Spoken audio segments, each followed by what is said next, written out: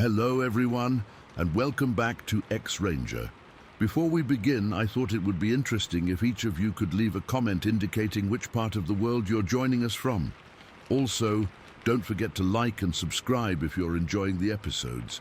Now let's get comfortable, relax, and start our program. Look, I never planned on telling anyone about this. For 17 years, I've kept my mouth shut about what happened that night on Highway 128.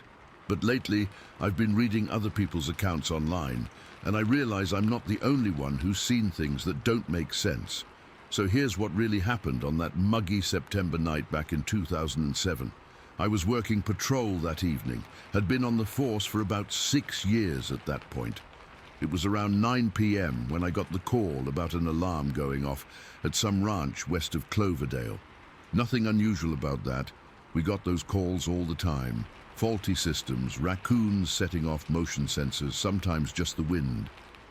I was driving west on Highway 128, just past the Cloverdale city limits, heading toward the address dispatch had given me. The night was unusually warm for September, one of those sticky evenings where your uniform clings to your back, even with the AC running. I had my windows cracked slightly, enjoying the cooler air that was finally starting to move in as the sun disappeared behind the hills. The radio was quiet, just the occasional chatter from other units handling minor calls around the county. I was maybe 10 minutes out from Cloverdale when I saw movement up ahead. At first, I thought it was just shadows playing tricks in my headlights, but as I got closer, I could make out something emerging from the ravine that runs alongside the highway in that area. The terrain there is pretty steep, thick brush and trees dropping down maybe 30 or 40 feet to a creek bed below. What I saw initially looked like a person climbing up the embankment toward the road.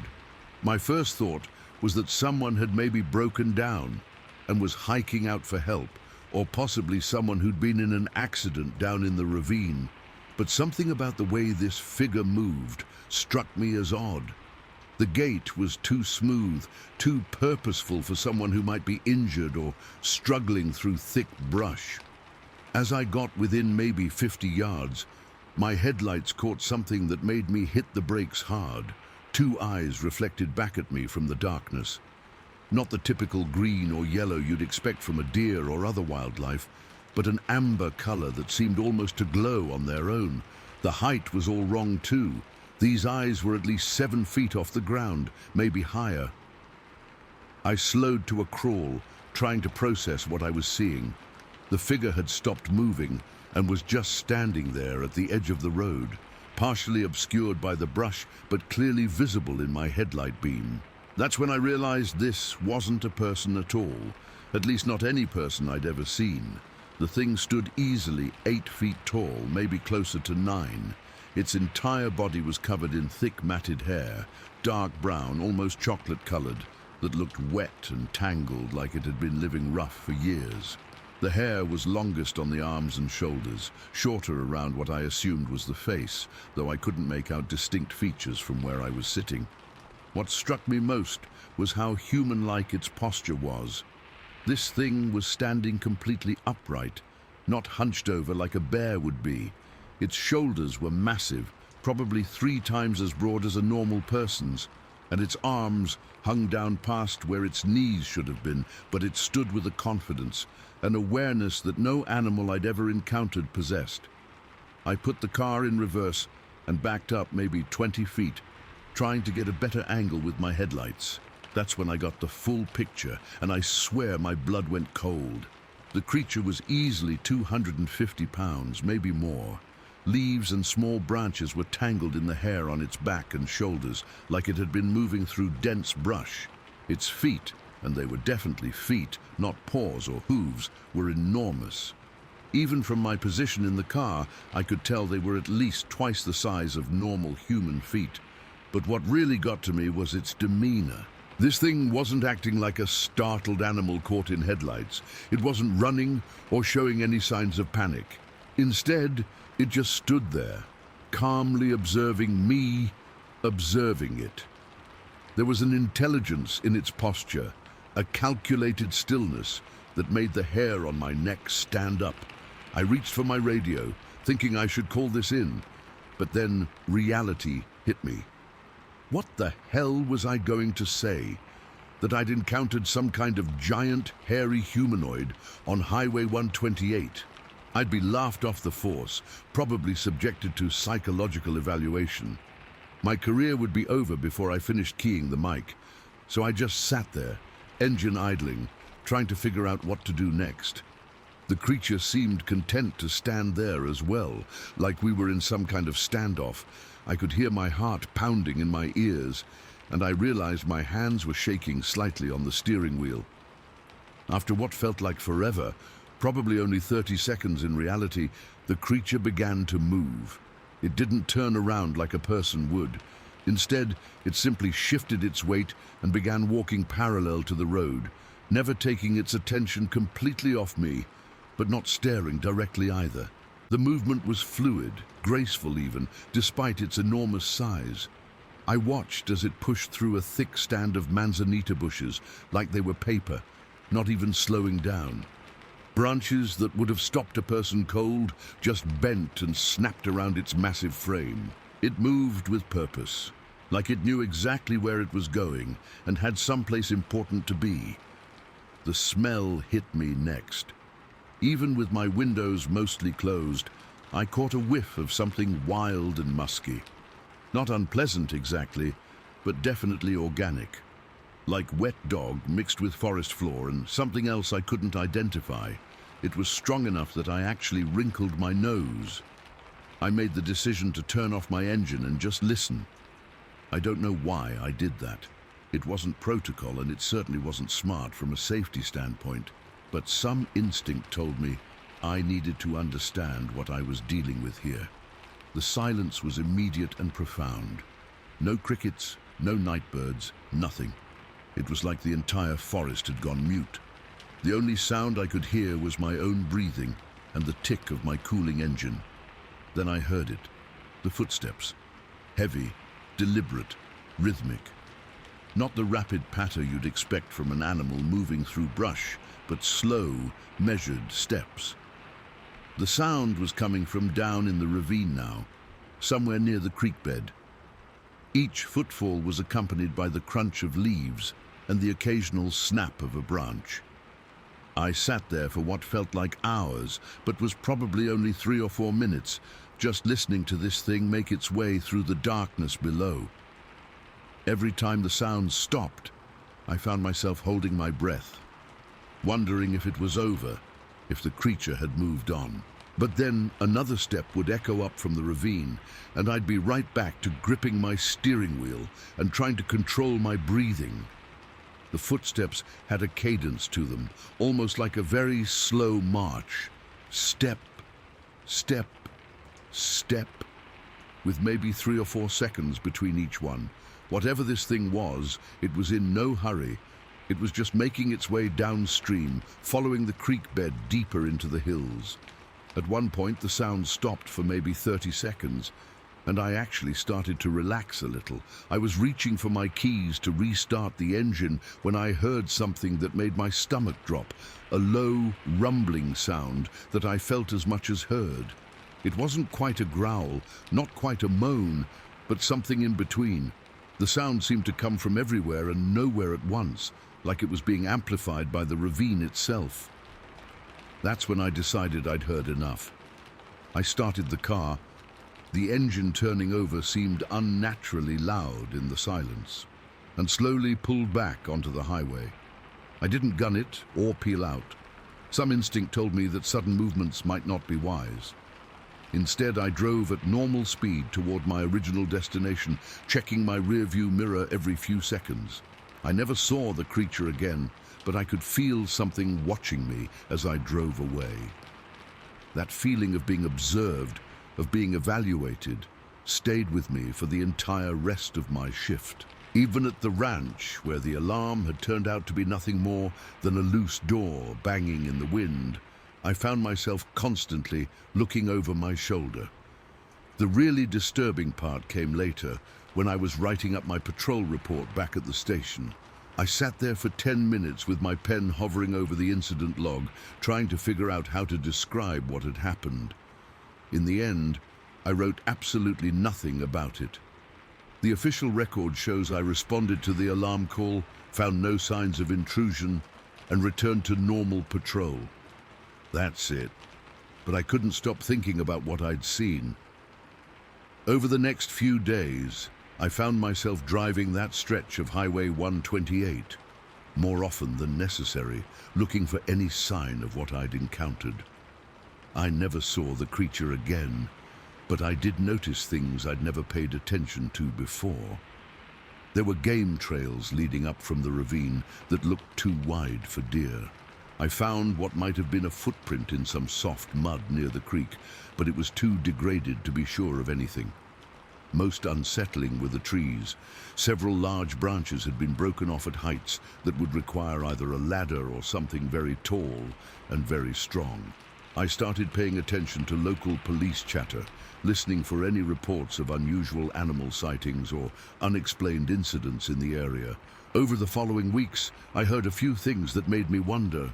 A hiker reported seeing a bear walking on its hind legs near Lake Sonoma.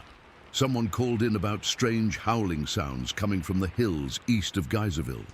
A few people complained about their dogs refusing to go outside at night. Something about being spooked by sounds only they could hear.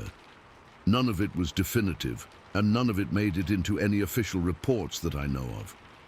But it was enough to make me realize that maybe what I'd experienced wasn't completely isolated. The thing that bothers me most, even now, is how calm and purposeful that creature had seemed. It wasn't acting like a wild animal that had stumbled across a human.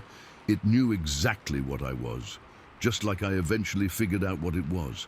There was an intelligence there, an awareness that suggested this thing understood our world just fine. It just chose not to be part of it. I've read other accounts online over the years, stories from people who've had similar encounters. Some of them ring true to me, while others sound like they're embellished or made up entirely. But the ones that feel genuine all have certain things in common: the size, the purposeful movement, the sense of being evaluated rather than feared. What happened that night changed how I look at the world. I've always been a practical person, someone who believes in evidence and procedure. But there are things out there that don't fit into neat categories. Things that exist in the spaces between what we think we know and what we're willing to admit might be possible. I retired from the force 3 years ago after 26 years of service. I never had another encounter like the one on Highway 128, but I never stopped being aware that it could happen again. Even now, when I'm driving through remote areas, especially at dusk or in the early evening, I find myself paying closer attention to the shadows between the trees. The official record will never show what I saw that night. There's no report, no evidence, no documentation that any of it ever happened.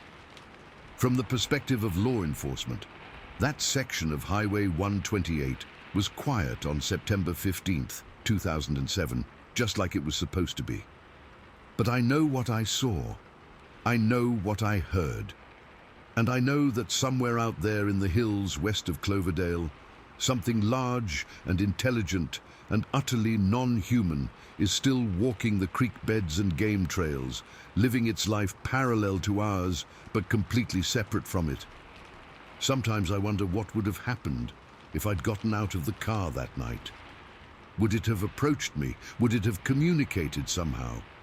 Would it have simply disappeared into the brush, leaving me to question my own sanity? I'll never know, and honestly, I'm probably better off not knowing. What I do know is that the world is bigger and stranger than most people are willing to accept. And sometimes, on quiet nights when I'm driving through the hills, I still catch myself checking the rearview mirror and listening for footsteps that shouldn't be there. That's my story. Take it for what it's worth. I'm not trying to convince anyone of anything. I'm just sharing what happened to me on one muggy September night 17 years ago, when I learned that some things are better left out of the official record. Story 2.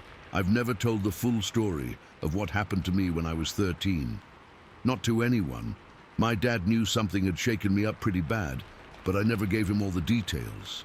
Hell, I'm not even sure I could have explained it back then, even if I'd tried. But I'm older now, and I've spent decades trying to make sense of what I experienced that day in Alaska.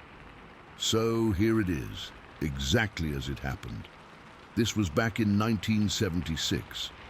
I grew up in what you'd probably call the middle of nowhere. A cabin my dad built about 15 miles outside of a tiny fishing village on the coast. We lived off the grid completely. No electricity, no running water, just us and the wilderness. My dad worked seasonal jobs, fishing, logging, whatever paid enough to keep us in supplies during the winter months. Looking back, I realize we lived almost like wild people. We had an outhouse about 50 yards from the cabin, and I'd built myself what I called a fort, high up in a massive spruce tree, maybe 100 yards into the woods. It was really just a platform made from salvaged lumber and some old tarps. But to me, it was my private kingdom. From up there, if you knew where to look, you could see a sliver of the coast through the trees. It was about a 20-minute walk to the beach if you knew the trail. The day everything changed was in late August. School wouldn't start for another few weeks, not that it mattered much, since the nearest school was in town, and I only went when the weather was decent enough for the trip. Most of my education came from books my dad brought back from his trips to town and whatever I could figure out on my own. I remember waking up that morning feeling restless. It was one of those perfect Alaska summer days, not too warm, not too cool, with a light breeze that kept the mosquitoes manageable. My dad was working on repairing some damage to the cabin's foundation, and I decided to go collect worms for fishing. We had a good spot down by a little creek where the soil was always damp and rich. I grabbed my metal bucket and packed myself a lunch, just some bread and dried fish my dad had prepared, wrapped in an old cloth. The plan was to spend the morning digging for worms, maybe check some of the berry patches I knew about, and then head to my tree fort to eat lunch and maybe do some reading. The walk to the creek spot took about 15 minutes through fairly thick forest. The trail wasn't much more than a deer path, but I'd walked it hundreds of times and could probably do it with my eyes closed. That morning, everything seemed normal. Birds were chattering in the trees, squirrels were doing their usual scolding routine, and I could hear the distant sound of the creek burbling over rocks. I found a good spot near the creek where the earth was soft and dark, and started digging with an old garden trowel I'd brought. The worms were plentiful, big, healthy ones that would make excellent bait. I was maybe 20 minutes into my digging, had already collected a decent amount, when something changed. It's hard to describe exactly what happened, but it was like someone had suddenly thrown a switch and turned off all the sound in the forest. The birds stopped singing mid-note. The squirrels went silent. Even the creek seemed to get quieter. The only thing I could hear was my own breathing and the slight rustle of leaves in the breeze. I looked up from my digging, suddenly alert. Growing up in the wilderness teaches you to pay attention to things like this. When the forest goes quiet, there's usually a reason. Sometimes it means there's a predator nearby, a bear or wolf that spooked everything else into hiding. That's when I smelled it. The worst smell I'd ever encountered in my life, and that's saying something, because living without indoor plumbing and regular showers means you get used to a lot of unpleasant odors. This was different though. It was organic and rotten, like something that had been dead for weeks, but mixed with something else I couldn't identify. Something musky and wild and alien. The smell was so strong it made my eyes water. I actually had to cover my nose with my shirt sleeve to keep from gagging, and that's when I felt it, the unmistakable sensation that someone was watching me. The hair on the back of my neck stood up, and I got that sick feeling in the pit of my stomach that you get when you know something's wrong but you don't know what. I tried to act casual, like I hadn't noticed anything unusual. I sat down on a fallen log and pretended to be sorting through the worms in my bucket, but my heart was pounding so hard I was sure whatever was watching me could hear it. I kept my head down but tried to use my peripheral vision to scan the woods around me. That's when I saw the grass moving. About 10 feet to my right, there was a small clearing with knee-high grass. The grass was bending and parting in a line, like something invisible was walking through it. Not the random movement you'd get from wind. This was deliberate, purposeful. Something was making a path through that grass, but I couldn't see what it was. The invisible thing moved slowly, and I could hear the soft swish of grass being pushed aside. It was moving parallel to where I was sitting, like it was circling me or getting into position for something. My mouth went completely dry, and my hands started shaking. I wanted to run, but some instinct told me that would be the worst thing I could do. So I just sat there on that log, trying to look normal, while this invisible presence moved through the grass, not 10 feet away from me. The smell was getting stronger, so thick I could almost taste it. Then I heard the whoops. They started from the direction of the coast, echoing across the water and bouncing off the cliffs. Deep, resonant calls that didn't sound like any animal I'd ever heard. They were answered almost immediately by similar calls from deeper in the forest behind me. Then more answers from different directions, north, south, east. Like they were communicating with each other, coordinating something. The whoops went on for maybe 30 seconds, this whole conversation happening in a language I didn't understand, but somehow knew was about me. When they finally stopped, the silence that followed was complete and terrifying. I knew I had to get out of there, but I also knew I couldn't just bolt through the woods. Whatever these things were, they had me surrounded. My only chance was to get to high ground where I could see what I was dealing with. I stood up slowly, left my bucket and trowel right there, and started walking as casually as I could toward my tree fort. It took every ounce of willpower I had not to break into a run. I could feel eyes on me the entire walk back, and the smell followed me like a cloud. Climbing up to my tree fort had never felt so urgent. The rope ladder I'd rigged was only about 12 feet long, but it felt like it took forever to get to the platform. Once I was up there, I immediately looked toward the coast. What I saw on that beach will haunt me for the rest of my life. There was a creature standing in the shallow water near the shore, maybe 300 yards away from where I was perched. Even at that distance, I could tell it was massive. It had to be at least 12 feet tall, maybe more. Its shoulders were incredibly broad, as wide as the door of a barn. The whole body was covered in thick, reddish-brown hair that looked matted and wet. But the face, God, the face was the worst part. It was completely hairless, pale and human-like, but wrong in every way. Too large, too flat, with features that looked like someone had taken a human face and stretched it across a skull, twice the normal size. The creature was bent over, reaching into the water with arms that were ridiculously long, almost reaching its knees.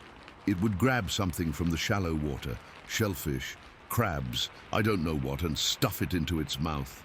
I could hear the crunching sounds from where I sat, echoing across the water. I watched this thing for maybe 2 or 3 minutes, completely frozen with terror. Part of my brain was trying to rationalize what I was seeing. Maybe it was just a really big bear standing on its hind legs. Maybe the distance was playing tricks on my eyes. But I knew that wasn't true. This was something else entirely. Then it looked at me. I don't know how it knew I was there. I was hundreds of yards away, high up in a tree, completely still and quiet. But somehow it sensed my presence. The creature straightened up to its full height and turned its head directly toward my position. Even from that distance, I could see its eyes. They were dark and intelligent and utterly alien. We stared at each other for what felt like hours, but was probably only a few seconds. Then it opened its mouth and let out a roar that I felt in my chest. The sound was unlike anything I'd ever heard. It wasn't the roar of a bear or the howl of a wolf. It was deeper, more resonant, almost musical in its complexity. But there was something else in that sound. Anger, warning, threat. It was telling me something, and I understood the message perfectly, even though I didn't speak its language. After the roar, the creature raised one of its massive arms and pointed directly at me. Not a casual gesture. It was deliberate, intentional, like it was marking me, identifying me to others. Then it tilted its head back and let out another series of whoops, and I heard answering calls from the forest all around me. I completely froze. My body just shut down. I couldn't move, couldn't think, couldn't do anything except sit there and shake. It was like my brain couldn't process what it was seeing and just decided to stop working entirely. When I finally snapped out of it, the beach was empty. The creature was gone, just like that. No trace it had ever been there, except for the lingering smell in the air and the knowledge that I'd seen something impossible. I climbed down from my fort on legs that felt like rubber and stumbled toward the beach.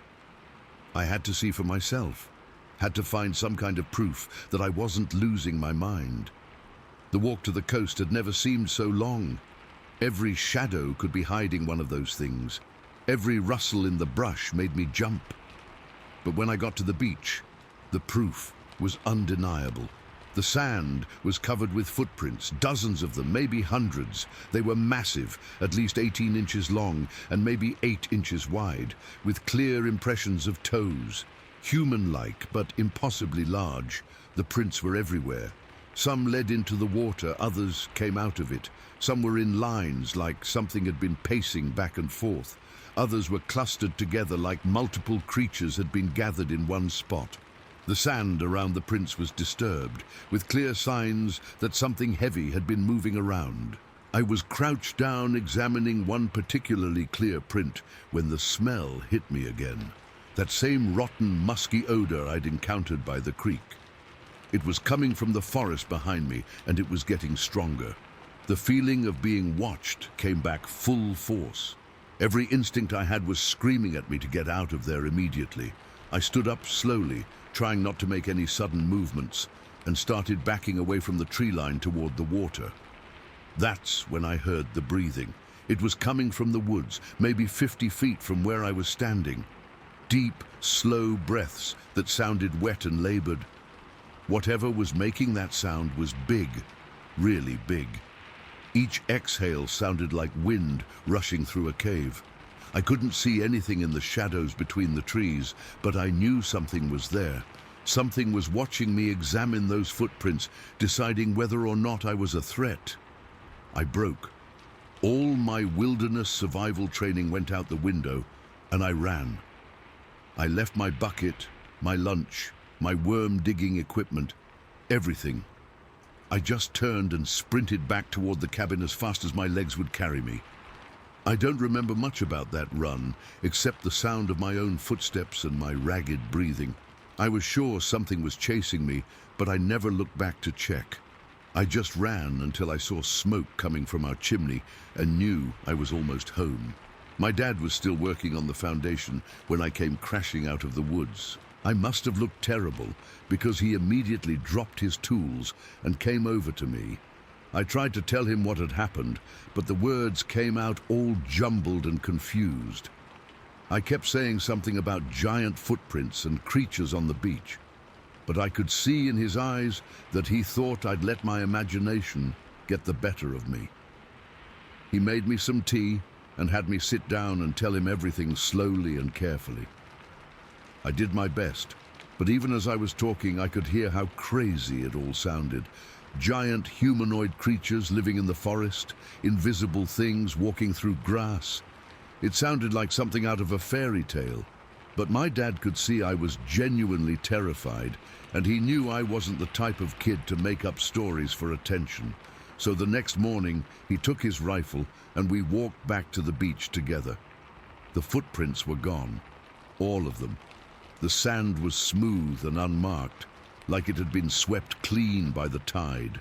There was no evidence that anything unusual had ever happened there, but the place still felt wrong. The forest was too quiet, and that smell lingered faintly in the air. My dad noticed it too.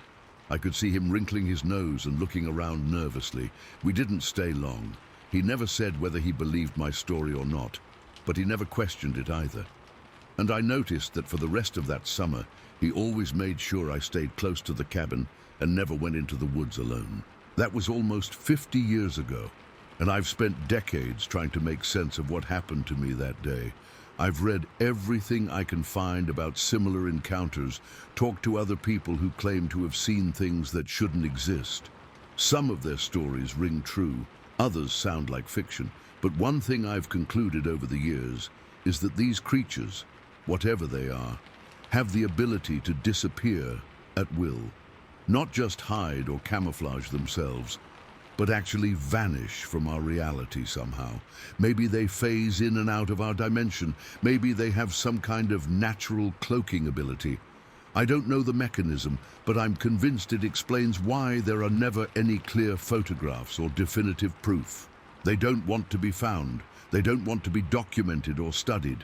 They want to be left alone to live their lives parallel to ours, occasionally crossing paths when circumstances require it. I think about that creature on the beach sometimes, especially when I'm in wild places. The way it looked at me, pointed at me, marked me. I wonder if it's still out there, still watching, still remembering the 13-year-old boy who saw something he wasn't supposed to see and lived to remember it. Story 3. I've been putting off telling this story for years, but I can't keep it to myself anymore. What happened at Stinger Lake changed everything for me and my girlfriend. We've never talked about it since. Not really. When people ask why we broke up, we just say we grew apart, but that's not the truth. The truth is we saw something that shouldn't exist, and neither of us could handle living with that knowledge together. This was back in the summer of 2003. I had a summer place. Well, calling it a place is being generous. It was really just a small cabin that my grandfather had built years ago in Nickina, up in Alaska. The cabin sat on the edge of Stinger Lake, which is this remote body of water maybe 8 miles from the nearest road. You could only get there by boat or by hiking through some pretty rough terrain. My girlfriend at the time loved the wilderness almost as much as I did. She was the kind of person who could set up camp, gut a fish, and start a fire without breaking a sweat. That's probably why I thought taking her to Stinger Lake for a long weekend would be perfect. I'd been going there since I was a kid, and it was always peaceful. The fishing was incredible, the scenery was beautiful, and you could go days without seeing another human being. We loaded up my aluminum boat early on a Friday morning and made the trip across the main lake to reach the inlet that would take us to Stinger. The weather was perfect. Clear skies, light wind, temperature in the low 70s. It took us about an hour and a half to reach our campsite, which was this little clearing on the north shore where the forest came right down to the water's edge. Setting up camp was routine. We pitched our tent about 30 feet back from the shoreline, strung up a tarp between 2 trees to give us some covered space, and got our camp kitchen organized. I remember being in such a good mood that day. Everything was going exactly as planned. We spent the afternoon fishing and caught enough trout for dinner, plus some to save for breakfast. As the sun started going down, we cooked our fish over the campfire and just enjoyed being completely cut off from civilization. No cell phones, no internet, no sounds, except the water lapping against the shore and the occasional call of a loon. That's when I noticed the tree. There was this big birch tree, probably 60 feet tall, that had fallen across a small clearing, maybe 50 yards from our campsite. I'd camped in this same spot before, and I was pretty sure that tree had been standing the last time I was there. But what really caught my attention was the way it had fallen. When trees fall naturally, from wind or disease or age, they usually break off at the base or pull up their root system. This tree looked like it had been pushed over. The base was still in the ground, but the trunk was bent at about a 45-degree angle, like something incredibly strong had just shoved it until it couldn't stand up anymore. I pointed it out to my girlfriend, and she agreed it looked weird, but we didn't think too much about it at the time. Storms can do strange things, and maybe there had been some high winds recently that we didn't know about. We stayed up talking around the fire until maybe 11 o'clock, then banked the coals and went to bed. Our tent was a decent-sized dome tent that could sleep 4 people comfortably, so we had plenty of room. I remember falling asleep almost immediately. Something about being out in the wilderness always knocked me out.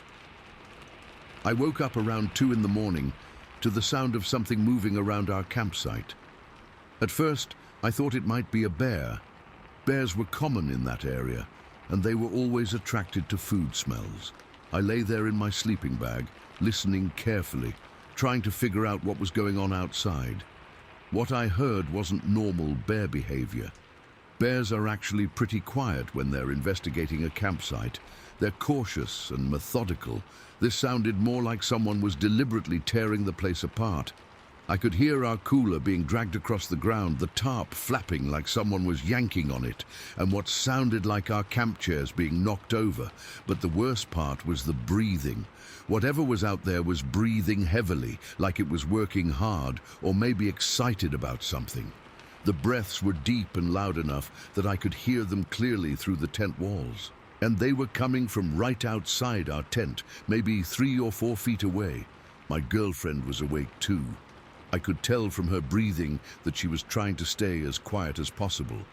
Neither of us moved. We just lay there, listening to this thing systematically destroy our campsite while breathing like a steam engine right next to our heads. At one point, something hit the side of our tent hard enough to make the whole thing shake. It felt like someone had thrown a rock or a piece of wood at the tent wall. Then it happened again on the other side. Whatever was out there knew exactly where we were.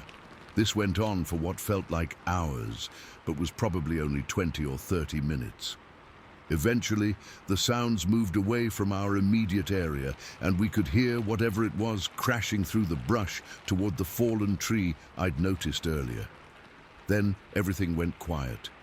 We didn't sleep the rest of the night. We just lay there holding hands and listening for any sign that the thing had come back.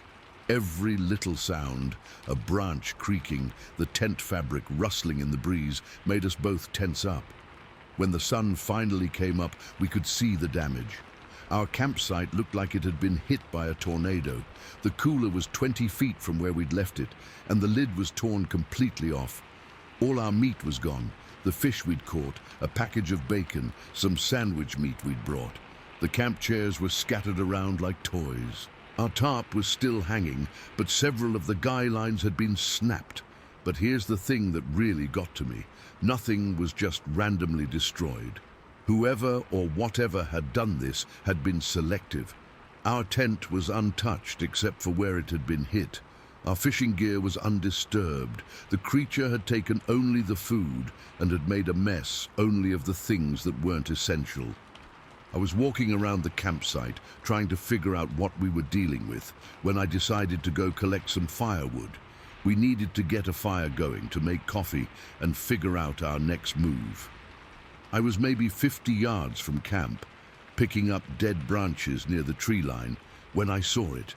There, in a patch of soft mud near a little stream, was the clearest footprint I've ever seen in my life. It was enormous, at least 15 inches long and maybe 6 inches wide. But the shape was completely human, 5 distinct toes, a clear heel impression, an arch. It looked exactly like a human footprint, just scaled up to an impossible size. The toes were long and clearly defined, with what looked like nail marks at the tips. I called my girlfriend over, and when she saw it, her face went completely white. We both knew we were looking at something that shouldn't exist. There was no animal I could think of that would leave a print like that. Bears have claws and pad marks. This looked like it had been made by a giant barefoot person. That's when we decided we had to get out of there immediately. We started breaking camp as quickly and quietly as possible. Neither of us wanted to make any unnecessary noise or do anything that might attract attention from whatever had visited us during the night. We stuffed our gear into the boat and tried to act like we were just packing up normally, but both of us kept looking over our shoulders toward the forest. I was untying the boat from the small dock we'd built when we heard it. Rustling sounds coming from the direction of that fallen tree. Not random forest sounds, but deliberate movement. Something big was moving through the brush, and it was coming toward us. I told my girlfriend to get in the boat and start loading the last of our gear. My hands were shaking as I worked on the knots that held us to the dock. The rustling sounds were getting closer, and I could hear branches snapping under something heavy. That's when I made the mistake of looking up. At the edge of the clearing, maybe 40 yards away, something was watching us. At first, my brain couldn't process what I was seeing. It looked like a person, but everything was wrong. It was standing upright like a human, but it had to be at least 8 feet tall. Its shoulders were incredibly broad, wider than any person I'd ever seen. The entire body was covered in thick, dark hair, almost black, but with reddish highlights where the morning sun hit it. But the face was the worst part. It was definitely a face, not a snout or muzzle like an animal would have. The features were human-like, but exaggerated and primitive. The jaw was massive and protruded forward, showing long, yellowed teeth. The eyes were deep-set under a heavy brow ridge, but they were clearly intelligent. They were brown, almost amber-colored, and they were staring directly at us with an intensity that made my skin crawl. We looked at each other for what felt like forever, but was probably only a few seconds. This thing was studying us, evaluating us, trying to decide what we were and whether we were a threat. I could see intelligence in those eyes, but it wasn't human intelligence. It was something else, something wild and ancient and utterly alien. Then it took a step toward us. That broke the spell. I fumbled with the last knot, holding our boat to the dock, my fingers suddenly clumsy with panic. The creature took another step, moving with surprising grace for something so large. It wasn't running or charging, it was walking deliberately toward us, like it had all the time in the world. I finally got the knot undone and pushed the boat away from the dock, but we didn't move. The aluminum hull just scraped against the wooden dock and stayed put. I pushed harder, but nothing happened. It was like the boat was stuck. My girlfriend was in the boat, staring at the creature and making small, whimpering sounds. I took a deep breath, counted to 3 in my head, and put everything I had into one final shove. The boat suddenly broke free and started drifting away from shore. I jumped in and grabbed the oars, but before I could start rowing, the creature broke into a run. I've never seen anything move like that. It covered the 40 yards between the tree line and the water's edge in maybe 4 or 5 strides. Its arms were pumping, and I could see the muscles in its legs bunching and releasing with each step. It moved with the fluid grace of a natural athlete, but the size and power were completely inhuman. When it reached the water's edge, it let out a sound that I'll never forget as long as I live. It wasn't a roar or a growl. It was more like a scream, but deeper and more resonant than any human could produce. It sounded like fingernails on a chalkboard, but amplified 100 times. The sound seemed to come from everywhere at once, echoing off the water and bouncing back from the surrounding hills. I was rowing as hard as I could, trying to get us away from shore and into deep water where we could start the motor.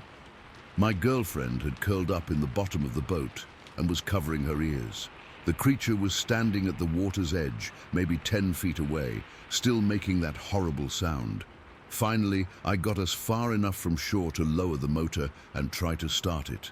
I pulled the cord once, nothing. I pulled it again, still nothing.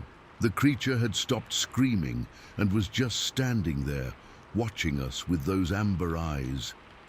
On the 3rd pull, the motor caught and roared to life. I opened the throttle and we shot away from shore, heading for the outlet that would take us back to the main lake. I looked back once and saw the creature still standing at the water's edge, motionless as a statue.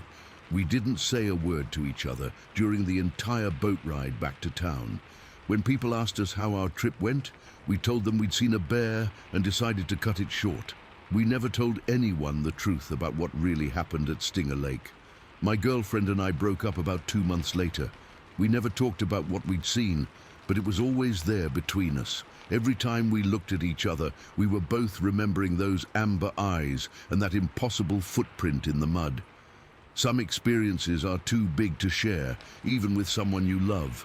I've never been back to Stinger Lake, and I never will. Sometimes I wonder if that thing is still there, still watching the shoreline, still waiting for the next group of campers to arrive. But mostly, I try not to think about it at all. Some things are better left alone in the wilderness where they belong. Story 4. I've kept this to myself for over 30 years now, but I think it's time I told someone what really happened during that night exercise at Fort Lewis back in 1991. I was active duty Army then, stationed in Washington State, and what I experienced that October night still gives me chills.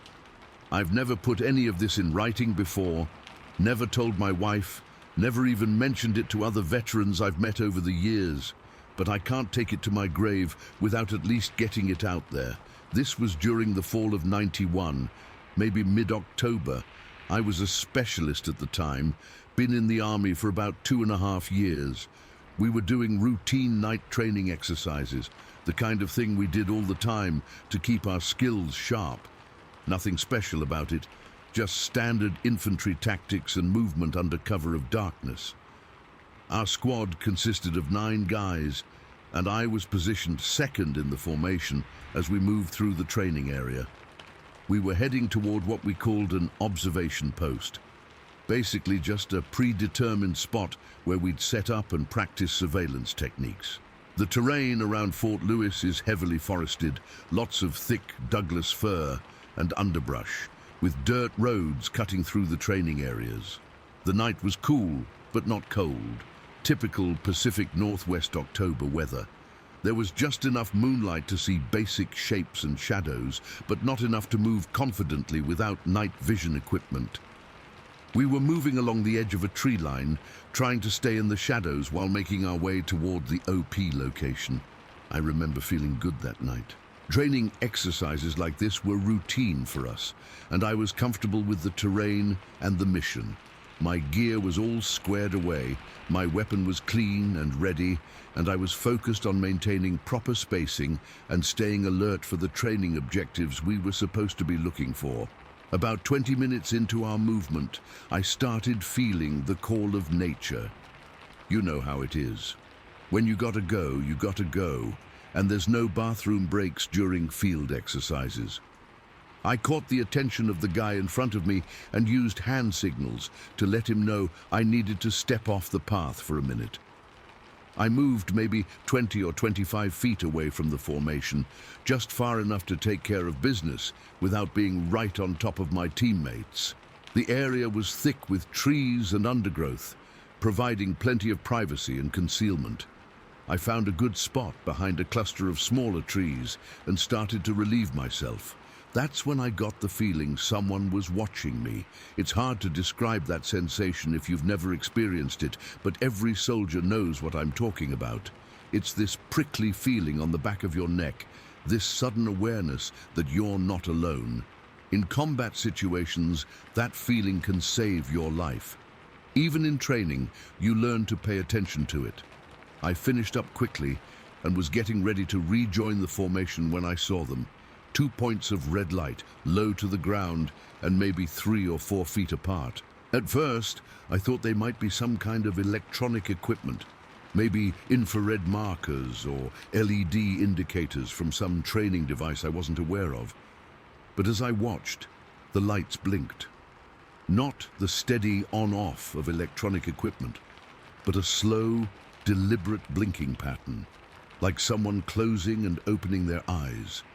That's when I realized I was looking at eyes that were actually glowing, emitting their own red light.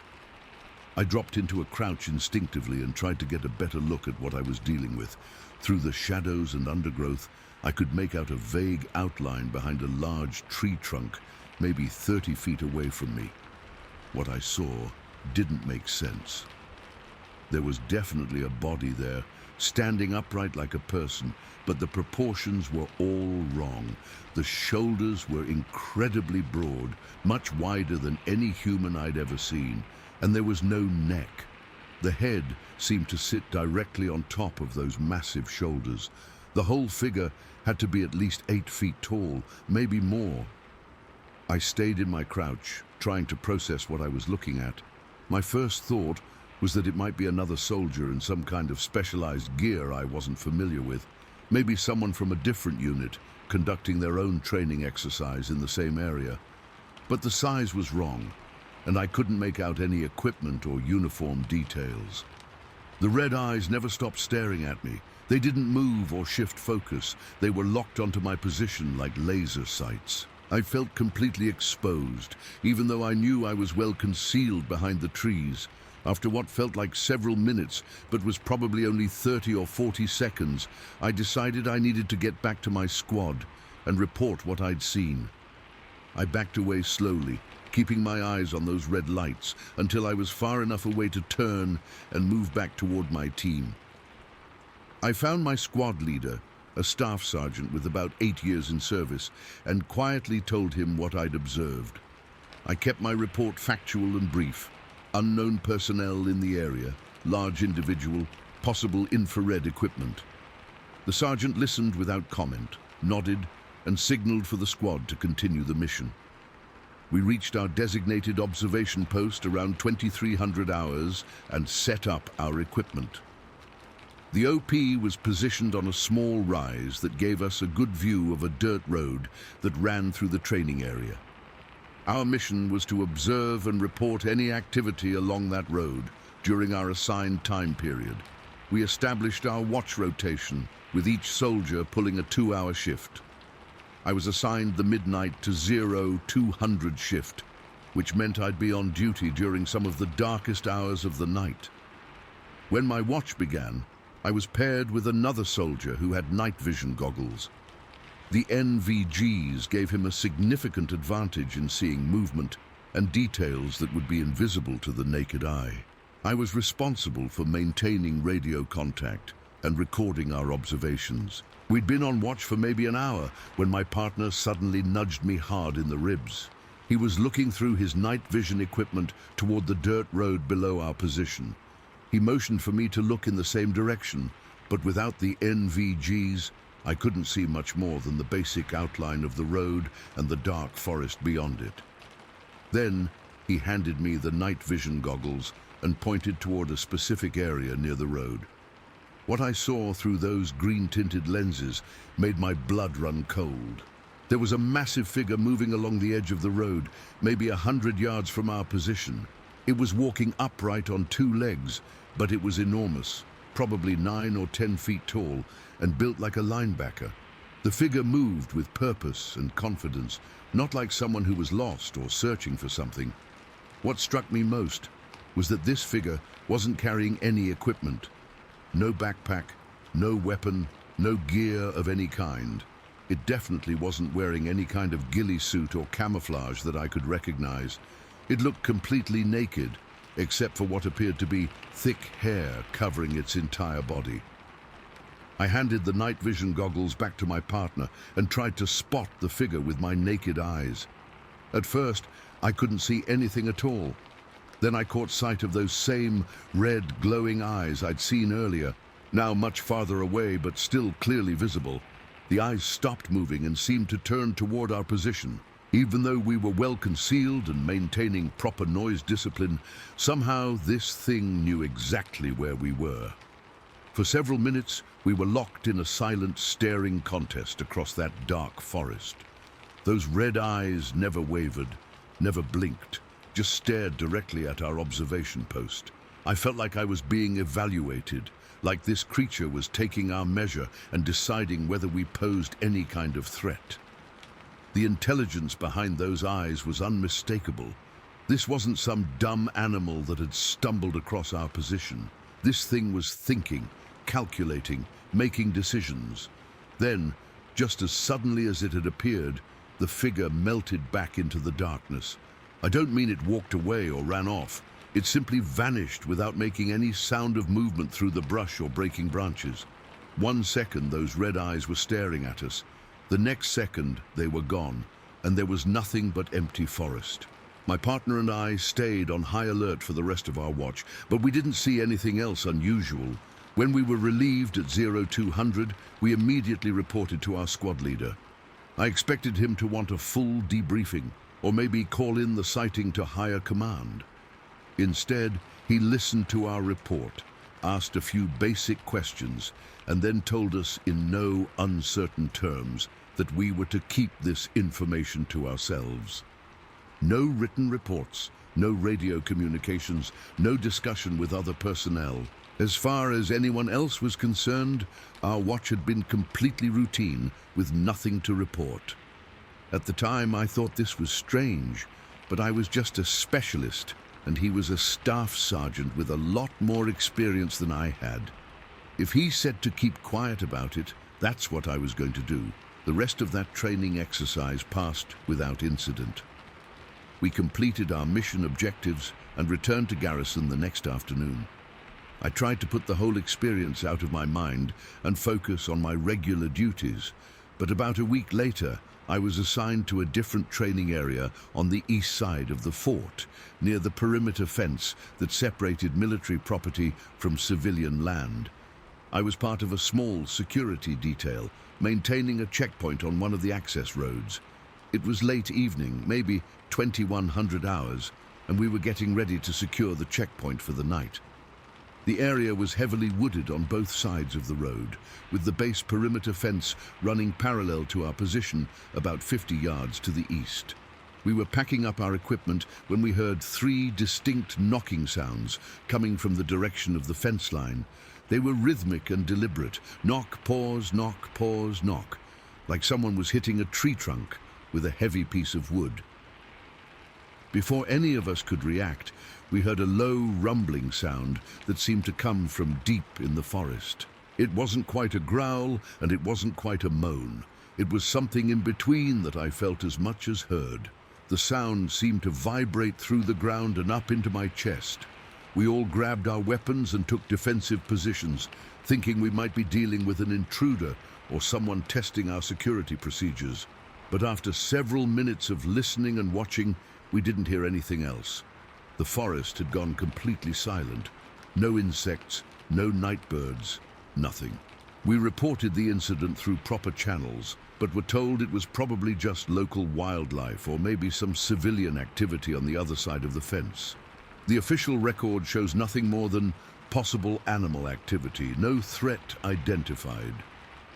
Over the following weeks, I started paying more attention to rumors and informal conversations around the base. Soldiers talk, and if something unusual is happening, word gets around pretty quickly, even if it never makes it into official reports.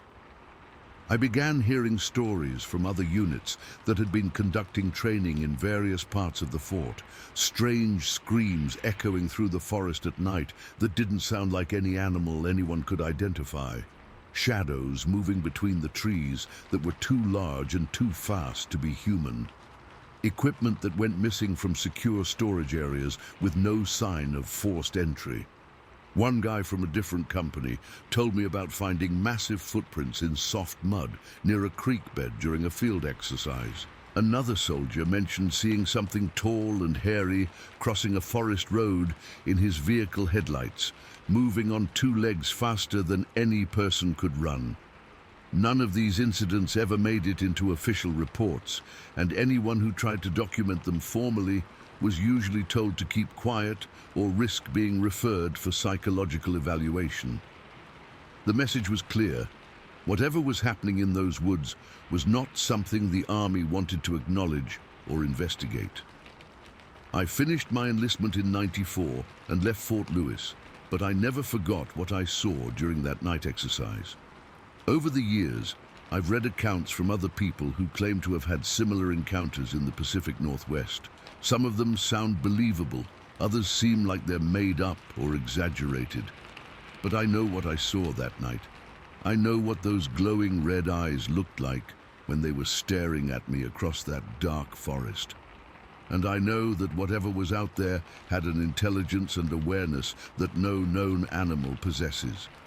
The Army trained me to be observant, to report what I see accurately, and to trust my instincts in uncertain situations.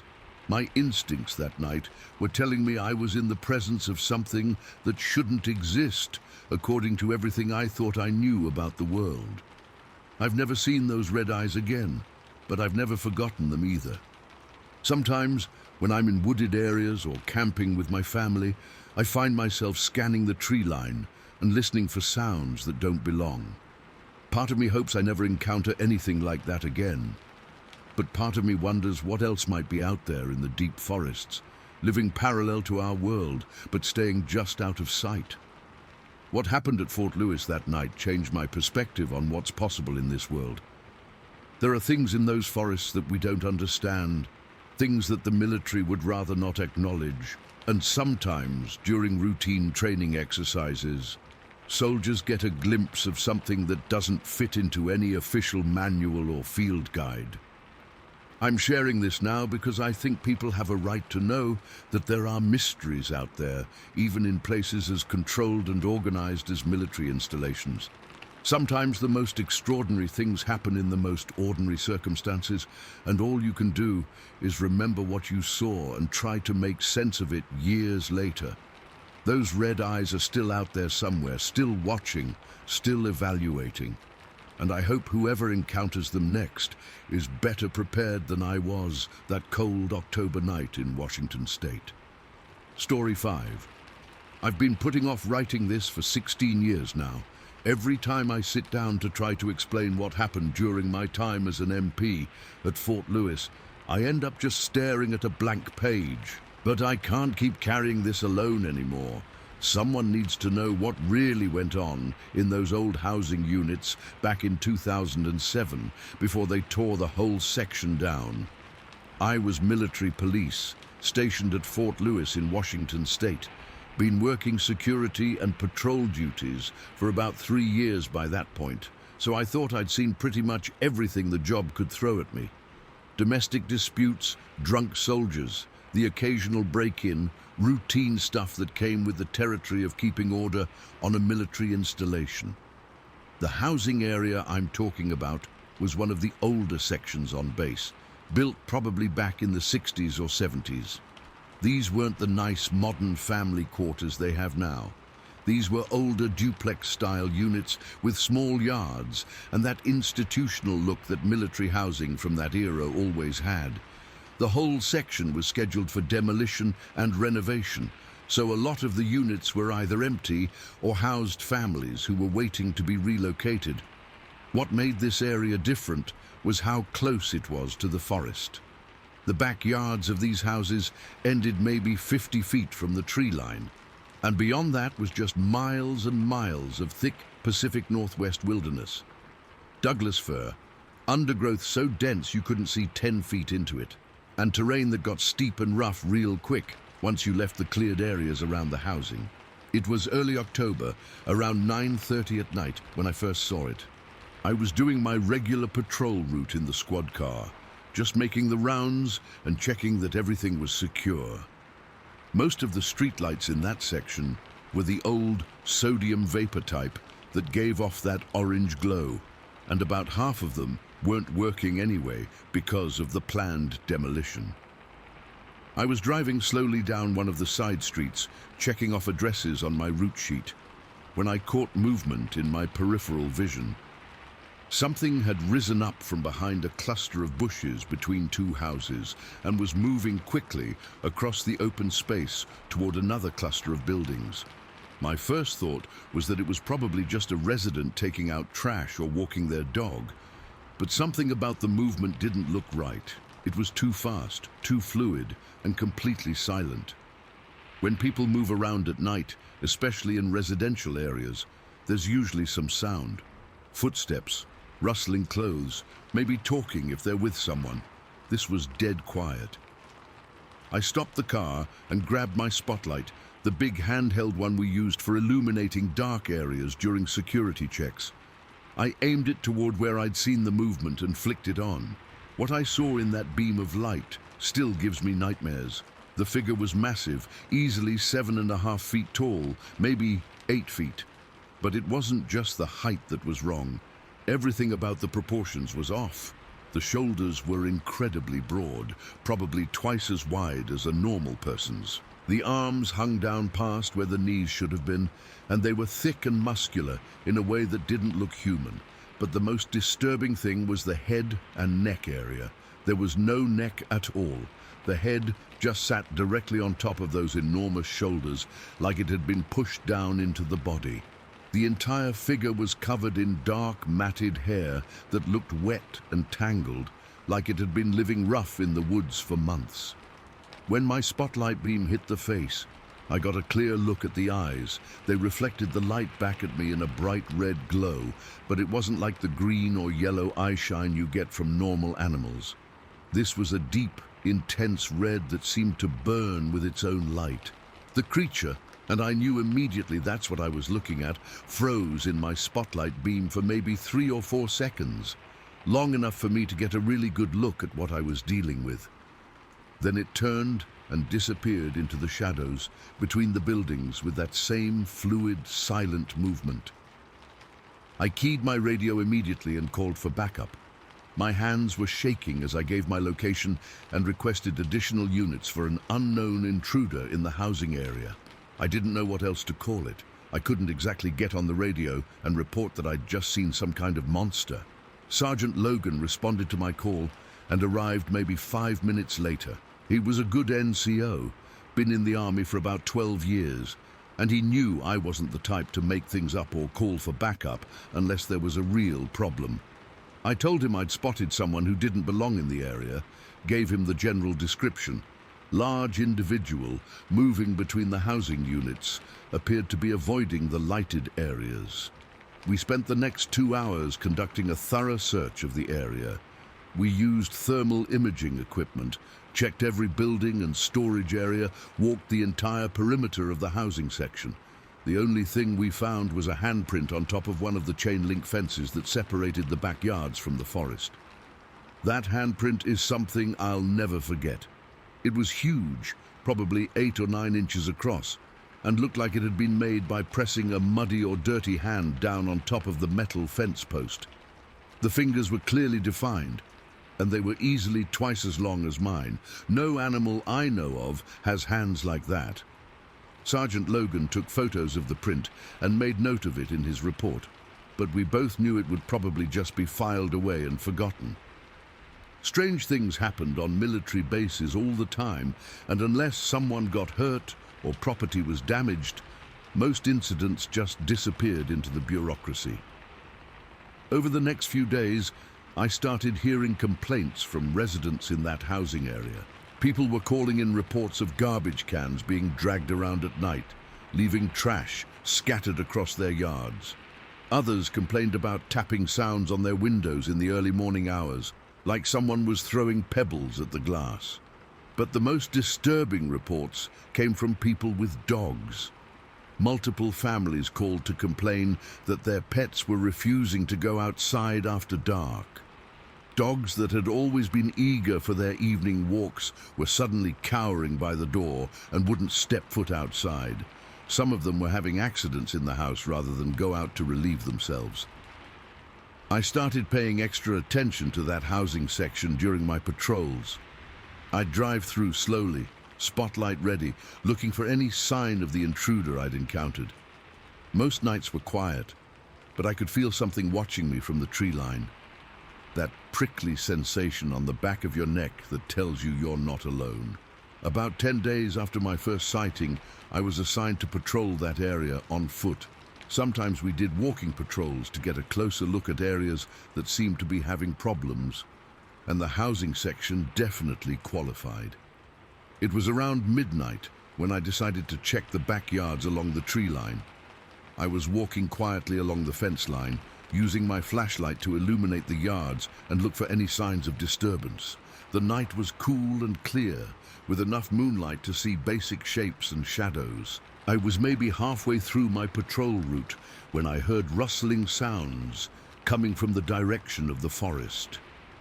Not random wind noise, but deliberate movement through the underbrush. Something was moving parallel to my position, staying just inside the tree line where the shadows were deepest. I clicked off my flashlight and stood perfectly still listening. The sounds continued. Steady movement through the brush, like something large was making its way from yard to yard using the forest as cover. I could hear branches being pushed aside and the soft crunch of feet on fallen leaves. I started following the sounds, staying on the residential side of the fence, but moving quietly along the backyards. Whatever was out there was moving at a steady pace, not hurrying, but not dawdling either. It had some place to be and knew exactly where it was going.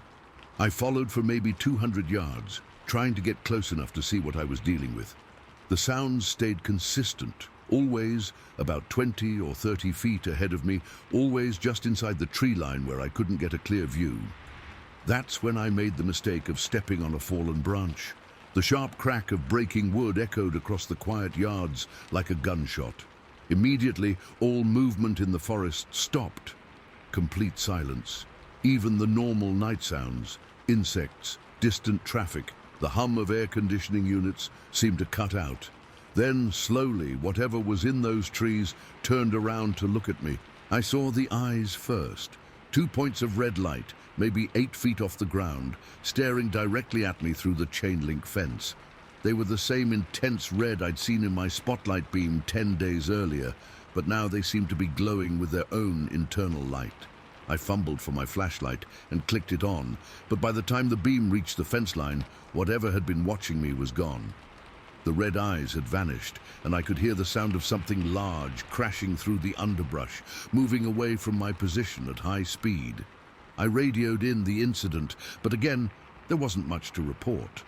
Unknown individual in the forest area appeared to be conducting surveillance of the housing section, fled when detected. Just another routine report that would disappear into the files. But the real terror came about a week later.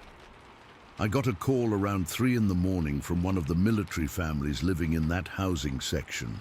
The caller was a staff sergeant who lived there with his wife and 2 young kids. He was calling to report a prowler, said someone had been tapping on his kitchen window, and when he went to investigate, he'd seen something that had scared the hell out of him. I responded to the call immediately, driving code 2 with lights, but no siren. No point in waking up the entire neighborhood. When I arrived, the sergeant was waiting for me on his front porch, still in his pajamas and clearly shaken up. He walked me around to the back of his unit and showed me his kitchen window. It was a standard sliding window, maybe 4 feet wide and 3 feet tall, positioned about 5 feet off the ground. The window faced directly toward the tree line, with maybe 40 feet of open yard in between. The sergeant told me he'd been awakened by rhythmic tapping sounds, like someone was throwing small stones at the glass. At first, he'd thought it might be his kids playing a prank, but when he checked their rooms, they were both sound asleep. The tapping continued for several minutes, so he'd gotten up to investigate. When he turned on the kitchen light and looked out the window, what he saw made his blood freeze. There was a face pressed against the glass. A huge, dark face with features that weren't quite human. The face completely filled the window frame. It had to be at least twice the size of a normal human head. The skin was dark and rough-looking, covered with coarse hair, and the eyes were a burning red color that seemed to glow in the kitchen light. The sergeant said they stared at each other for maybe 2 or 3 seconds, just long enough for him to register what he was seeing.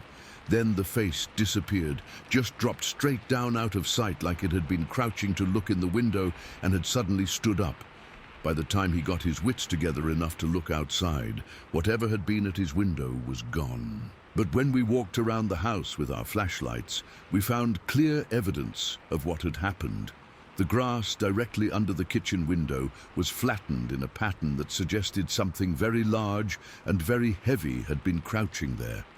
The impressions in the grass led in a straight line from the window to the fence that bordered the forest, and beyond the fence we could see broken branches and disturbed undergrowth where something had crashed through the trees. I took photos of everything and filed a detailed report, but I knew nothing would come of it. What was I supposed to write? unknown subject with oversized head and glowing red eyes conducted surveillance of military housing. It sounded like science fiction, but that incident was the beginning of the end for that housing section. Over the next few weeks, the reports of strange activity escalated dramatically. More families called about prowlers, about garbage being scattered, about their pets refusing to go outside. Several people reported seeing a large, dark figure moving between the buildings at night. One family found muddy handprints on their sliding glass door that were too large to be human. Another discovered that something had tried to pull the screen off their bedroom window during the night, leaving tears in the mesh and bent frame. The final straw came when two families reported that something had tried to get into their houses. In both cases, the residents were awakened by sounds of someone testing door handles and rattling windows, like whatever was out there was looking for a way inside. That's when the command made the decision to accelerate the demolition schedule for that housing section. Within 3 months, all the families had been relocated to other quarters on base. By the end of the year, the entire section had been bulldozed and the area was fenced off as a restricted zone. The official explanation was that the buildings were structurally unsound and needed to be demolished for safety reasons. But I know the real reason those houses were torn down.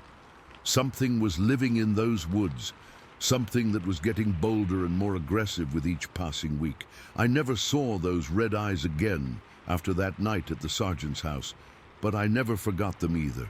For the rest of my time at Fort Lewis, I made sure to stay away from that area after dark.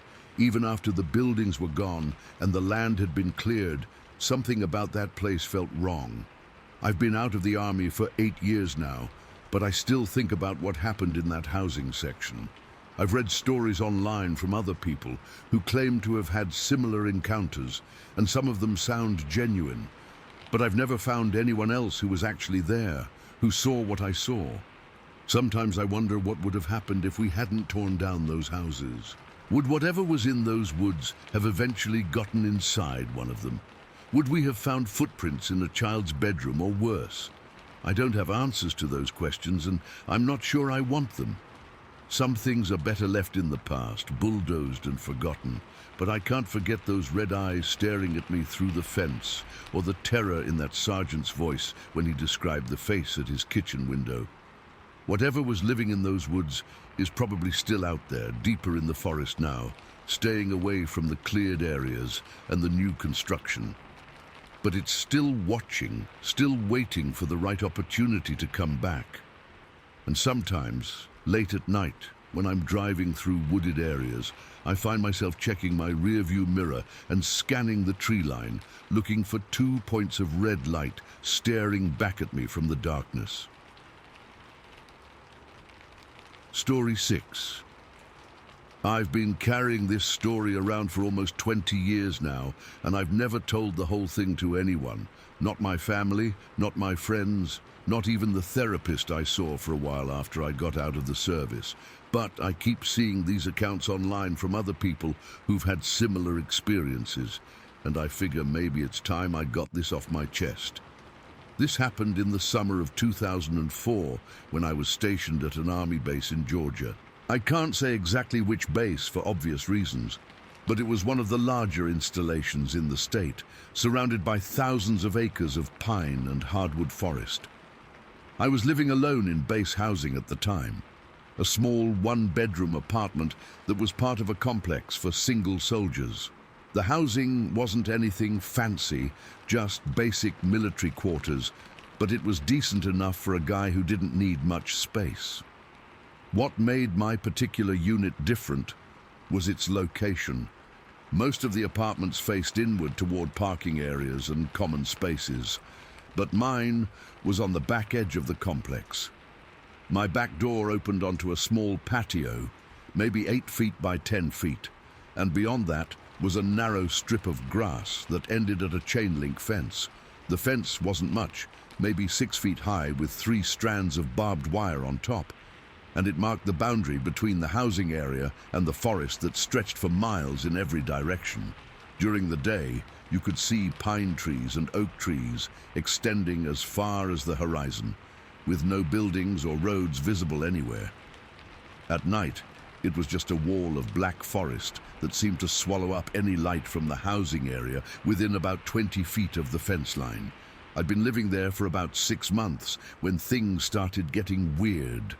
It began with small stuff that I mostly ignored at first. Trash cans getting knocked over during the night, even when there wasn't any wind. Sounds from the forest that didn't quite match up with the wildlife I knew lived in the area. Nothing dramatic, just little things that made me pay attention. The night everything changed was a Thursday in late July. It had been hot and humid all day, typical Georgia summer weather, and even after the sun went down, the temperature was still in the high 80s. I remember because I'd been putting off taking out the garbage all day, waiting for it to cool off a little. Around 9 o'clock that evening, I finally decided I couldn't put it off any longer.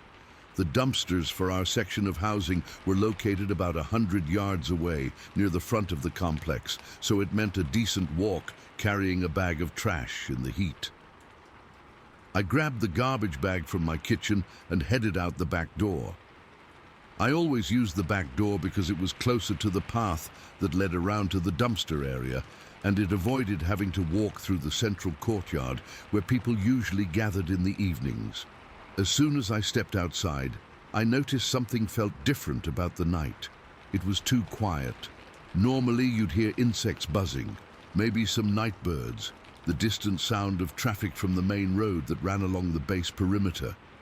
But that evening, everything was dead silent, except for the hum of air conditioning units. I was maybe halfway to the dumpsters when I heard it, this weird tut-tut sound coming from the direction of the forest. It was rhythmic, almost like someone clicking their tongue against the roof of their mouth, but louder and with more of an echo to it. The sound repeated maybe 4 or 5 times, then stopped. I paused and listened for a few seconds, trying to figure out what could be making that noise. It didn't sound like any bird or animal I was familiar with, and it was too regular to be random forest sounds like branches rubbing together in the wind. Right after the clicking sound stopped, I heard something else, a dragging noise, like something heavy was being pulled through the underbrush. It sounded like it was moving parallel to the fence line, staying just inside the tree line where the shadows were thickest. I finished my walk to the dumpsters, tossed my garbage, and started heading back toward my apartment. But instead of going straight back inside, something made me want to check out the area near the fence. Maybe it was curiosity, maybe it was my military training kicking in and wanting to investigate anything unusual in my immediate area.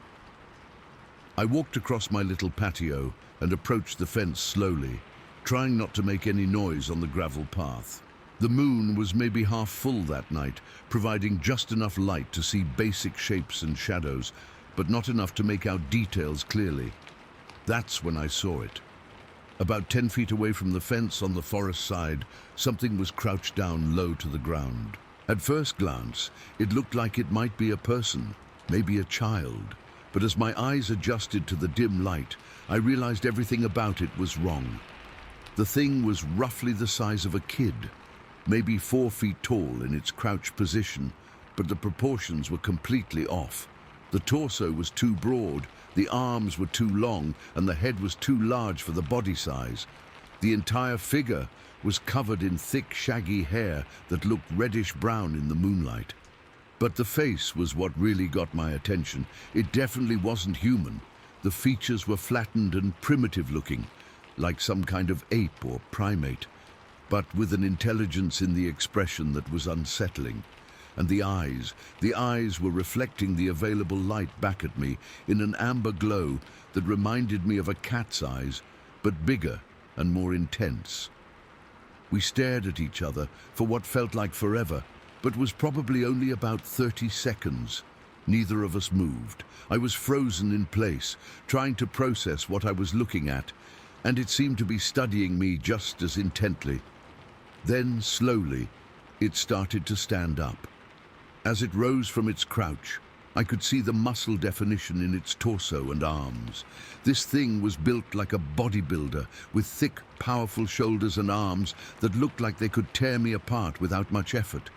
When it reached its full height, it was maybe 4 feet tall, still shorter than me, but stocky and incredibly muscular. The most terrifying moment came when its expression changed. Up until that point, it had just been watching me with what seemed like curious interest. But suddenly, its brow furrowed and its eyes narrowed, like it was focusing intently on something. The change in expression was so human-like and yet so alien at the same time that it sent a jolt of pure fear through my entire body. I took an involuntary step backward, and that movement seemed to trigger something in the creature. Without any warning, it suddenly broke into a run. But this wasn't normal running. The thing moved on 2 legs like a person, but it stayed low to the ground, almost in a crouch, and it was completely silent. No footsteps, no rustling of leaves, no breaking of branches.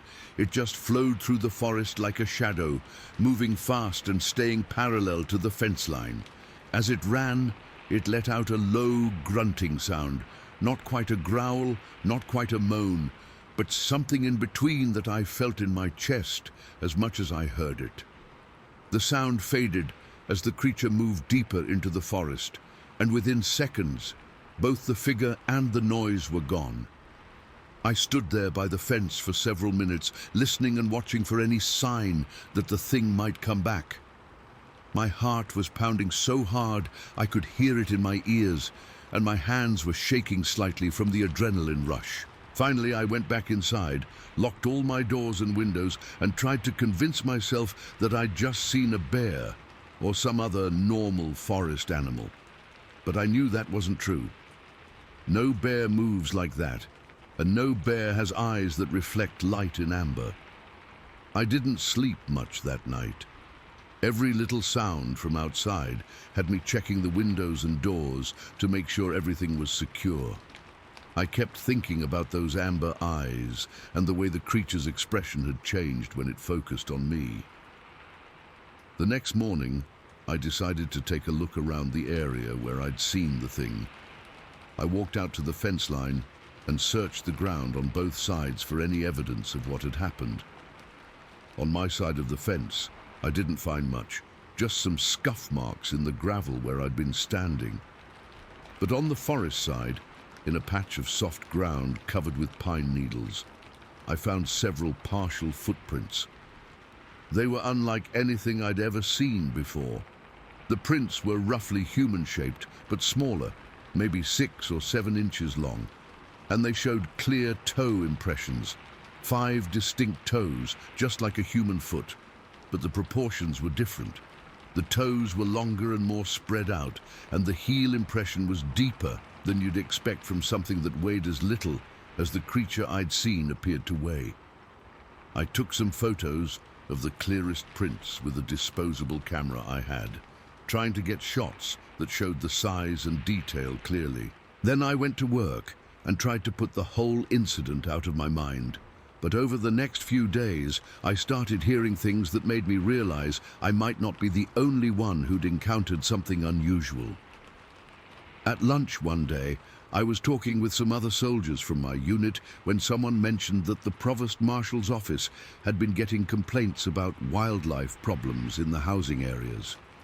Apparently, several families had called to report large raccoons getting into their garbage and making noise at night. One guy told us that his neighbor had called the MPs because she thought she saw a hairy boy looking through her bedroom window one night. The official response was that it was probably just a dog that had gotten loose, but the woman swore it had been standing upright and had been too large to be any dog she'd ever seen.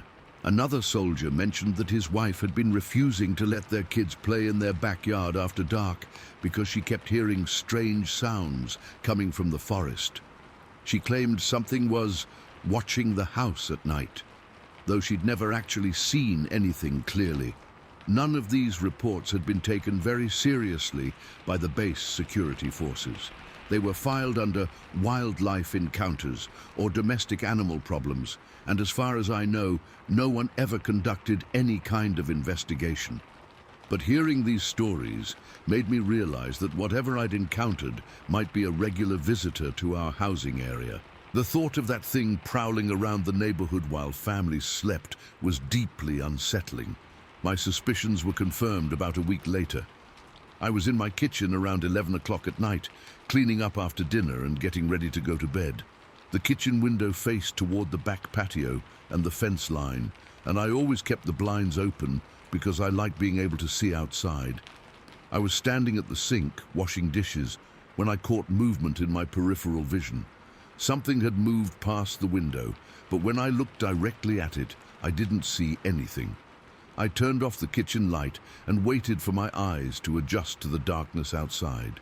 After a few seconds, I could make out the basic shapes of my patio furniture and the fence beyond. That's when I saw something crouched down directly below my kitchen window. I couldn't make out details clearly, but I could see a dark shape, maybe 3 feet high, pressed up against the side of my building. It was completely motionless, like it was trying to avoid being detected, but its position made it obvious that something was there. I watched for maybe 2 or 3 minutes, trying to decide what to do. I could call the MPS, but what would I tell them? That I thought something was crouched outside my window, but I couldn't see what it was. Finally, I decided to go outside and confront whatever it was directly. I grabbed a flashlight from my kitchen drawer and walked to the back door as quietly as I could. I unlocked the door slowly, trying not to make any noise with the deadbolt, then pushed it open and stepped out onto the patio with my flashlight ready. Whatever had been crouched below my window was gone, but I could hear movement in the forest beyond the fence. Not the careful, silent movement I'd observed the week before. This was more like something retreating quickly through the underbrush, making noise and not caring about being detected. I swept my flashlight beam across the area below the window and found clear evidence that something had been there. The pine straw and leaves were disturbed in a pattern that suggested something large had been crouched there for an extended period. But what really convinced me that I was dealing with the same creature I'd seen before were the footprints. In a small patch of bare soil next to my building, there were 2 clear impressions of those same human-like feet with the elongated toes. That's when I decided I needed to document what was happening. The next day, I bought a trail camera from a sporting goods store in town. It was a basic model with infrared capability for nighttime photography, designed for hunters who wanted to monitor deer trails. I figured if something was regularly visiting my area, the camera would capture evidence of it. I mounted the camera on a fence post about 20 feet from my back door, angled so it would capture anyone or anything that approached the fence line from the forest side. The camera was motion activated and would take both still photos and short video clips whenever it detected movement. For the first 2 nights, the camera captured nothing unusual, just some raccoons and what looked like a stray cat prowling around the area. But on the 3rd night, I got something that made my blood run cold. The timestamp showed 3:27 a.m. when the camera was triggered. The infrared illumination picked up several large shapes moving behind the fence just at the edge of the camera's range. The figures were too blurred and distant to make out clearly, but they were definitely tall, much taller than the creature I'd seen up close. And they moved in coordinated patterns, like they were searching for something or conducting some kind of surveillance. I counted at least 3 distinct shapes in the footage, possibly 4, all moving through the forest parallel to the fence line. They appeared for maybe 30 seconds total across several video clips, then disappeared deeper into the woods. The most unsettling part of the footage was how the shapes moved. They walked upright like people, but their proportions were wrong. Too tall, too broad in the shoulders, with arms that seemed to hang down too far. And they moved with the same fluid, silent grace I'd observed in the smaller creature. I made copies of all the images and video clips and stored them in multiple locations. I wasn't sure what I was going to do with the evidence, but I knew I needed to preserve it in case something more serious happened. After capturing that footage, I changed my behavior completely. I stopped going outside after dark unless it was absolutely necessary.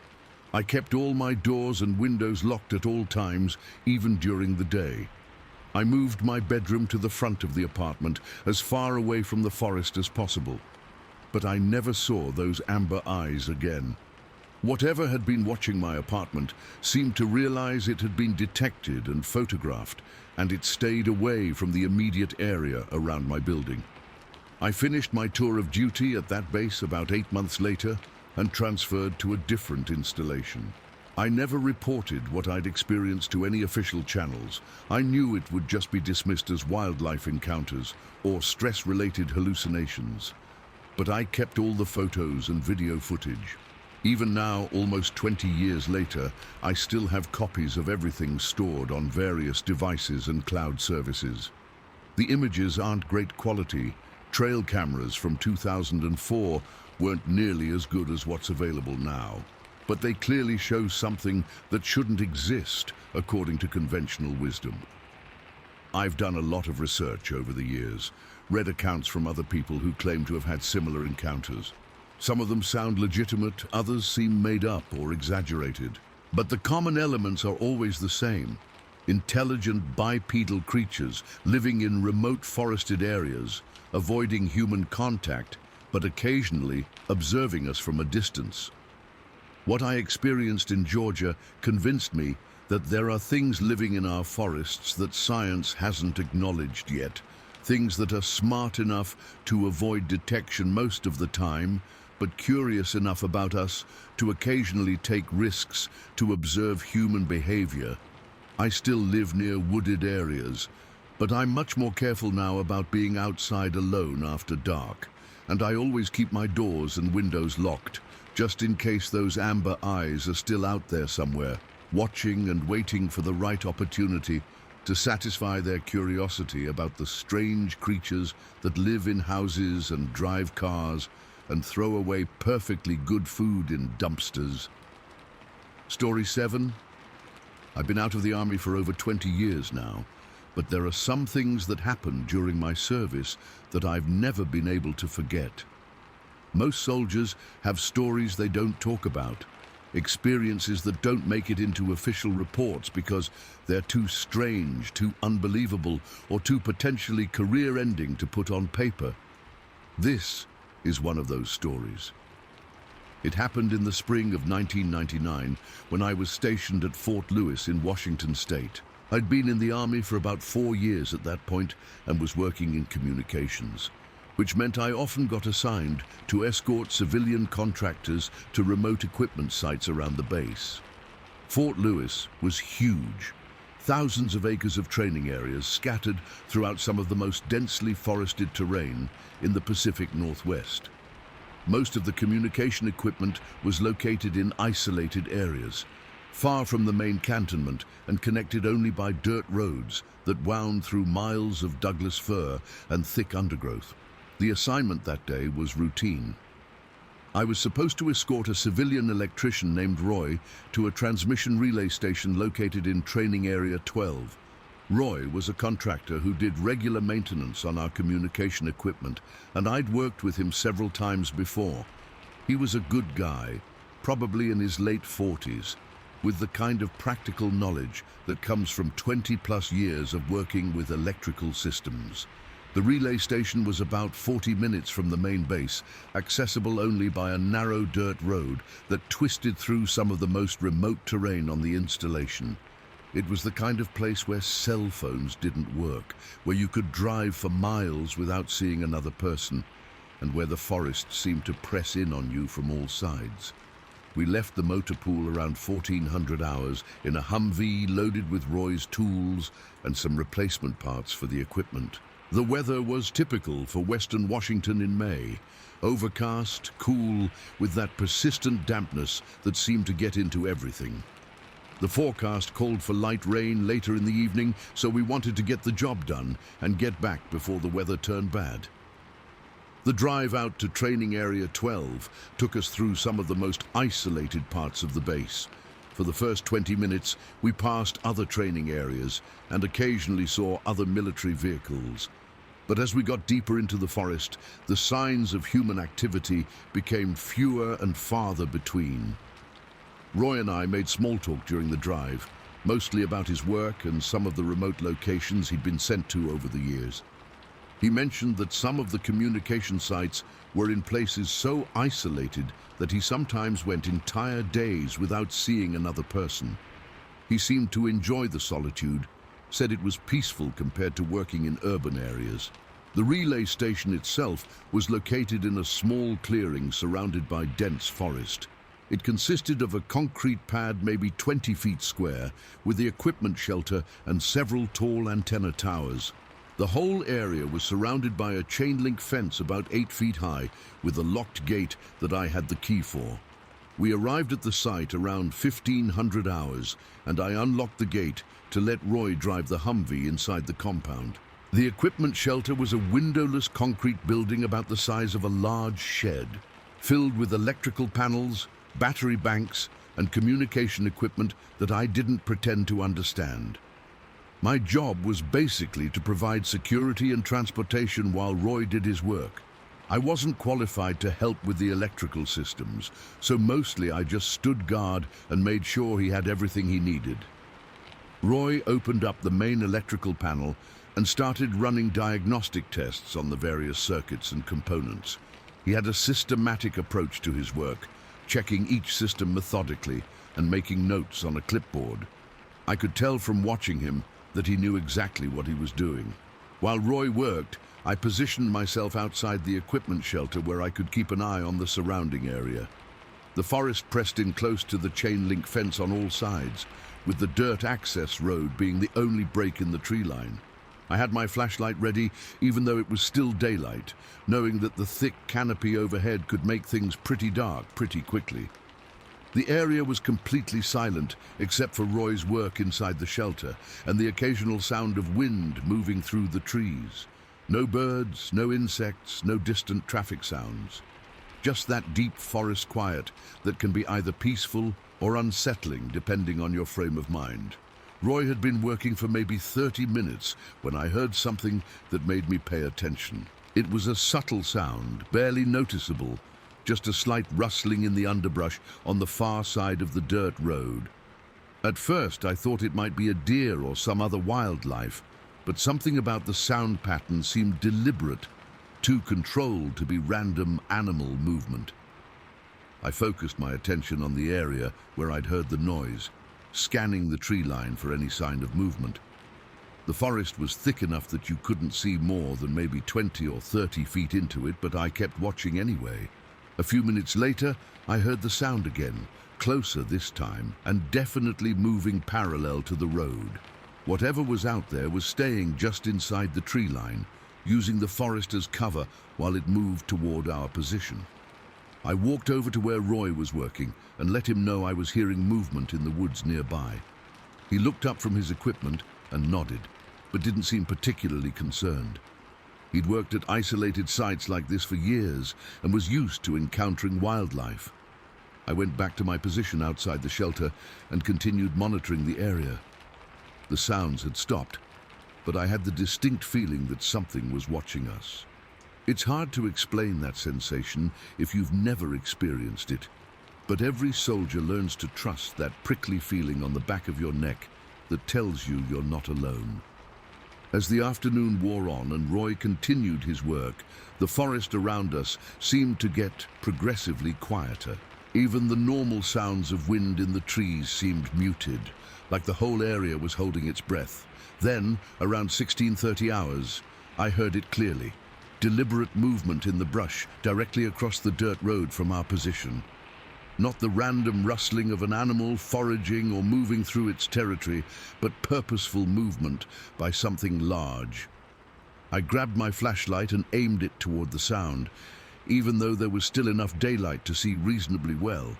The beam cut through the shadows between the trees, illuminating maybe 50 feet into the forest. What I saw froze my blood. Standing among the trees, maybe 40 feet from the road, was a massive figure. It was completely upright, standing on two legs like a person, but everything about it was wrong. The thing had to be at least 8 feet tall, maybe closer to 9, with shoulders that were impossibly broad. Its entire body was covered in thick, dark hair that looked almost black in the shadows. But it wasn't just the size that was terrifying. It was the way it stood there, completely motionless, staring directly at us. There was an intelligence in its posture, an awareness that no normal animal would display when caught in a flashlight beam. I called out to Roy, trying to keep my voice calm but urgent. He immediately stopped what he was doing and came over to where I was standing.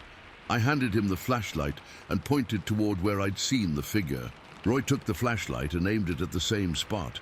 The beam illuminated the area clearly, and we both saw the creature at the same time.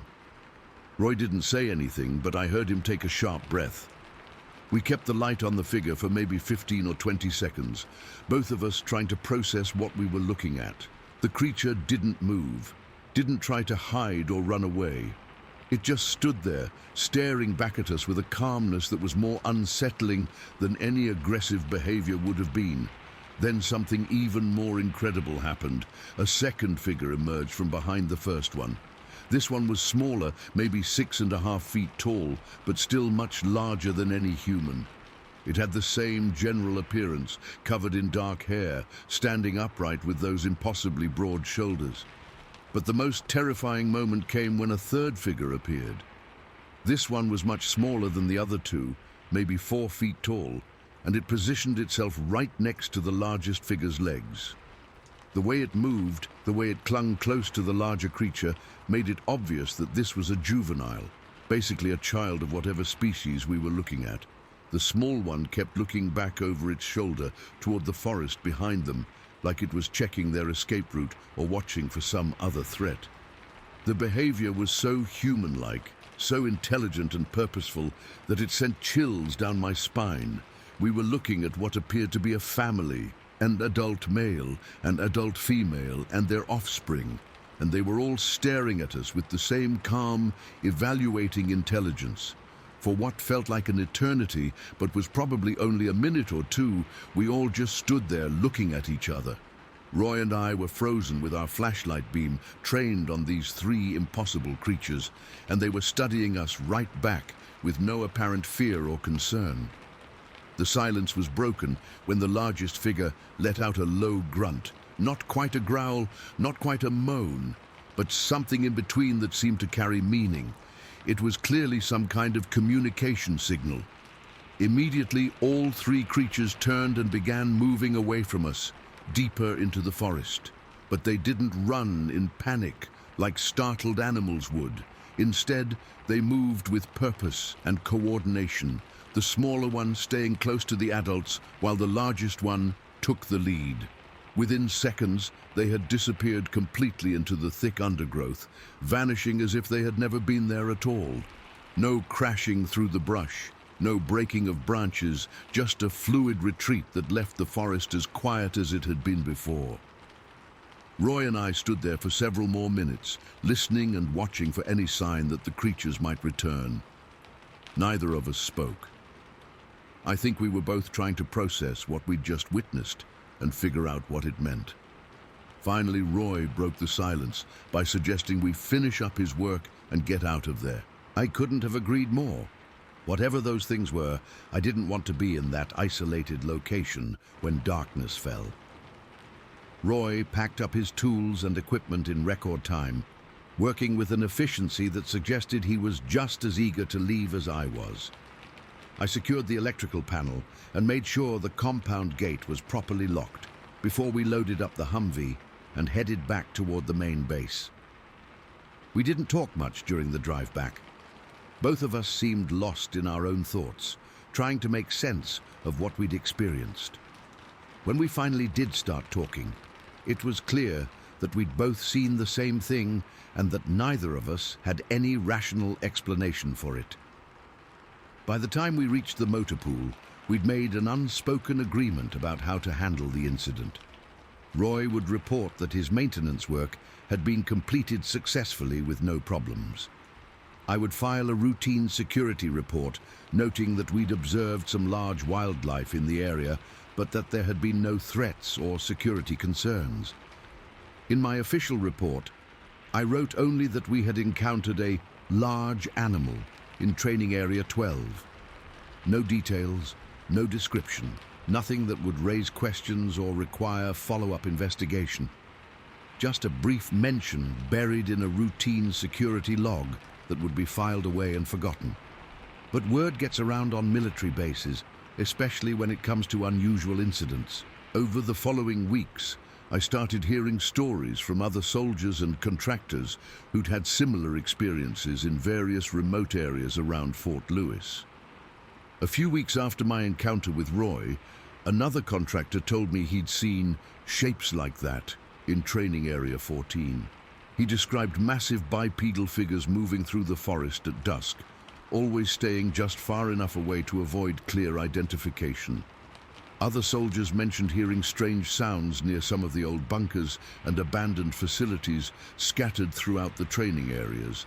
They described vocalizations that sounded like monkey fights, loud, aggressive calls echoing through the forest that didn't match any known wildlife in the region. One guy told me about a giant shadow that had crossed a dirt road in front of his vehicle during a night training exercise. He said the figure was too large to be human, but moved upright like a person, crossing the road in just a few strides before disappearing into the forest on the other side. None of these incidents ever made it into official reports. There was an unspoken understanding that certain things were better left undocumented, especially if you wanted to maintain your credibility and avoid unwanted attention from higher command. I learned that at Fort Lewis, like probably at most military installations located in remote areas, there were things that happened in the deep woods that didn't fit into official categories. Things that soldiers and civilians encountered but never talked about formally because they knew no one would believe them. The encounter with Roy changed my perspective on what might be living in the vast wilderness areas that surrounded military bases. These weren't just empty training grounds, they were ecosystems that might harbor species that science hadn't acknowledged, or that had learned to avoid human contact so effectively that they remained essentially invisible. What struck me most about that encounter was the intelligence displayed by all three creatures, but especially by the smallest one. The way it stayed close to the adults, the way it kept checking their retreat route, the coordinated way they all responded to the grunt from the largest figure. It all suggested a level of social organization and intelligence that went far beyond what you'd expect from any known animal. I never had another encounter like that one during my remaining time at Fort Lewis, but I never forgot what I'd seen in Training Area 12. And I never stopped being aware that there might be other families like that one living in the deep forests, watching us from a distance and making sure to stay just beyond the reach of our flashlight beams. Roy and I worked together on several other projects after that day, but we never talked about what we'd seen. It was like we'd both made a silent pact to keep that experience between us. Some things are too big, too strange, too potentially life-changing to discuss casually. I retired from the army in 2003, but I still think about that family of creatures sometimes. I wonder if they're still out there in those forests, still watching the humans who occasionally venture into their territory, still making sure to stay just far enough away to avoid being documented or studied. The most haunting image from that whole experience is the small one looking back over its shoulder as they retreated into the forest. That gesture was so human, so recognizable, that it made me realize these weren't just unknown animals. They were something much more complex and intelligent than that. Whatever they were, they had families, they communicated with each other, they planned their movements, and they understood enough about humans to know when it was time to disappear. And that knowledge has stayed with me for over 20 years. A reminder that there are still mysteries in this world that official reports will never capture. Story 8. I've been retired from law enforcement for over 15 years now, but there's one incident from my patrol days that I've never been able to shake. I've never told this story to anyone. Not my fellow officers, not my family, not even my wife.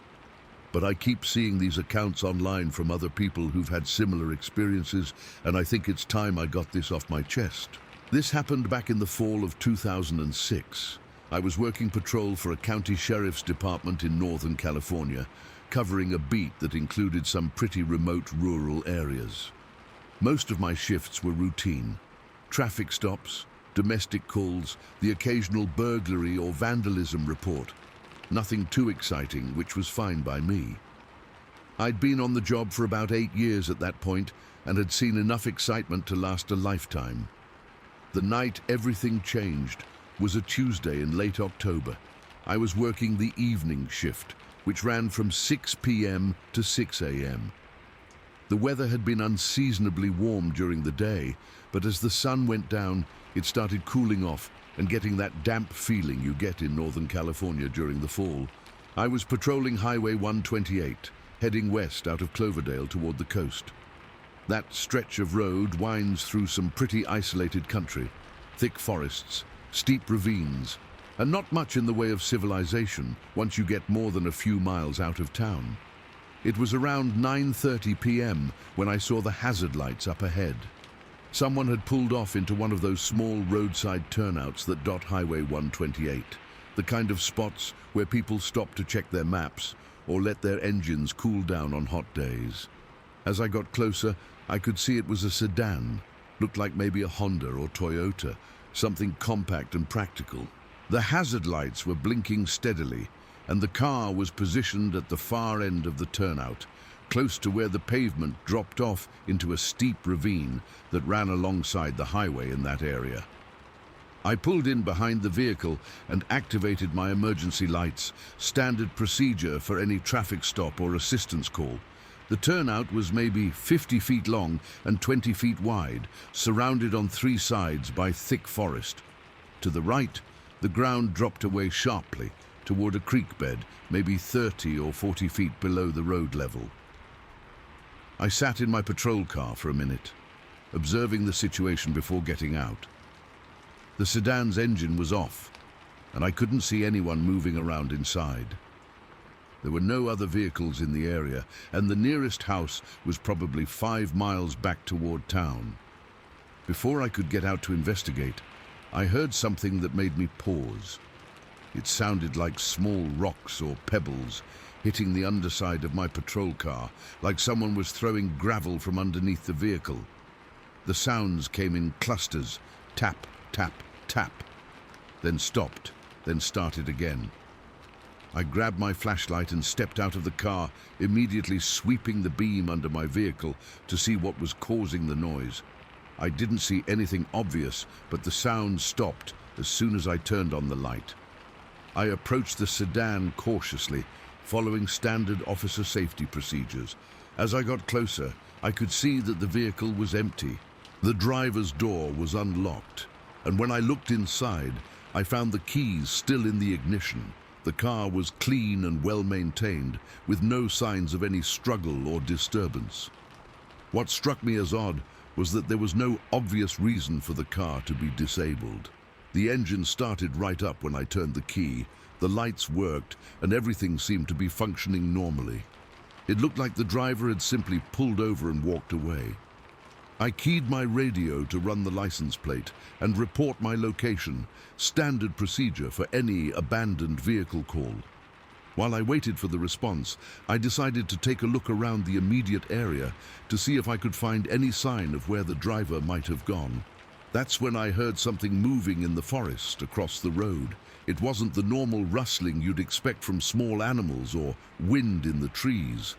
This was deliberate movement, like something large pushing through the underbrush. I aimed my flashlight toward the sound and caught a glimpse of what looked like 2 eyes reflecting the light back at me from maybe 50 feet away.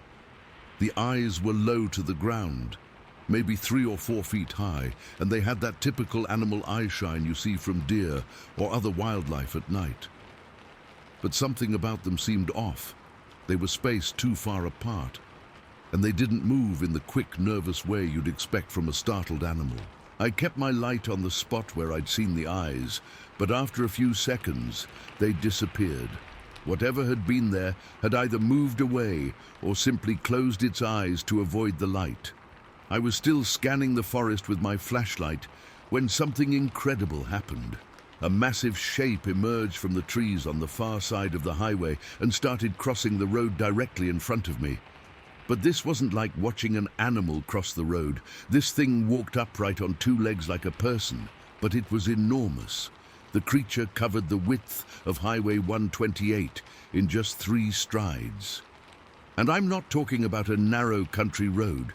This was a full 2-lane highway with shoulders and a painted center line.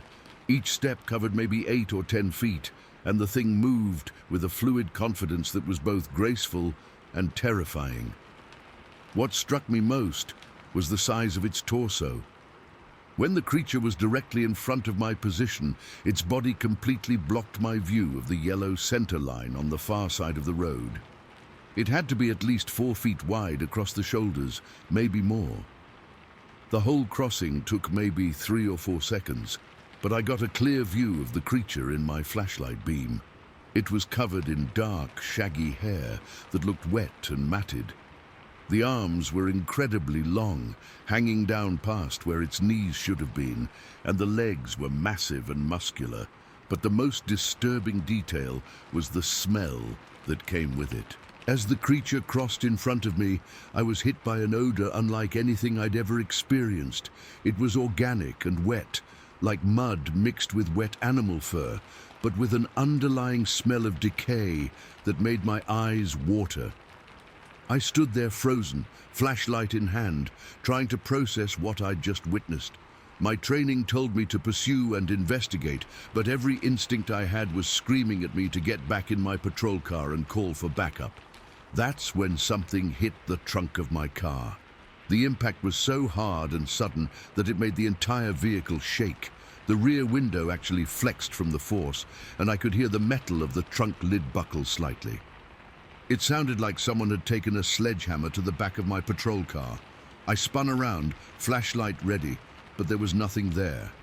The area behind my car was completely empty. No person, no animal, no falling branch or rock that could have caused that kind of impact. But the trunk lid now had a visible dent, and I could see where the paint had been scraped off in a pattern that looked almost like a handprint. That's when I realized whatever I was dealing with was trying to send me a message. The rock throwing, the dramatic road crossing, the blow to my car. It all felt deliberate, like something was trying to get my attention or warn me away from the area. I looked back toward where the creature had disappeared into the forest, and I could see it now, standing motionless next to the creek at the bottom of the ravine. It was maybe 100 feet away, partially obscured by trees and brush, but clearly visible in the moonlight. What unnerved me most was how it was standing. The creature's body was facing away from me, toward the creek, but somehow I knew it was still watching me. Then I realized why the posture looked so strange. The thing had no visible neck. Its head sat directly on top of its massive shoulders, and when it wanted to look in a different direction, it had to turn its entire torso. As I watched, the creature did exactly that. It rotated its whole upper body to face in my direction without moving its feet or changing its position by the creek. The movement was smooth and controlled, like a turret rotating on a tank, and it was completely unnatural for any creature I'd ever seen. We stared at each other across that ravine for what felt like hours, but was probably only 30 or 40 seconds. Then the creature turned back toward the creek and simply vanished. 1 second it was there, clearly visible in the moonlight, and the next second it was gone. I didn't see it duck behind a tree or walk away. It just disappeared like it had never been there at all. The silence that followed was unlike anything I'd ever experienced. Everything went completely quiet. No insects, no night birds, no distant traffic sounds. Even the normal background noise that you don't usually notice seemed to shut off all at once. Then I started hearing the footsteps. They came from the direction of the creek bed, rhythmic and deliberate. Each step was accompanied by the crunch of leaves and the snap of small branches, like something very heavy was making its way through the undergrowth at the bottom of the ravine. The footsteps had a measured quality to them, almost like a slow march. Step, step, step, with maybe 2 or 3 seconds between each one. Whatever was down there was in no hurry, just methodically making its way along the creek bed. I found myself completely transfixed by those sounds. Every time they stopped, I started to relax and think about getting back in my car, but then another footstep would echo up from the ravine, and I'd be frozen in place again, listening and trying to figure out what was happening down there. This went on for maybe 10 or 15 minutes. I stood there in that turnout, flashlight in hand, listening to something impossible walking through the forest below me. The sounds gradually moved farther away, following the course of the creek as it wound deeper into the hills. When the footsteps finally faded completely and didn't return, I realized I was shaking. My hands were trembling so badly I could barely hold my flashlight steady, and my heart was pounding like I'd just run a marathon. I got back in my patrol car and sat there for another few minutes trying to calm down and figure out what to do next. The abandoned sedan was still there, still running fine, still with no explanation for why it had been left in that spot. I thought about calling it in, reporting what I'd seen, and requesting additional units to search the area. But I knew exactly how that conversation would go. How do you tell your dispatcher that you've just encountered some kind of giant bipedal creature that can disappear at will? How do you explain that something invisible had dented your patrol car with enough force to shake the entire vehicle? I realized that putting any of this in an official report would be career suicide. At best, I'd be subjected to psychological evaluation and possibly suspended pending a fitness for duty review. At worst, I'd become the laughingstock of the department and probably find myself looking for a new line of work. So I made the decision that I've regretted ever since. I decided to keep the whole incident to myself. I called in the abandoned vehicle as a routine matter, requesting a tow truck to remove it from the turnout. When the tow truck driver arrived, I told him the car had been reported as disabled, but that the driver had apparently gotten a ride from someone else. In my official report, I wrote only that I had responded to an abandoned vehicle on Highway 128, that the vehicle appeared to be mechanically sound, and that it had been towed per standard procedure. No mention of the creature, the footsteps, or the damage to my patrol car. I finished my shift without any other incidents and went home to try to make sense of what had happened. I didn't sleep much that night. Every time I closed my eyes, I could see that massive shape crossing the highway or hear those measured footsteps echoing up from the creek bed. Over the following days and weeks, I found myself driving that section of Highway 128 more often than necessary, looking for any sign of what I'd encountered. I never saw the creature again, but I did notice things I hadn't paid attention to before. There were game trails leading up from the ravine that looked too wide for normal wildlife. I found what might have been footprints in soft mud near the creek, but they were too degraded to be certain of anything. Most disturbing were the trees. Several large branches had been broken off at heights that would require either a ladder or something very tall and very strong. I started paying attention to local reports of unusual animal sightings or unexplained incidents in the area. Over the months that followed, I heard a few things that made me wonder. A hiker reported seeing a bear walking upright near a state park about 10 miles from my encounter site. Someone called in about strange howling sounds coming from the forest that didn't match any known wildlife in the area. None of it was definitive, and none of it made it into official reports that I could find. But it was enough to convince me that what I'd experienced wasn't completely isolated. What bothers me most, even now, is how deliberate everything seemed that night. The creature didn't act like a wild animal that had accidentally encountered a human. It seemed to know exactly what I was, and it appeared to be sending me a very clear message about staying away from that area. The damage to my patrol car was never officially explained.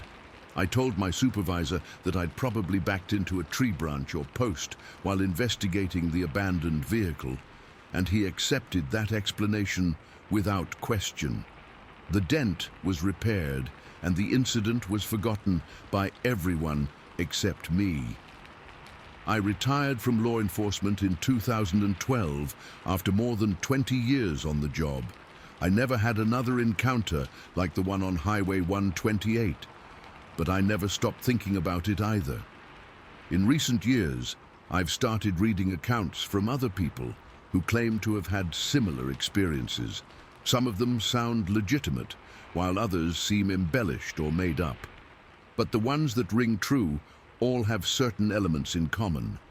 The intelligence, the deliberate behavior, the sense that these creatures understand our world much better than we understand theirs. I still drive Highway 128 occasionally, usually during daylight hours when I'm heading to the coast for vacation. But I always slow down when I pass that turnout where the abandoned sedan was parked, and I always find myself scanning the forest on both sides of the road. Sometimes I wonder what would have happened if I'd followed standard procedure that night and called for backup. Would other officers have seen what I saw? Would we have found evidence that couldn't be ignored or covered up? Or would the creature have simply stayed hidden until we all went away? I'll never know the answers to those questions, and I've learned to live with that uncertainty. But I know what I saw, what I heard, and what I felt that night in the turnout on Highway 128. And I know that there are things living in our forests that official reports will never acknowledge.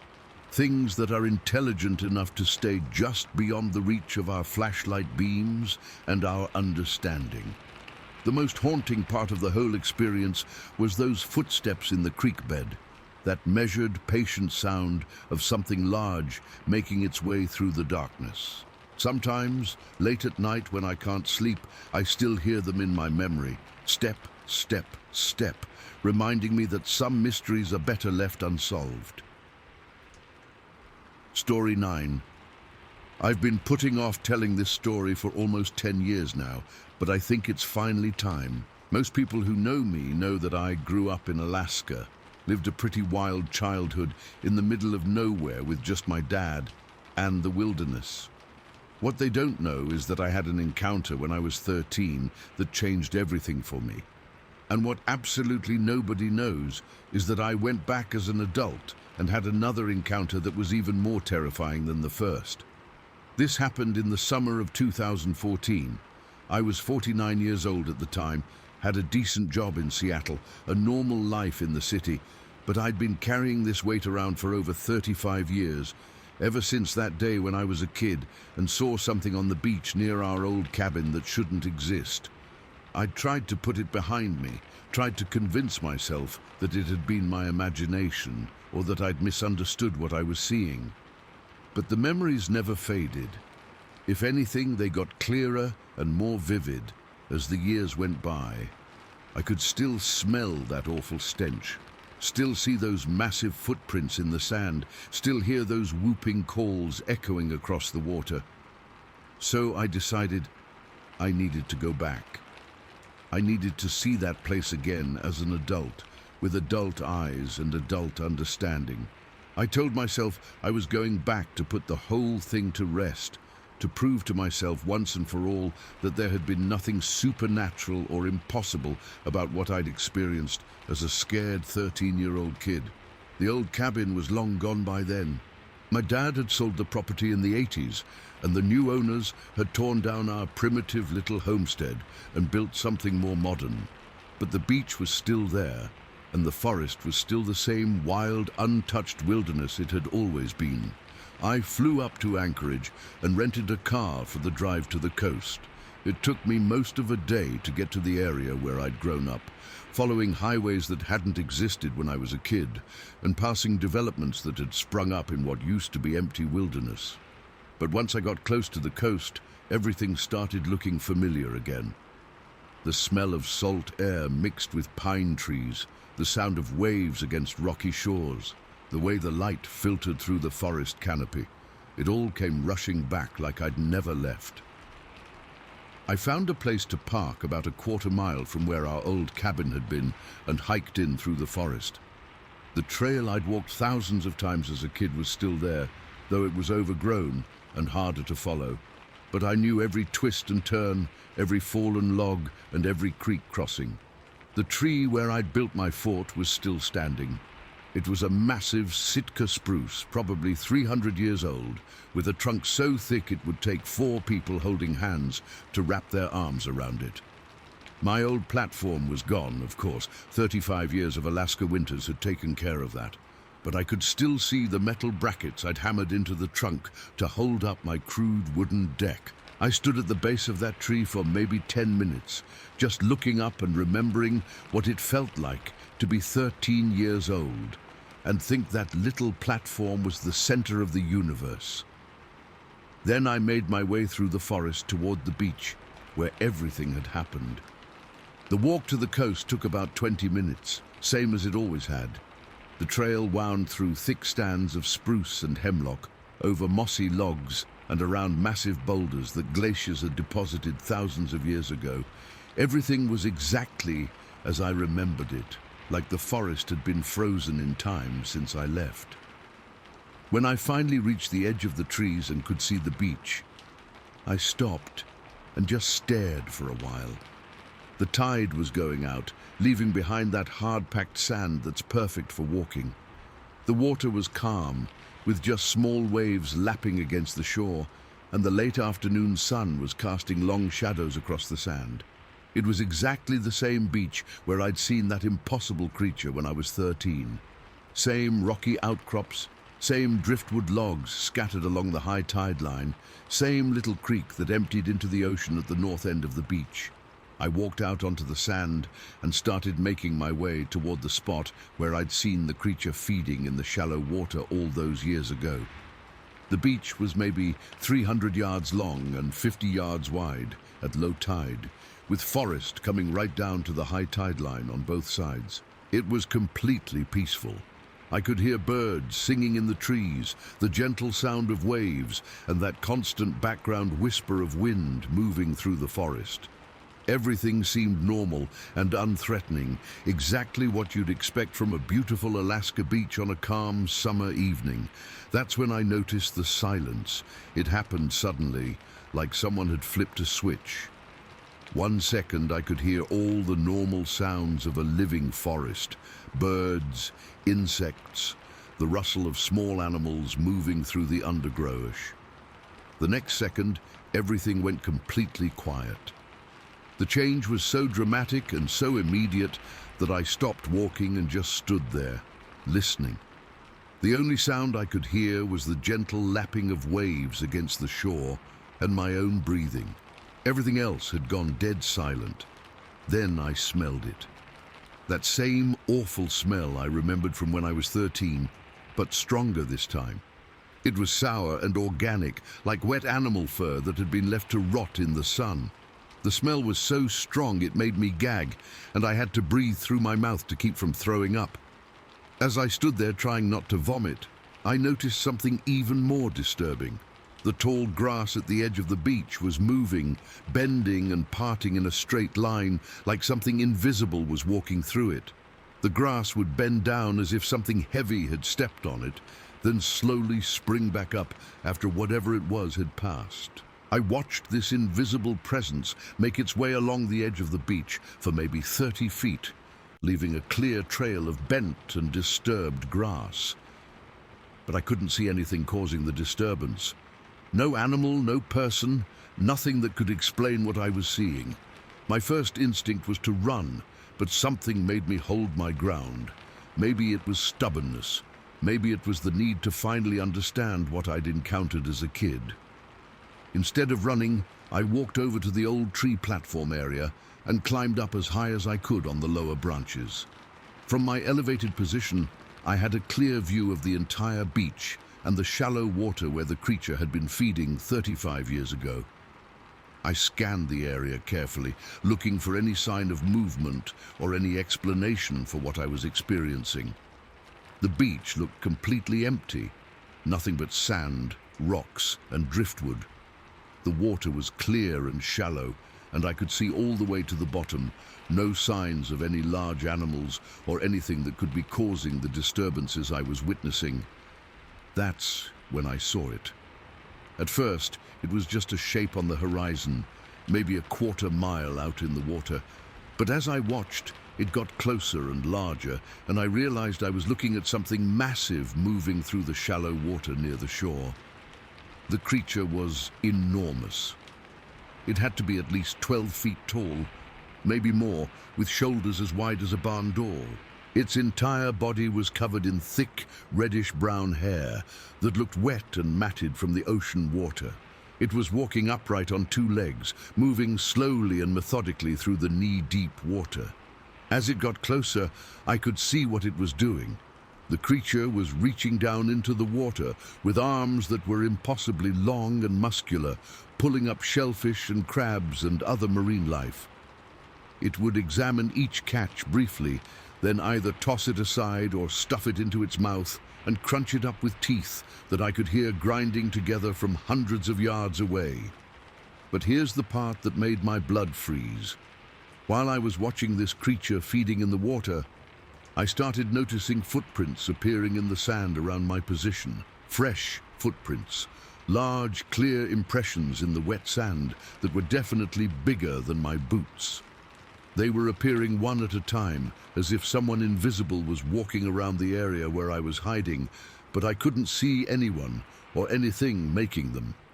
The prints were massive, probably 18 inches long and 8 inches wide, and they showed clear impressions of toes and heels.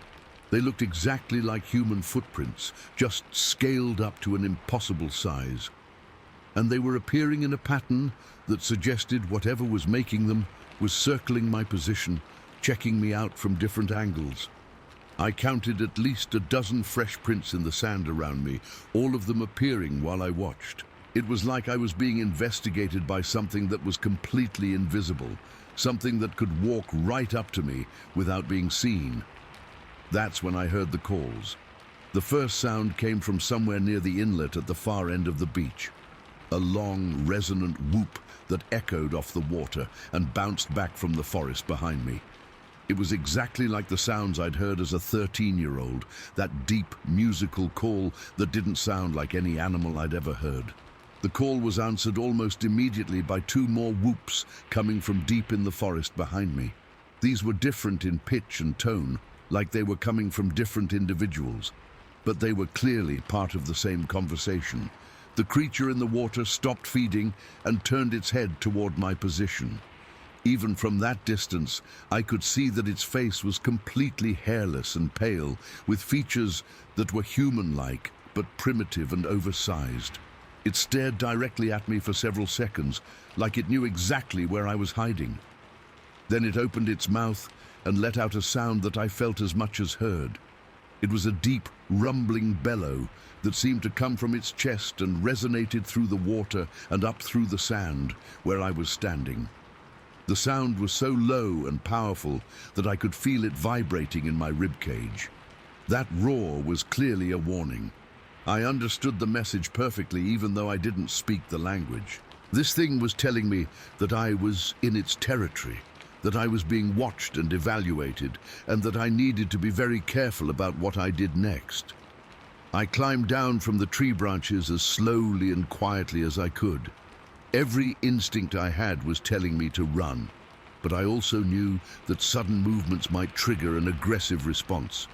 So I moved carefully and deliberately, trying not to do anything that might be interpreted as threatening. I started walking along the shoreline, heading back toward the forest trail that would take me to my car. But instead of walking directly toward the tree line, I took a route that followed the water's edge, staying as far away as possible from the area where the invisible footprints had been appearing. I walked slowly and kept my movements calm and non-threatening. I didn't look back toward the creature in the water, and I tried to avoid looking directly at the areas where I knew the invisible presence had been moving around. As I made my way along the beach, I could hear more of those whooping calls coming from different directions. They seemed to be tracking my movement, reporting my position to each other as I walked. The calls came from the forest, from the rocky areas at both ends of the beach, and from somewhere out in the water behind me.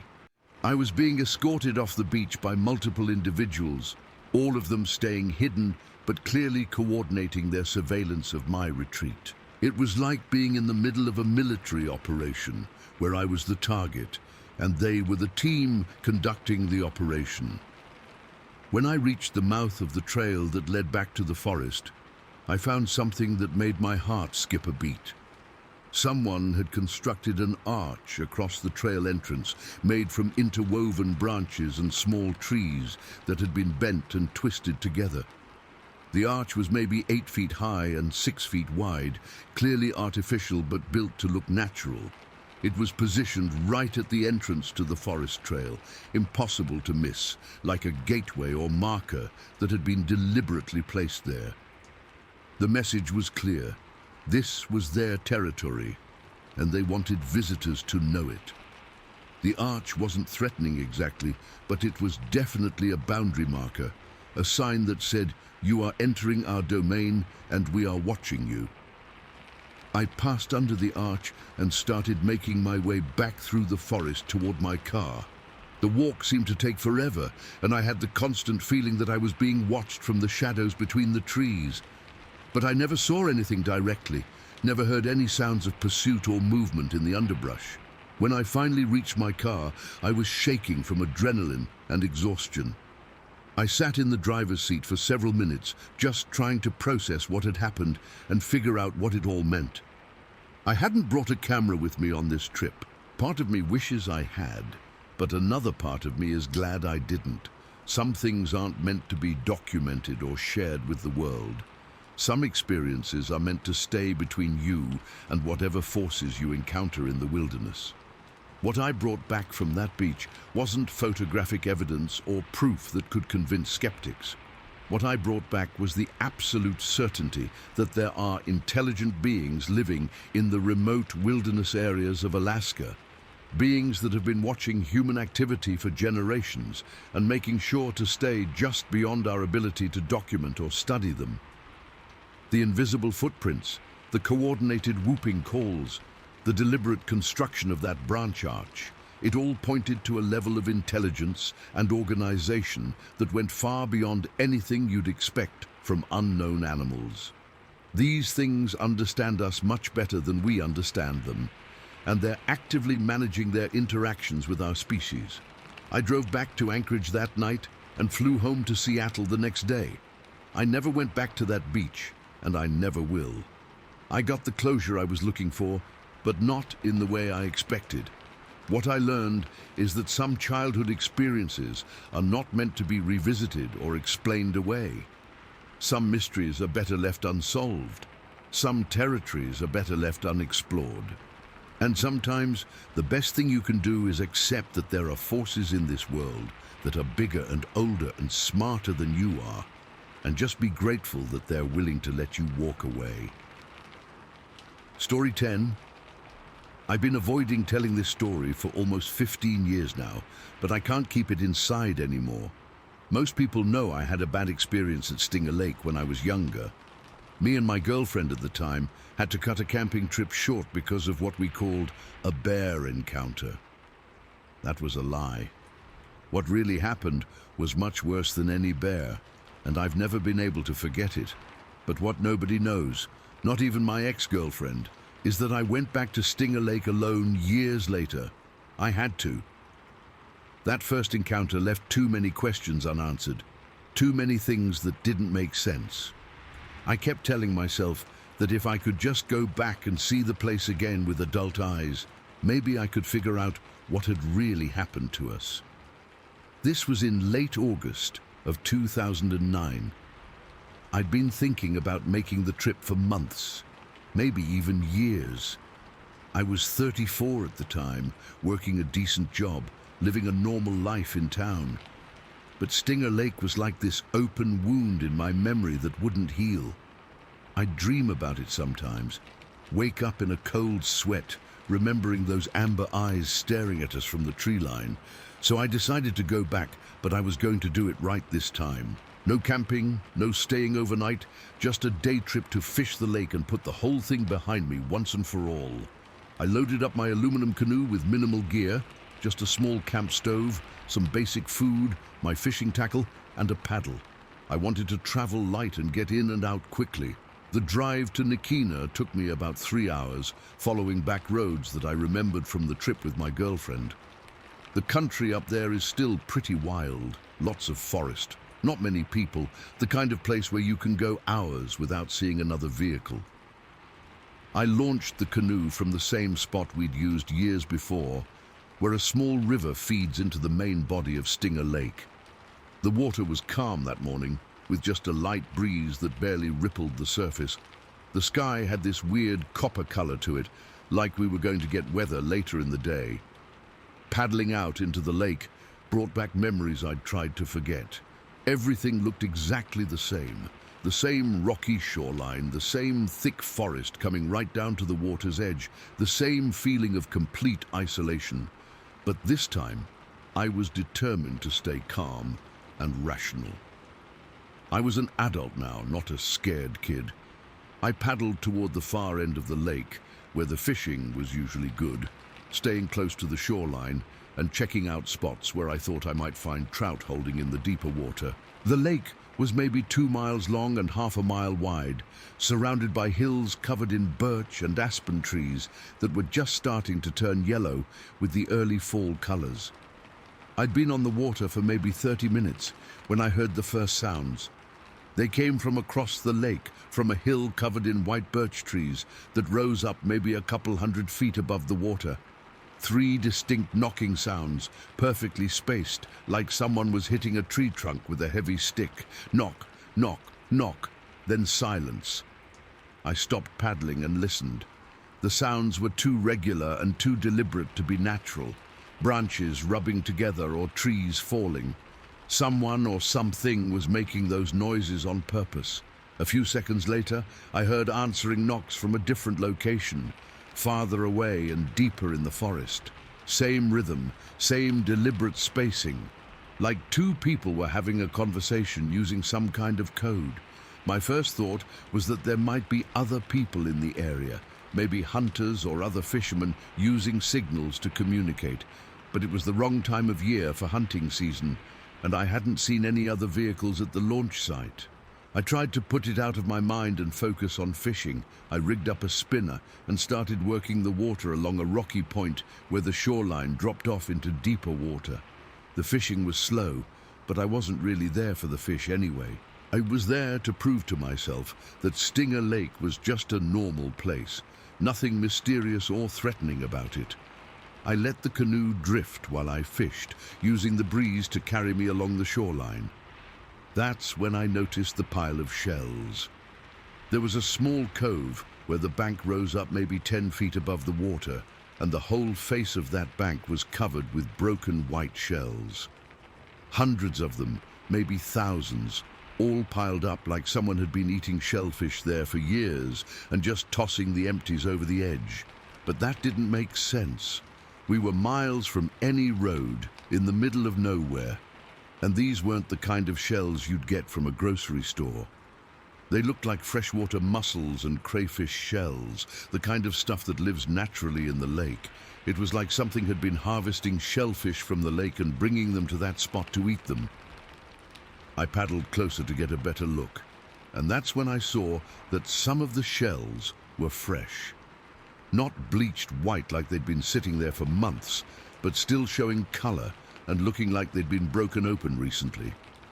Whatever was eating at this spot was still active. That's when the first rock hit the water. It was a boulder, maybe the size of a basketball, and it crashed into the lake maybe 20 feet from my canoe. The splash was huge, and the impact was so violent that it sent waves rocking my little aluminum boat back and forth. I looked up toward the source of the throw, scanning the hillside above the shell pile, but I couldn't see anything moving. Whoever or whatever had thrown that rock was staying hidden in the trees. My second thought was that maybe it was a beaver slapping its tail, but I knew that wasn't right. Beaver tail slaps don't send boulders flying through the air. This was something much bigger and much stronger. I decided it was time to get out of that cove and head back toward the main part of the lake. I dipped my paddle in the water and started to stroke, but the canoe didn't move. That's when I felt real terror for the first time. The canoe was stuck, like something was holding it in place from underneath. I tried paddling harder, but the boat wouldn't budge. It was like someone had grabbed the hull from below and was anchoring me in place. I leaned over the side and looked down into the water, trying to see what was holding me. The lake was maybe 8 feet deep in that spot, and the water was clear enough that I should have been able to see the bottom. But all I could make out was darkness, like something large and black was moving around under my canoe. Then the water started to ripple, not random ripples from wind or current, but organized disturbances that moved in patterns around my canoe. Like something was swimming in circles underneath me, something big enough to displace a lot of water. That's when I saw it surface. About 30 feet away from my canoe, something broke the surface of the water. At first, I thought it might be a swimming bear, or maybe a moose that had wandered into the lake. But as it came up higher, I realized I was looking at a chest and shoulders that were much too broad to be any animal I'd ever seen. The thing rose up until its torso was about halfway out of the water, maybe 4 feet of its body visible above the surface. What I could see was massive, shoulders that had to be at least 4 feet wide, covered in dark, wet hair that clung to the skin underneath. But it was the eyes that really got to me. They were completely black, like pieces of wet glass, and they were staring directly at me with an intelligence that was unmistakably not animal. This thing was thinking, evaluating, making decisions about what to do with me. What scared me most was how it moved in the water. Most animals swim with their bodies angled up and down, diving and surfacing as they move forward. But this thing stayed horizontal, parallel to the surface, like it was floating rather than swimming. And it was keeping pace with my canoe, staying the same distance away while matching my exact position. I gripped my paddle tighter and tried to stay calm. Every instinct I had was telling me to panic and start thrashing around. But I knew that would be the worst thing I could do. Whatever this thing was, it was watching me and waiting to see how I would react. I tried to move the canoe by pushing the paddle against the bottom of the lake, angling the bow to one side to see if I could break free from whatever was holding me. The resistance suddenly gave way, like someone had just let go of the hull, and my canoe lurched sideways. As soon as I started moving, 2 more rocks came flying through the air. These were smaller than the first one, maybe the size of softballs, but they were thrown hard and with incredible accuracy. One of them splashed down maybe 5 feet from my bow, close enough to soak me with the spray. The message was clear. I was being warned to get out of that area immediately. I started paddling toward the mouth of the river where I'd launched, trying to move quickly but quietly. I didn't want to make any sudden movements or loud noises that might provoke whatever was in the water with me. But I could feel it following me. Every time I looked back, I could see that broad chest moving parallel to my canoe, staying maybe 20 or 30 feet away, but never losing sight of me. Sometimes it would duck completely underwater for 30 or 40 seconds, but then it would surface again in a different spot, always maintaining the same distance. The worst part was not knowing what it was planning to do. It wasn't attacking me, but it wasn't leaving me alone either. It was like being escorted by something that could easily overturn my canoe and drag me underwater if it decided I was a threat. I kept the motor out of the water and used just the paddle, trying to make as little noise as possible. Each stroke had to be controlled and smooth. No splashing, no sudden movements that might trigger an aggressive response. It took me about 20 minutes to paddle back to the river mouth, and that thing followed me the entire way. Sometimes it would disappear for a few minutes, and I'd start to think maybe it had lost interest and moved on. But then I'd see those black eyes surface again, still watching, still tracking my every movement. When I finally reached the shallower water near the launch site, the creature disappeared for the last time. I didn't see it surface again, and I never figured out where it went. It was like it had just vanished back into the depths of the lake. I hauled my canoe up onto the rocky shore and immediately started looking around for any evidence of what I'd encountered. What I found made my blood run cold. There were tracks in the soft mud along the shoreline, not just footprints but handprints too. The handprints were enormous, probably 10 inches across, with long fingers that left clear impressions in the mud. They were positioned like something had hauled itself out of the water and onto the bank, then climbed up toward the forest. But the most disturbing discovery was on a fallen log that lay partially in the water. The bark was covered with a thick, slimy substance that looked almost like snot or mucus. And pressed into that slime were more handprints, like something had used the log to pull itself out of the water. I didn't stick around to investigate further. I loaded my canoe onto my truck and drove back toward the main road as quickly as I could manage on the rough forest tracks. I'd planned to camp in the area overnight, maybe do some more fishing the next morning. Instead, I drove until I found a motel about 50 miles away and checked in for the night.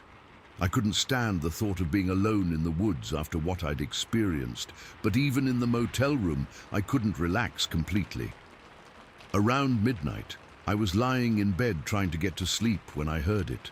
That same rhythmic knocking sound I'd heard on the lake, but much closer this time. I went to the window and looked out across the parking lot toward the forest beyond.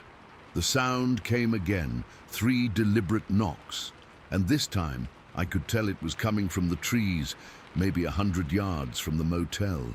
It was like whatever I'd encountered at Stinger Lake had followed me, like it knew where I was and was letting me know it was still watching.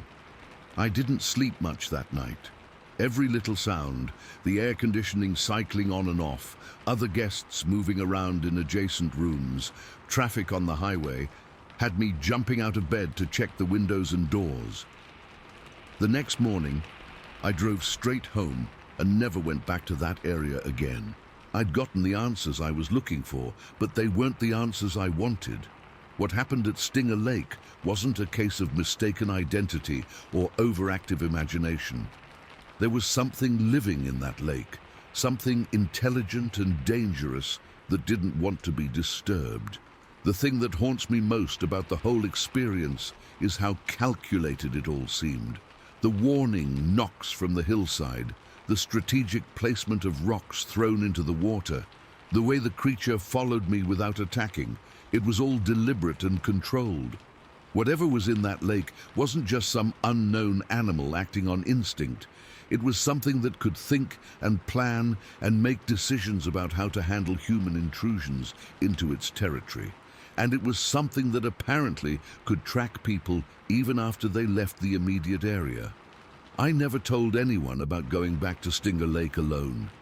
Most people already thought I was a little obsessed with what had happened there during that camping trip years earlier.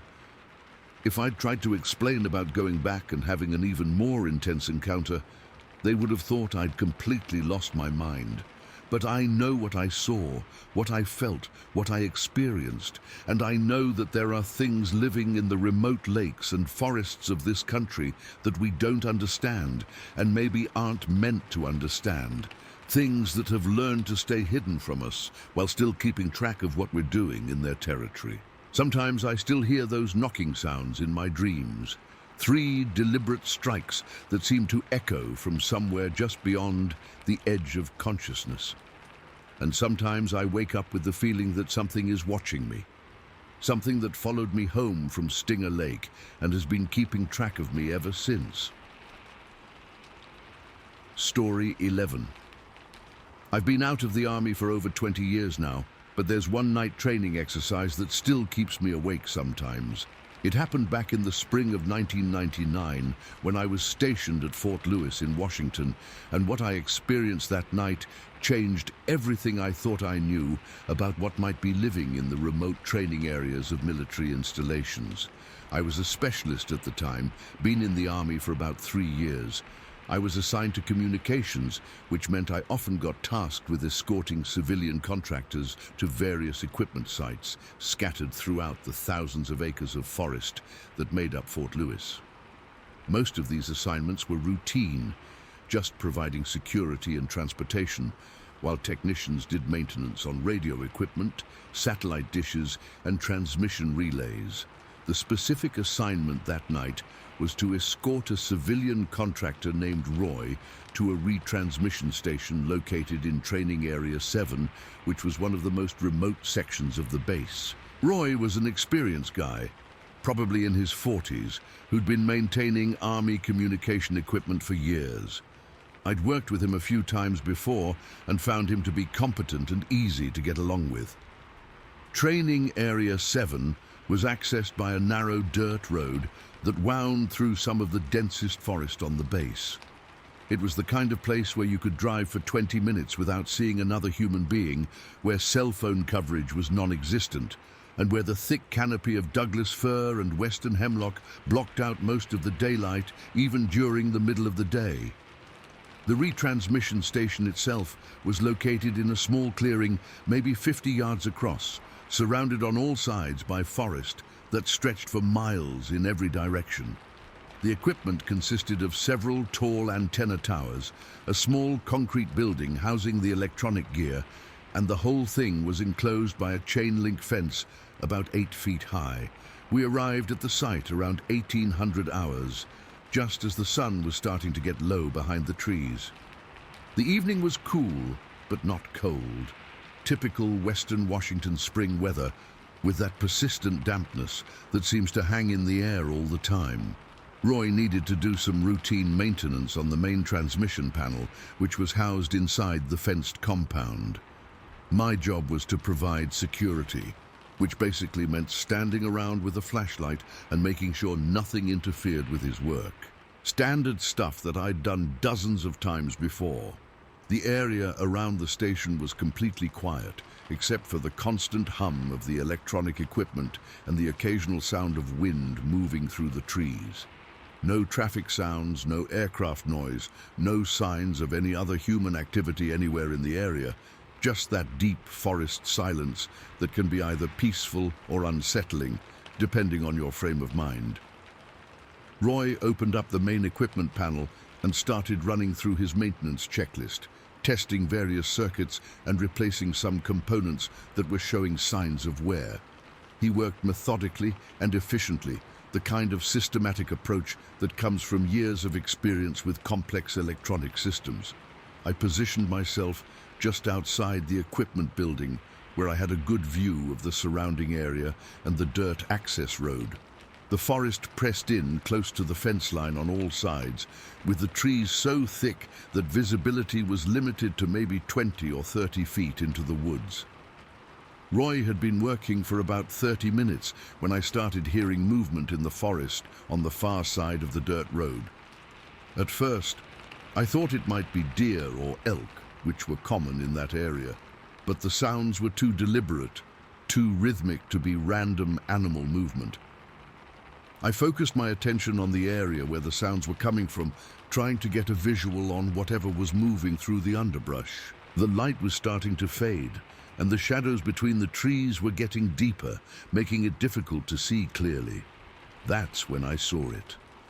Between two large tree trunks, maybe 40 feet from the fence line, something enormous was standing completely upright and motionless. At first glance, my brain tried to rationalize it as a tree stump or some kind of equipment, but the shape was clearly that of a massive bipedal figure.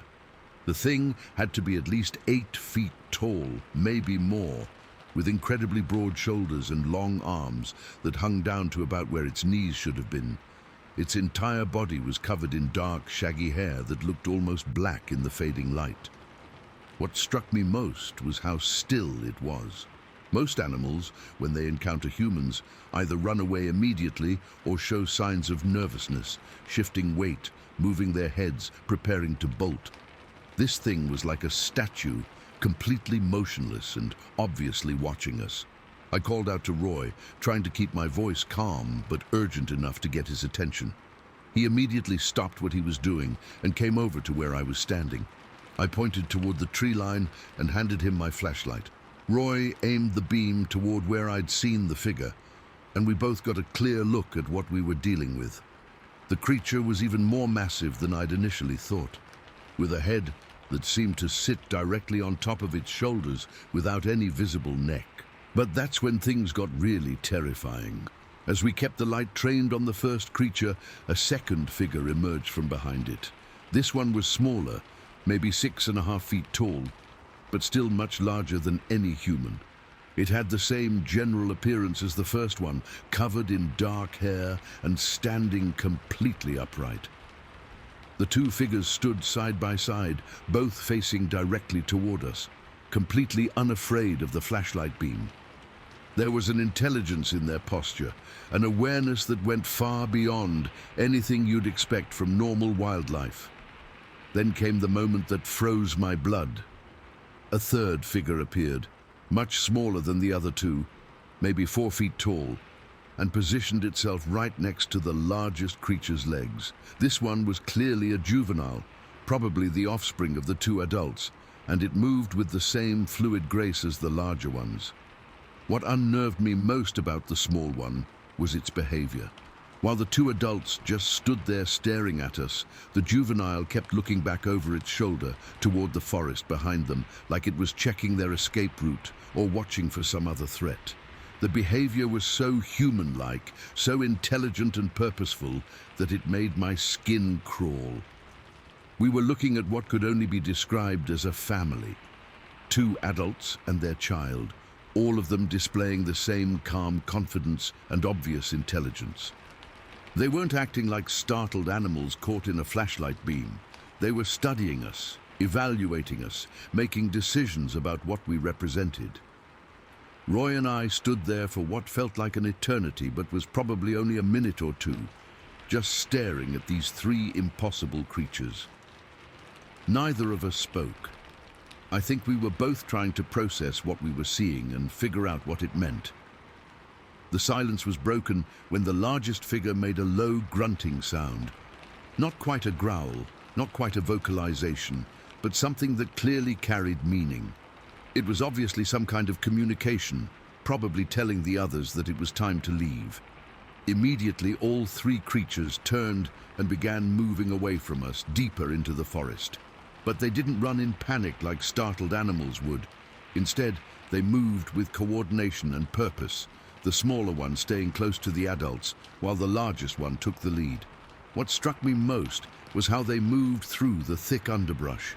Branches and fallen logs that would have stopped or slowed down a human didn't even slow them down. They just pushed through everything in their path with a fluid grace that seemed almost supernatural. Within seconds, they had disappeared completely into the forest, vanishing beyond the range of our flashlight beam. The forest went back to its normal quiet, with just the sound of wind in the trees and the hum of the electronic equipment behind us. Roy and I stood there for several more minutes, listening and watching for any sign that the creatures might return. Neither of us spoke. I think we were both trying to make sense of what we'd just witnessed. Finally, Roy broke the silence by suggesting we finish up his work and get out of there as quickly as possible. I couldn't have agreed more. Whatever those things were, I didn't want to be in that isolated location when full darkness fell. Roy packed up his tools and equipment in record time, working with an efficiency that suggested he was just as eager to leave as I was. I secured the equipment panel and made sure the compound gate was properly locked before we loaded up the Humvee. The drive back to the main base was completely silent. Both of us seemed lost in our own thoughts, trying to process what we'd experienced and figure out what it meant. When we finally reached the motor pool, Roy just nodded at me, loaded his gear into his truck and drove away without saying a word. I went back to my barracks and tried to write up a routine security report covering the escort mission. I sat there for 20 minutes with a pen in my hand, trying to figure out how to describe what had happened without sounding like I'd lost my mind. In the end, I wrote only that we had encountered large wildlife in Training Area 7 and that the maintenance mission had been completed successfully with no security incidents. Just a brief, generic report that wouldn't raise any questions or require follow-up. But over the following weeks, I started hearing stories from other soldiers and contractors that made me realize our encounter might not have been isolated. A few weeks after my experience with Roy, another contractor mentioned to me that he'd seen shapes like that in Training Area 14. He described massive bipedal figures moving through the forest at dusk, always staying just far enough away to avoid clear identification. Other soldiers told me about a giant shadow that had crossed a dirt training road during a night exercise, moving upright like a person but too large to be human. They said it crossed the road in just a few strides before disappearing into the forest on the other side. One guy mentioned hearing what he called monkey fights near some of the old concrete bunkers scattered throughout the remote areas of the base. He described aggressive vocalizations echoing through the forest that didn't match any known wildlife in the Pacific Northwest. None of these incidents ever made it into official reports. There was an unspoken understanding that certain experiences were better left undocumented, especially if you wanted to maintain your credibility and avoid unwanted attention from higher command. I learned that at Fort Lewis, like probably at most military installations in remote areas, there were things that happened in the deep woods that soldiers encountered but never talked about formally. Things that didn't fit into official categories and couldn't be explained using conventional knowledge.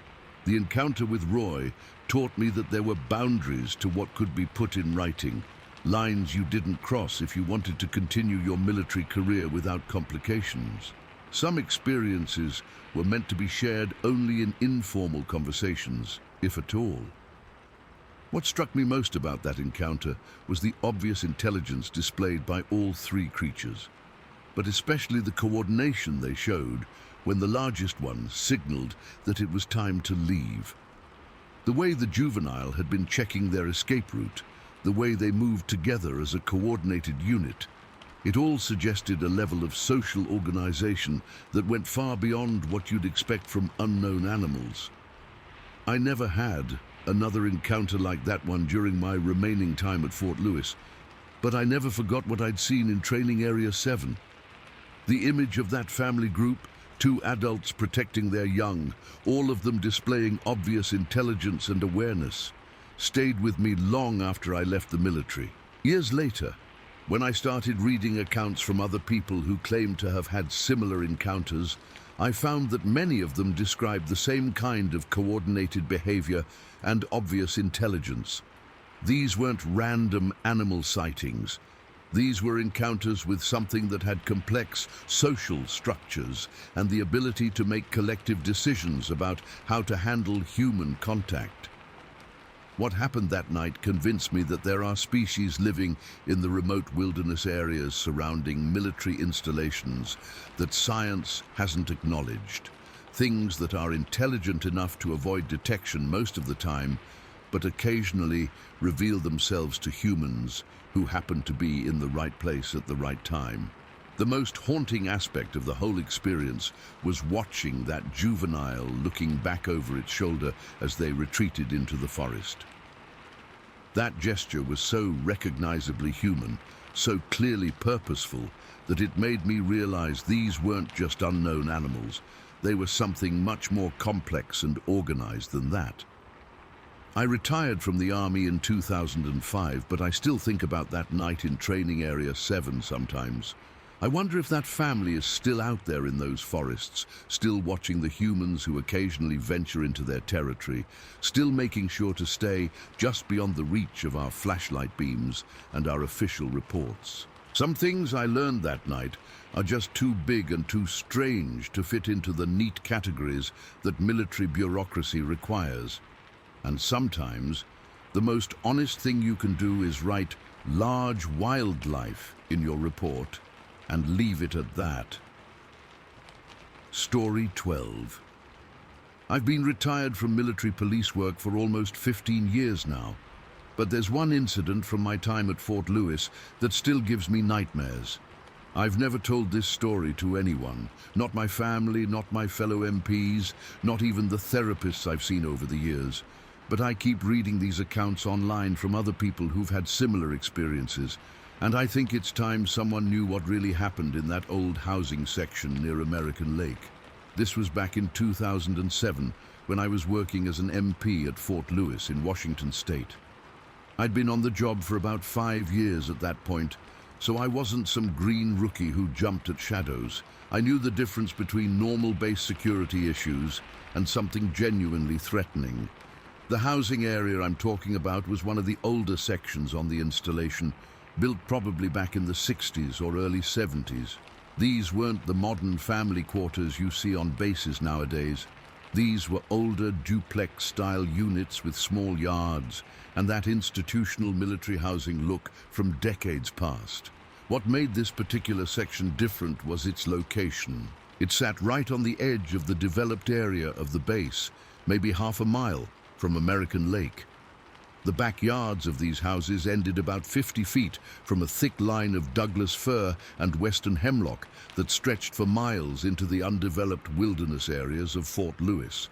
By 2007, most of these units were either vacant or housed families who were waiting to be moved to newer housing.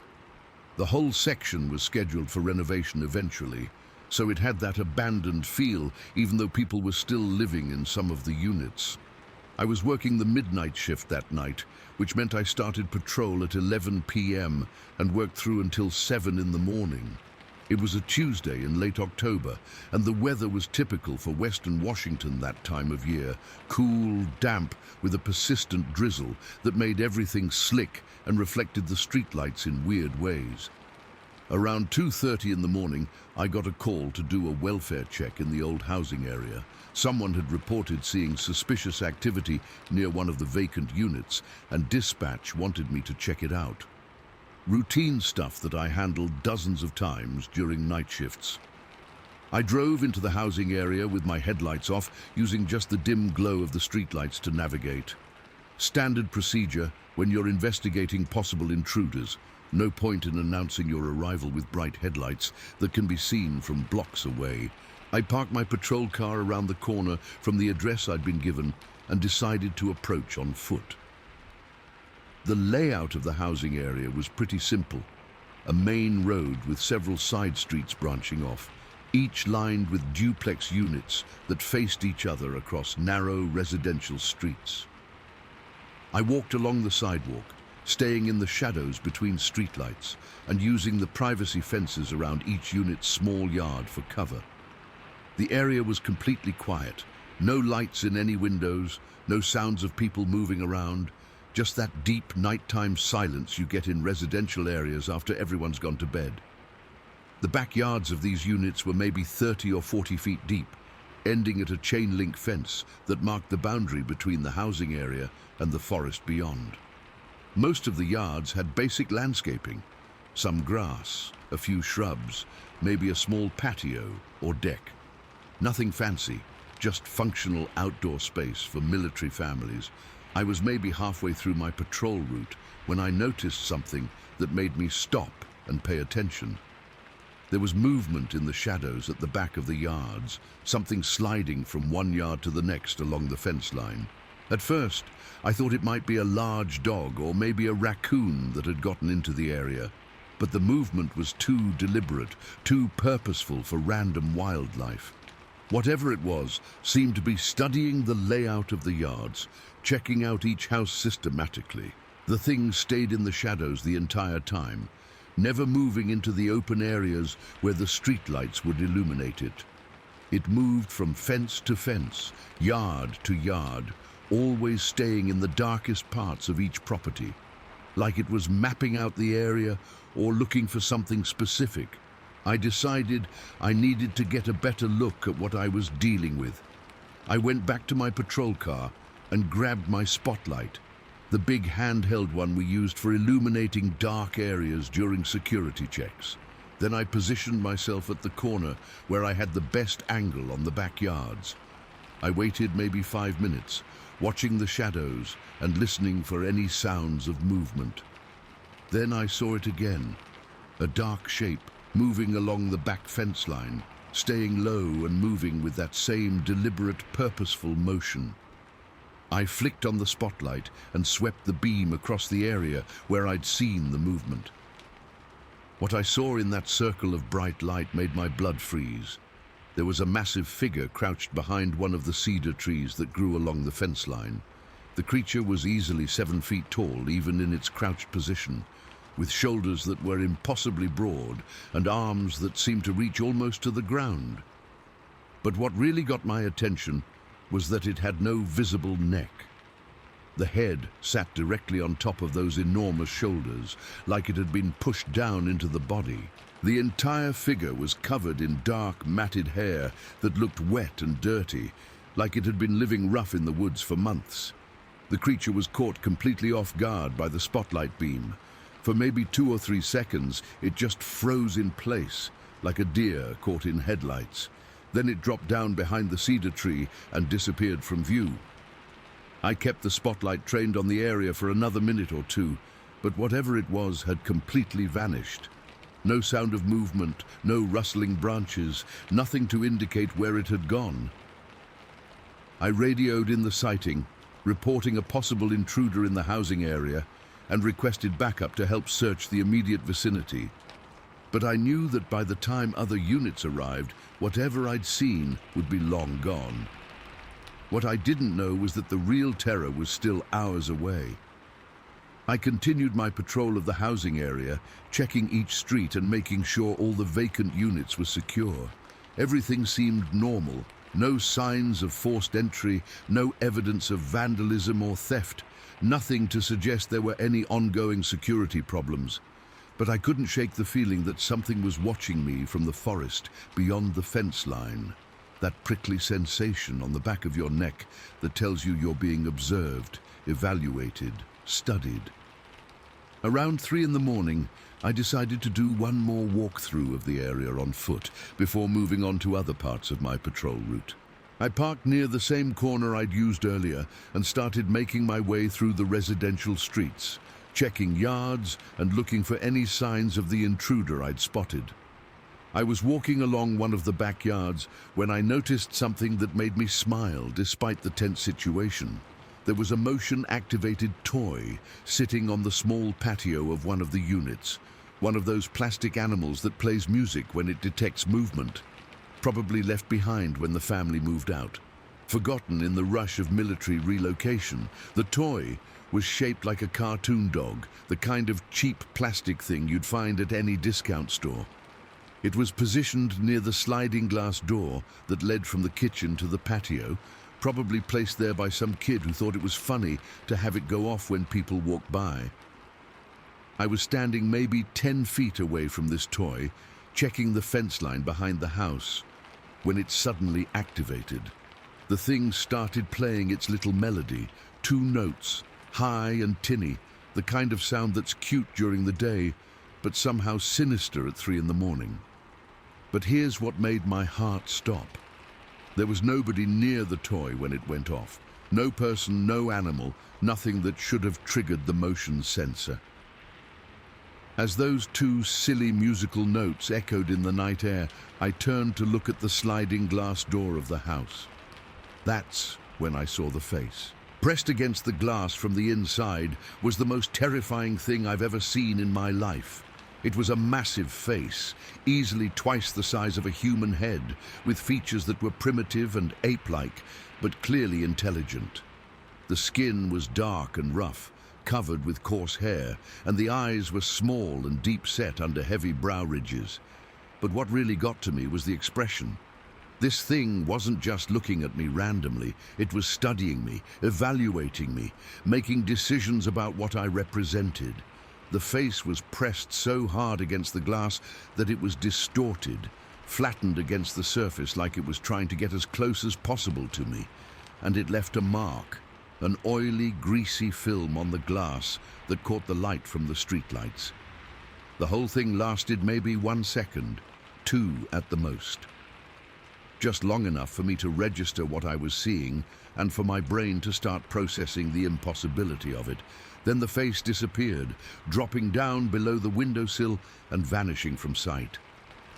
I broke into a run immediately, heading for the front of the house to see if I could catch whatever had been inside. But when I got to the front door, it was locked tight and showed no signs of forced entry. The windows were all secure, and there was no indication that anyone had broken into the house. But when I went back to check the patio area, I found clear evidence that something had been there. The grass behind the house was flattened in a wide swath, leading from the sliding glass door all the way to the fence line. Whatever had been in that house was big enough and heavy enough to leave a trail when it moved. I followed the trail of disturbed grass to the chain-link fence that separated the housing area from the forest. There, I found something that made my hands shake. A section of fence post had been snapped off cleanly, like something incredibly strong had grabbed it and twisted it until the metal gave way. I called for backup again and spent the next hour searching the immediate area with 2 other MPS who responded to my call. We found footprints in the soft soil near the broken fence, massive impressions that were clearly not made by any human foot. But the most disturbing discovery was on the porch railing of the house where I'd seen the face. In the thin layer of dew that had settled on the wooden rail, there was a clear handprint. It was enormous, probably 8 or 9 inches across, and showed individual finger impressions that were much longer than human fingers. I took photos of everything and filed a detailed report, but I left out the specifics about the face at the window and the motion sensor toy going off. I wrote it up as a possible intruder incident, noting the property damage and the evidence of a large individual in the area. My sergeant read the report and asked a few questions about the size of the footprints and the nature of the fence damage, but he didn't seem particularly concerned. Fort Lewis was surrounded by thousands of acres of wilderness, and wildlife encounters were fairly common. What I didn't expect was what happened over the following weeks. Within days of my incident, other residents in that housing area started calling in complaints. People reported garbage cans being overturned during the night, strange scratching sounds on their windows, and pets that refused to go outside after dark. One family reported that something had tried to open their back door during the night, rattling the handle and pushing against the frame hard enough to make the whole door shake in its frame. They'd called the MPs, but by the time a patrol unit arrived, whatever it was had disappeared. Another resident found muddy handprints on their kitchen window, prints that were too large to be human and positioned too high on the glass to have been made by someone standing on the ground. The most disturbing report came from a family with young children.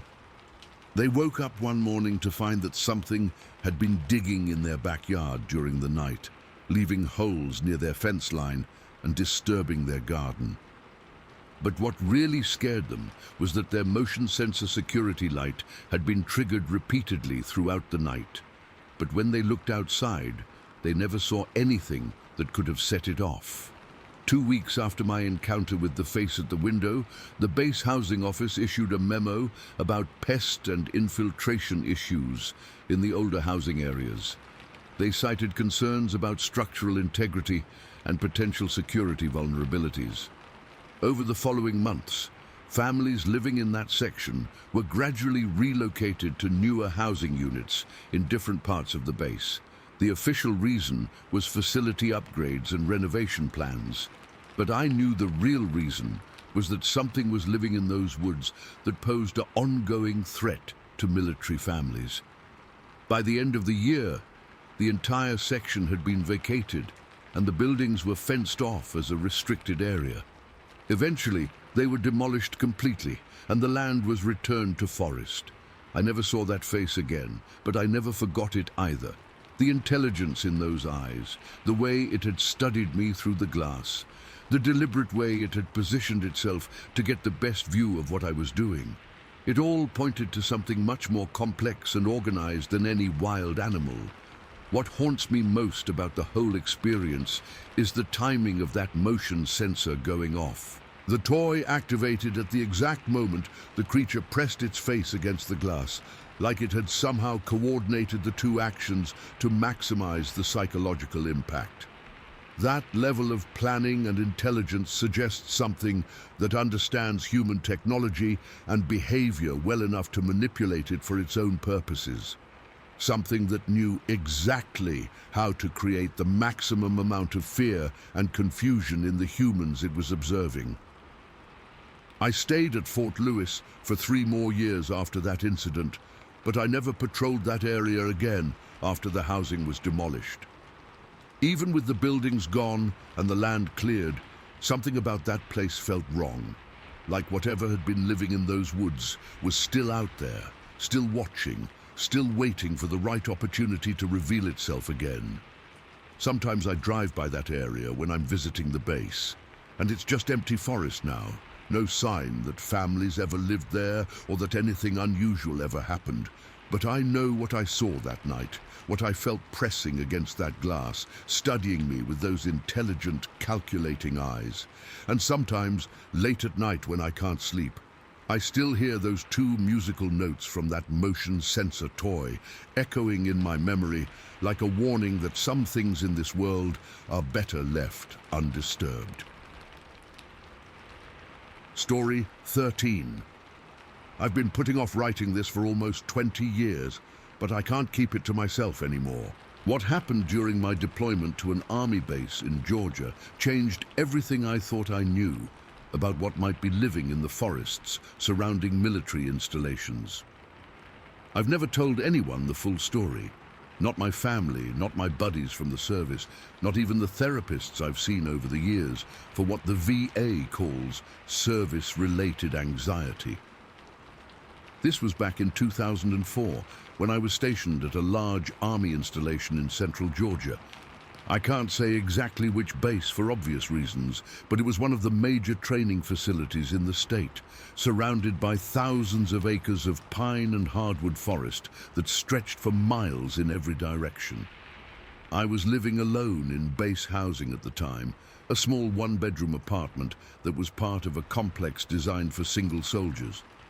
The housing wasn't anything special, just basic military quarters with standard-issue furniture and that institutional feel that all military buildings seem to have. What made my particular apartment different was its location. While most of the units in the complex faced inward toward parking areas and common spaces, mine was positioned on the back edge of the development. My back door opened onto a small concrete patio, maybe 8 feet by 10 feet, and beyond that was just a narrow strip of grass that ended at a 6-foot chain-link fence. On the other side of that fence was forest. Not the kind of managed woodlands you might find near suburban developments, but genuine wilderness, thick stands of loblolly pine and oak trees extending as far as you could see. During the day, you could make out individual trees and the general lay of the land, but at night it was just a wall of darkness that seemed to swallow up any light from the housing area. I'd been living there for about 8 months when things started getting strange. It began with small things that I mostly ignored at first. Sounds from the forest that didn't quite match the wildlife I knew lived in the area, occasional glimpses of movement in my peripheral vision when I looked out the back window, trash cans getting knocked over even when there wasn't any wind. The night everything changed was a Thursday in early September. It had been hot and humid all day, typical Georgia summer weather, and even after sunset, the temperature was still in the mid-80s. I'd been putting off taking out the garbage all day, waiting for it to cool off enough to make the walk to the dumpsters bearable. Around 9 o'clock that evening, I finally decided I couldn't put it off any longer. The dumpsters for our section of housing were located about 150 yards away, near the front of the complex, which meant a decent walk, carrying a bag of trash in the heat and humidity. I grabbed my garbage bag from the kitchen and headed out the back door. I always used the back door because there was a path that led around the building toward the dumpster area, and it was shorter than going through the main entrance and walking around the front. As soon as I stepped outside, I noticed something that made me pause. There was a smell in the air that I'd never encountered before, sharp and acrid, almost like ammonia, but mixed with something organic and unpleasant. It reminded me of wet dog, but stronger and more penetrating. The smell was strong enough that I actually wrinkled my nose and took a step back. I looked around to see if I could identify the source of the odor, thinking maybe someone had dumped cleaning chemicals or there was a dead animal somewhere nearby. But I didn't see anything obvious, and the smell seemed to be coming from the direction of the forest beyond the fence. I figured it was probably just some natural decomposition process happening in the woods. Fallen trees, dead animals, that kind of thing that you'd expect in a forest environment. So I ignored it and started walking toward the dumpsters. The walk took me along a paved path that curved around several buildings before reaching the common area where the dumpsters were located. The path was well lit with standard military street lamps, and I'd walked it hundreds of times without any problems. I tossed my garbage and started heading back toward my apartment, taking the same route I always used. But as I got closer to my building, that strange smell got stronger. By the time I reached my back patio, it was so intense that I had to breathe through my mouth to keep from gagging. That's when I saw it. There was something crouched down next to the chain-link fence, maybe 6 or 8 feet from my back door. At first glance, it looked like it might be a large dog, or maybe a small person. But as my eyes adjusted to the dim lighting, I realized that everything about it was wrong. The thing was about the size of a child, maybe 4 feet tall in its crouched position, but the proportions were completely off. The shoulders were too broad, the arms were too long, and the head was too large for the body size. The entire figure was covered in thick, shaggy hair that looked reddish-brown in the glow from the patio light. But it was the eyes that really got my attention. They were reflecting the available light back at me in an amber glow that was too bright and too steady to be normal. The eyes were positioned in a face that was definitely not human. Flattened features, a protruding jaw, and that same coarse hair covering everything. The creature was crouched down with its arms resting on its knees like it was sitting and watching my apartment. It wasn't moving, wasn't showing any signs of nervousness or fear. It was just sitting there, staring at me with those glowing amber eyes. We looked at each other for what felt like forever, but was probably only 10 or 15 seconds. I was frozen in place, trying to process what I was seeing and figure out what I should do. The creature seemed equally interested in studying me, tilting its head slightly like it was trying to figure out what I was. Then, without any warning, it stood up and moved toward the forest. The movement was fluid and silent, nothing like the awkward gait you'd expect from something that size. It rose from its crouch to its full height, maybe 4.5 feet, and walked to the fence line on 2 legs, moving with a grace that was both natural and unnerving. As it reached the fence, the creature turned back to look at me one more time. Those amber eyes locked onto mine for another few seconds, and I got the distinct impression that it was memorizing my face, studying me for future reference. Then it simply stepped through the fence. I don't mean it climbed over or crawled under. It just walked through the chain link like it wasn't there. 1 second it was on the housing side of the fence. The next second it was in the forest, moving between the pine trees with that same silent, fluid motion. I stood there on my patio for several more minutes, listening and watching for any sign that the thing might come back. My heart was pounding and my hands were shaking from the adrenaline rush. But the forest had gone completely quiet, and I never saw the creature again that night.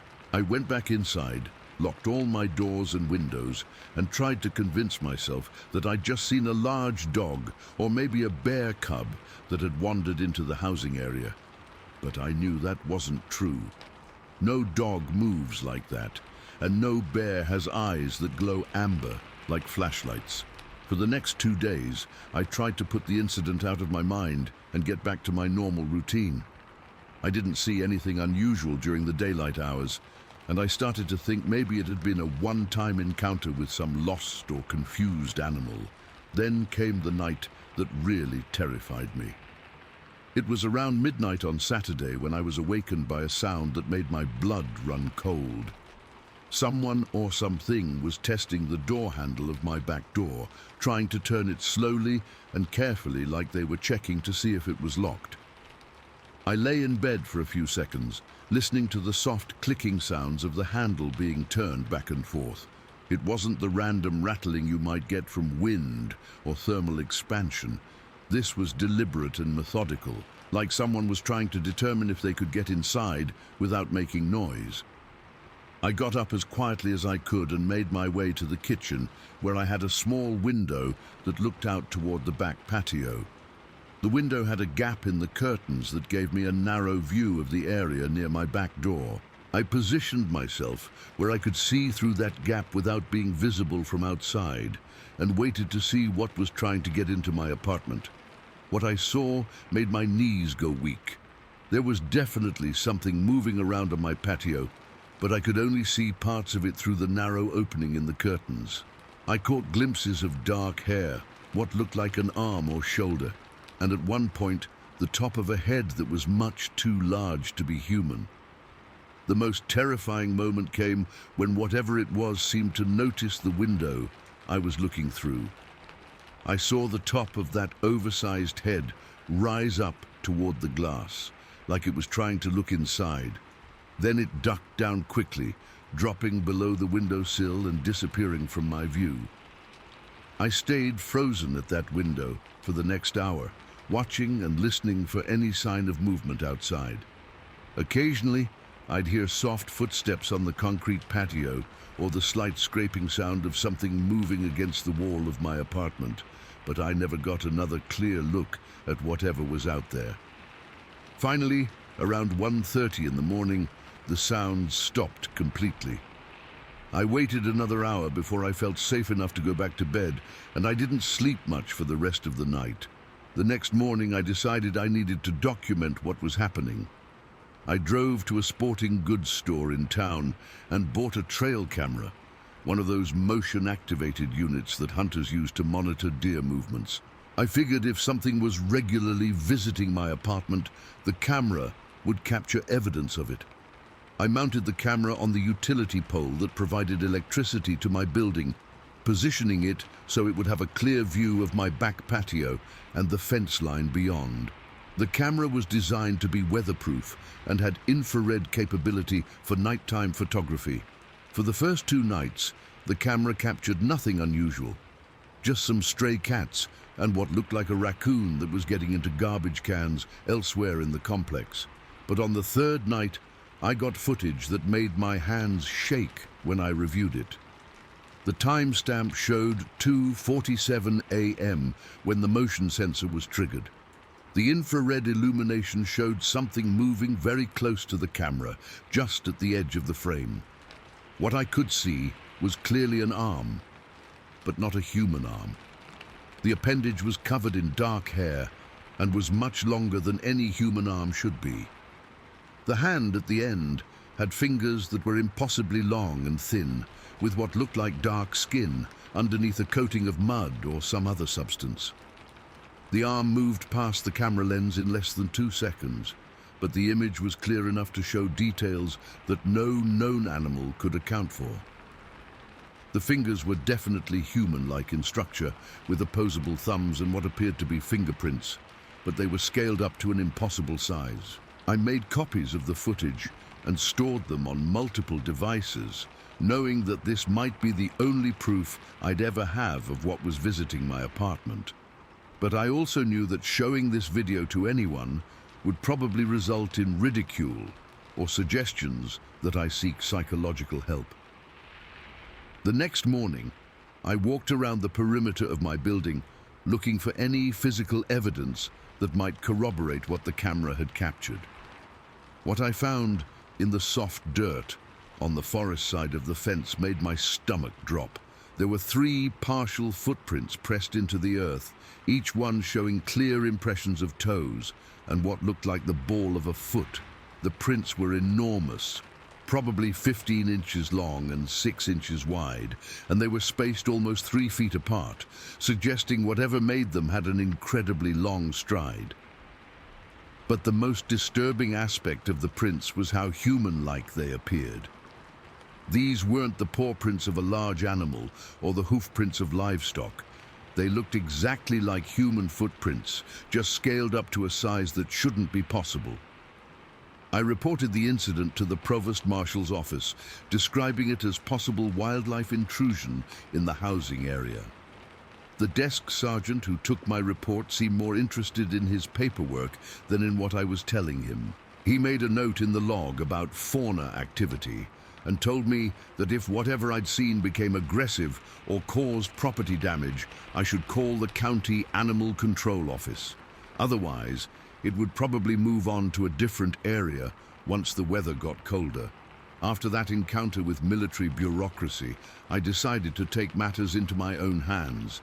I started locking every door and window in my apartment as soon as the sun went down, and I avoided using the path to the dumpsters after dark. But the most unsettling discovery was that my midnight visitor hadn't gone away.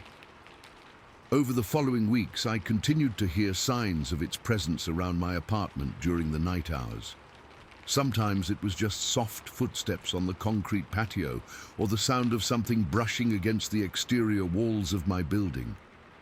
But occasionally, I'd hear what sounded like low grunting or breathing sounds, like something large was moving around just outside my walls.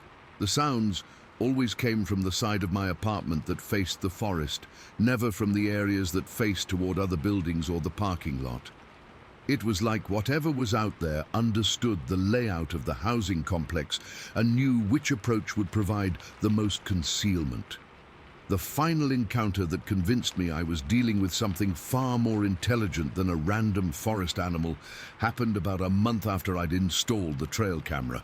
I was lying in bed around 3 in the morning when I heard that same low grunting sound I'd become familiar with over the previous weeks.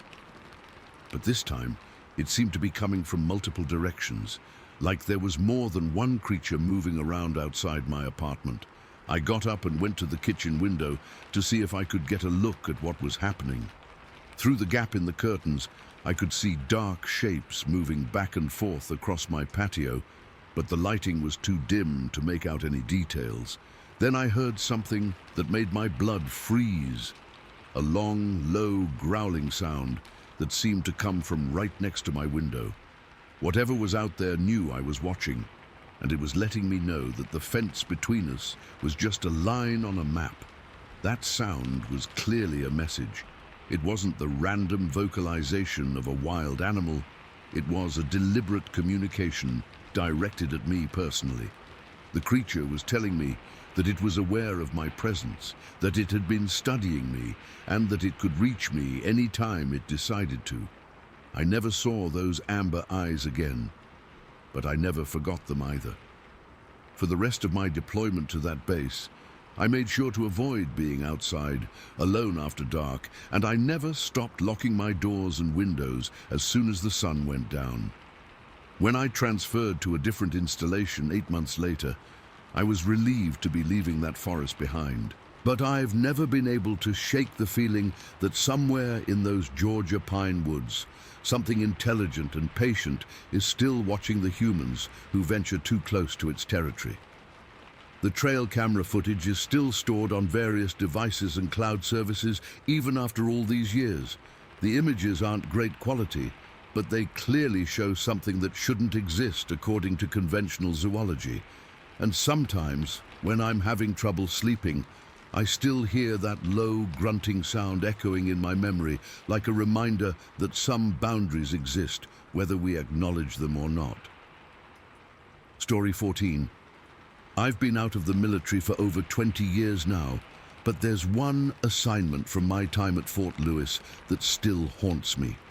I've never told anyone the complete story of what happened that evening in Training Area 9, not because I'm worried people won't believe me, but because I'm not sure I fully believe it myself. But I keep seeing these accounts online from other veterans who've had similar experiences. And I think It's time I got this off my chest. This happened back in the spring of 2001, when I was stationed at Fort Lewis in Washington State. I'd been in the Army for about 6 years at that point, working in communications, which meant I often got assigned to escort civilian contractors to remote equipment sites scattered throughout the thousands of acres of training areas that made up the base. Fort Lewis covered a massive amount of territory, dense Pacific Northwest forest, training ranges and communication facilities spread across terrain that could be incredibly isolated. Some of these sites were so remote that you could drive for 30 minutes on dirt roads without seeing another human being or any signs of civilization. The assignment that day was routine. I was supposed to escort a civilian technician to a retransmission relay station located in Training Area 9, which was one of the more isolated sections of the base. The technician needed to do some routine maintenance on the equipment, and my job was to provide security and transportation while he worked. Training Area 9 was accessed by a network of dirt roads that wound through some of the thickest forest on the installation. The terrain was hilly and heavily wooded, with Douglas fir and western hemlock so dense that they blocked out most of the daylight, even during the middle of the day. We left the motor pool around 1600 hours in a standard military Humvee loaded with the technician's tools and some replacement parts for the communications equipment. The weather was typical for western Washington in late spring, overcast but dry, with temperatures in the 60s and that persistent dampness in the air that never quite goes away. The drive to the relay station took about 40 minutes, following increasingly narrow dirt roads that eventually became little more than glorified hiking trails. The deeper we got into the training area, the quieter everything became. No aircraft noise, no distant sounds of other military vehicles, just the hum of our engine and the occasional bird call from the forest around us. The relay station itself was located in a small clearing, maybe 100 feet across, completely surrounded by forest that stretched for miles in every direction.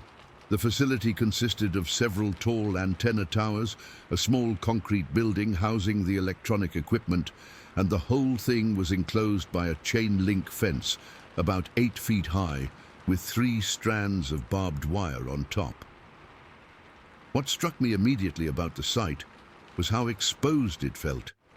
The clearing was lit by several tall floodlights that were designed to illuminate the equipment area for security purposes.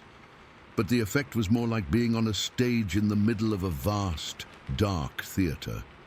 The lights created this bubble of visibility maybe 50 feet in diameter, and beyond that was just impenetrable darkness under the forest canopy. The technician, I'll call him Dave since I can't remember his actual name, was an experienced guy who'd been maintaining Army communications equipment for probably 15 years. He knew exactly what he was doing and got right to work opening up the main equipment panel inside the fenced compound. My job was basically to stand around and provide security, which meant staying alert and making sure nothing interfered with Dave's work. I positioned myself where I could keep an eye on the surrounding forest while still being close enough to help if he needed anything.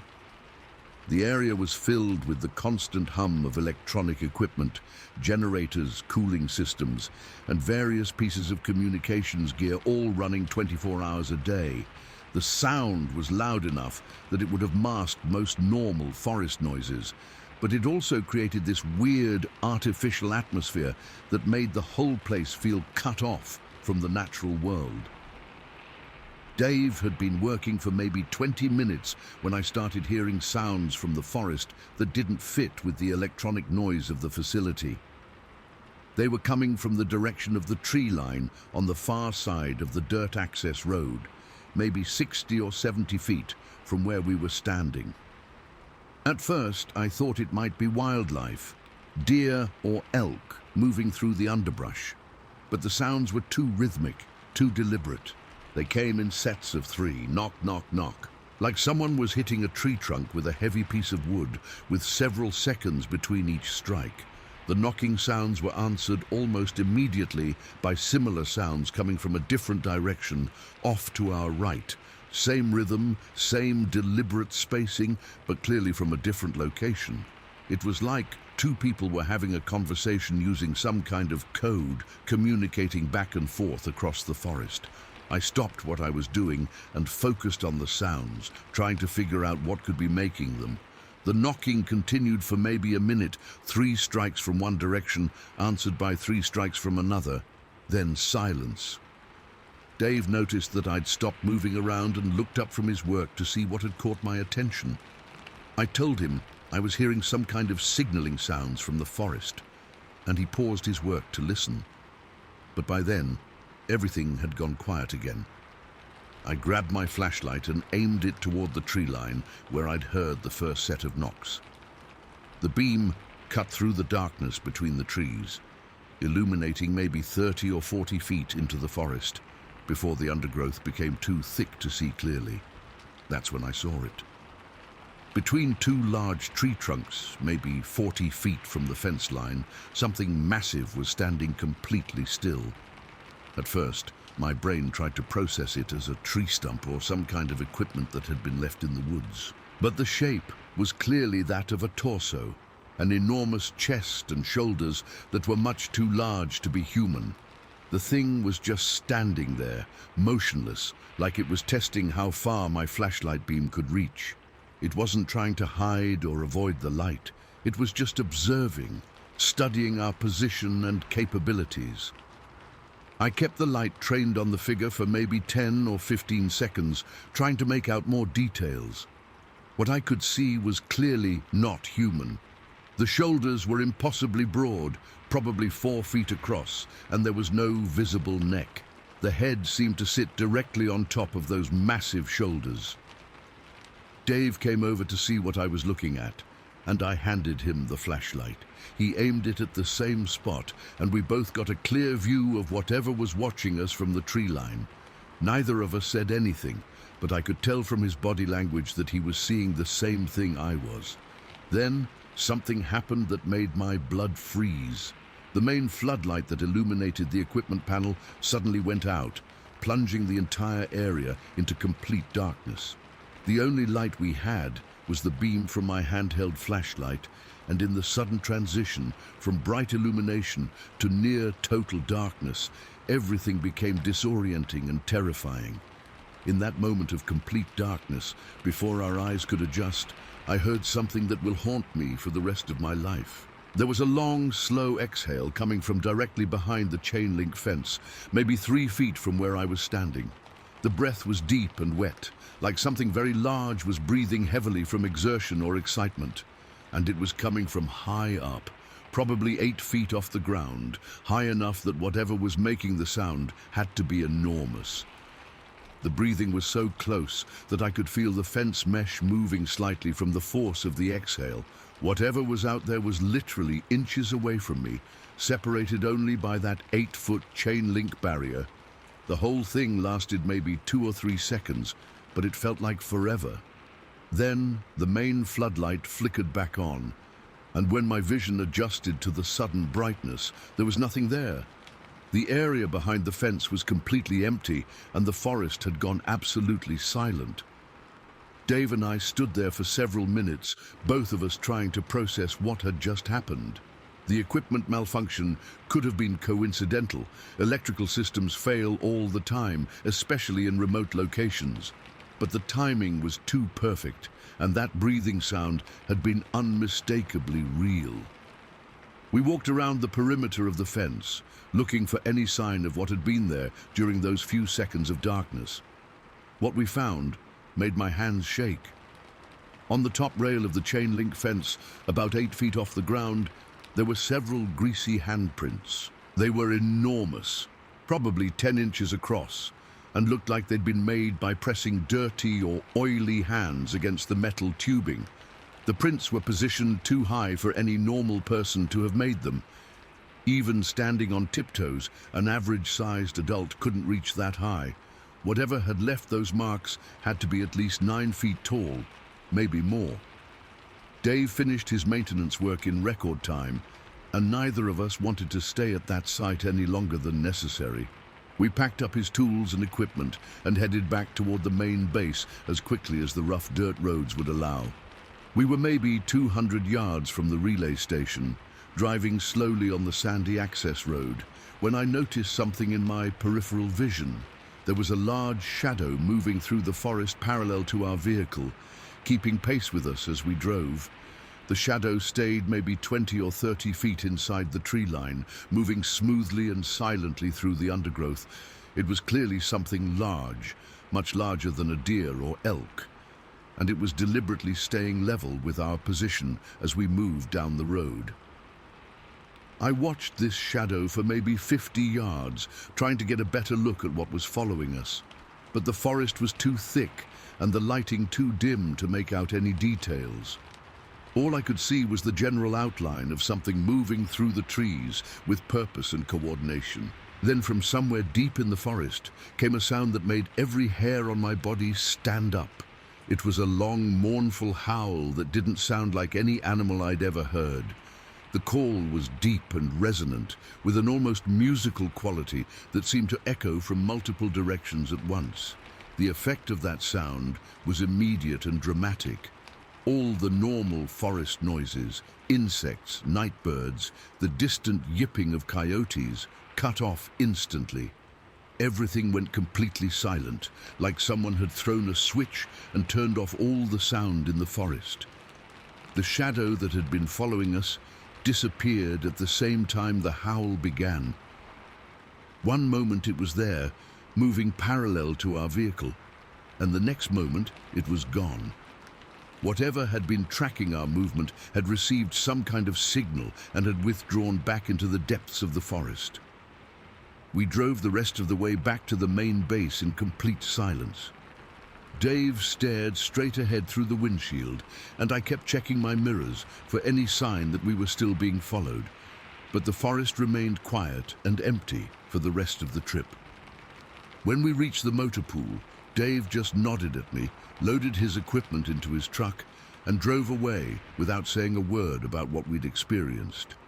I think we both understood that some things are better left undiscussed. I went back to my unit and sat down to write up the routine security report that was required for any escort mission to a remote facility. I sat there for 20 minutes with a pen in my hand, trying to figure out how to describe what had happened without sounding like I'd lost my mind. In the end, I wrote only that we had encountered non-human activity in Training Area 9, but that there had been no direct contact and no threat to personnel or equipment. It was vague enough to avoid questions, but specific enough to cover myself if anyone else reported similar incidents. Over the following weeks, I started hearing rumors from other soldiers about strange activities in various remote areas of Fort Lewis. Training Area 14 was mentioned several times, always in the context of observation posts and communication sites, where personnel had reported feeling like they were being watched. One sergeant told me that several of his soldiers had complained about the sensation that someone was monitoring their activities during night exercises near some of the older concrete bunkers scattered throughout the training areas. They described feeling like they were under constant surveillance, even when they were in positions that should have been completely isolated. Another guy mentioned that maintenance crews working on communication equipment had started requesting additional security escorts for assignments in certain remote areas. Nothing official, just informal requests based on feelings of unease and incidents that were too vague to put in reports. I never had another experience like the one in Training Area 9, but I never forgot the sound of that breathing right behind the fence, or the sight of those greasy handprints positioned impossibly high on the metal railing. The intelligence behind the whole incident, the coordinated knocking signals, the timing of the equipment failure, the systematic surveillance of our activities, suggested something far more complex than random wildlife encounters. What struck me most was how organized and purposeful everything seemed.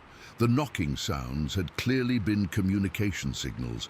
The equipment failure had occurred at the exact moment that would create maximum psychological impact.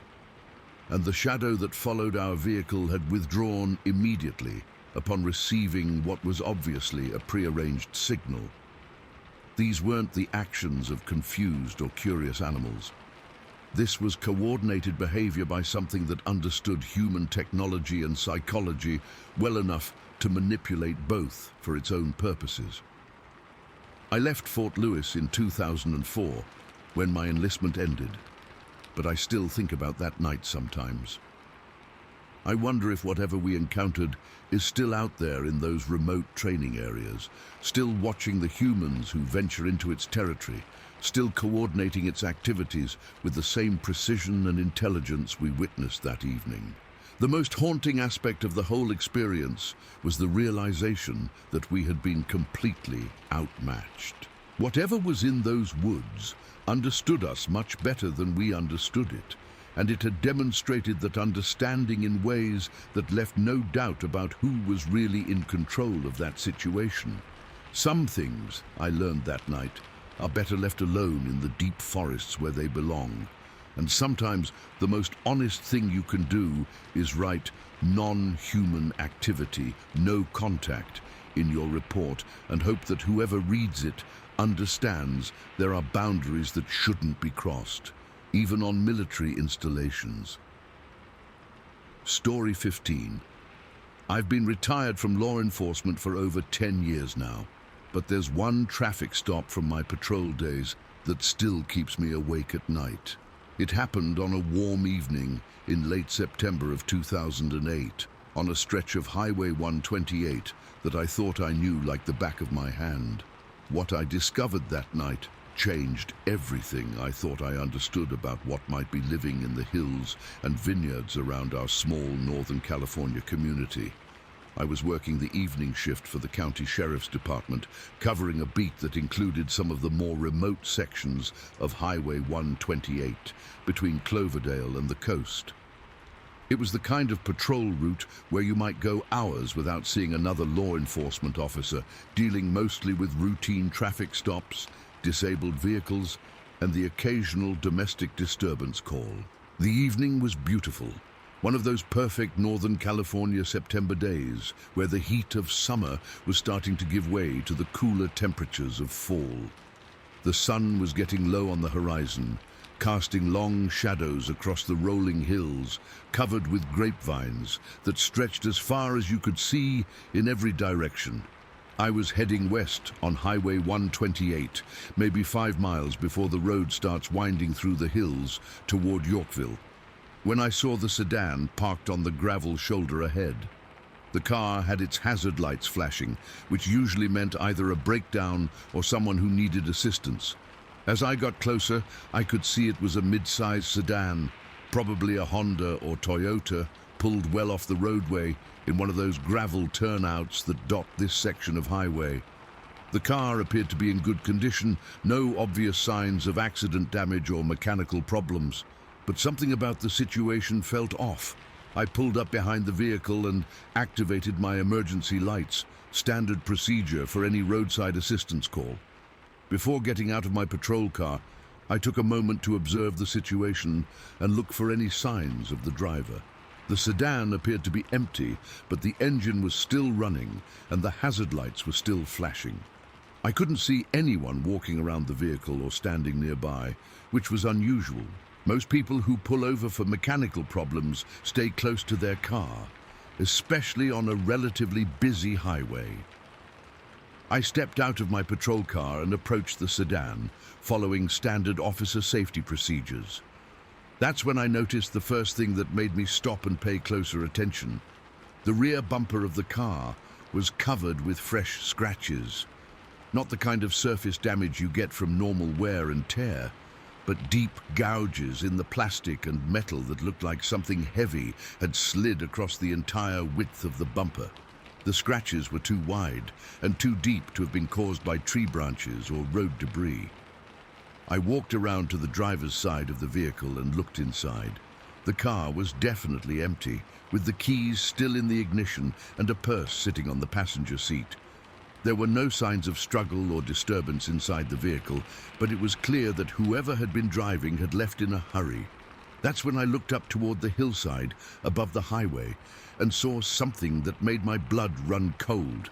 The road at this point runs along the bottom of a steep slope that's covered with vineyard plantings. The grapevines are planted in neat rows that follow the contours of the hill, with gravel pathways between each row for farm equipment access. It's beautiful countryside that I'd driven past hundreds of times without paying much attention to the details. But now, looking more carefully at the vineyard above me, I could see clear evidence that something large had been moving through the grape plants recently. The soft soil between the vine rows showed what were obviously footprints, but they were enormous, easily twice the size of my own boots. The prints were clearly visible in the loose dirt, showing distinct toe impressions and what looked like the heel and arch of a giant foot. Each print had to be at least 16 or 18 inches long and maybe 8 inches wide. They were spaced about 3 feet apart, suggesting whatever made them had an incredibly long stride. I climbed up the embankment to get a closer look at the prints, and what I found made my hands shake. Not only were the footprints huge, but they were clearly fresh, probably made within the last few hours.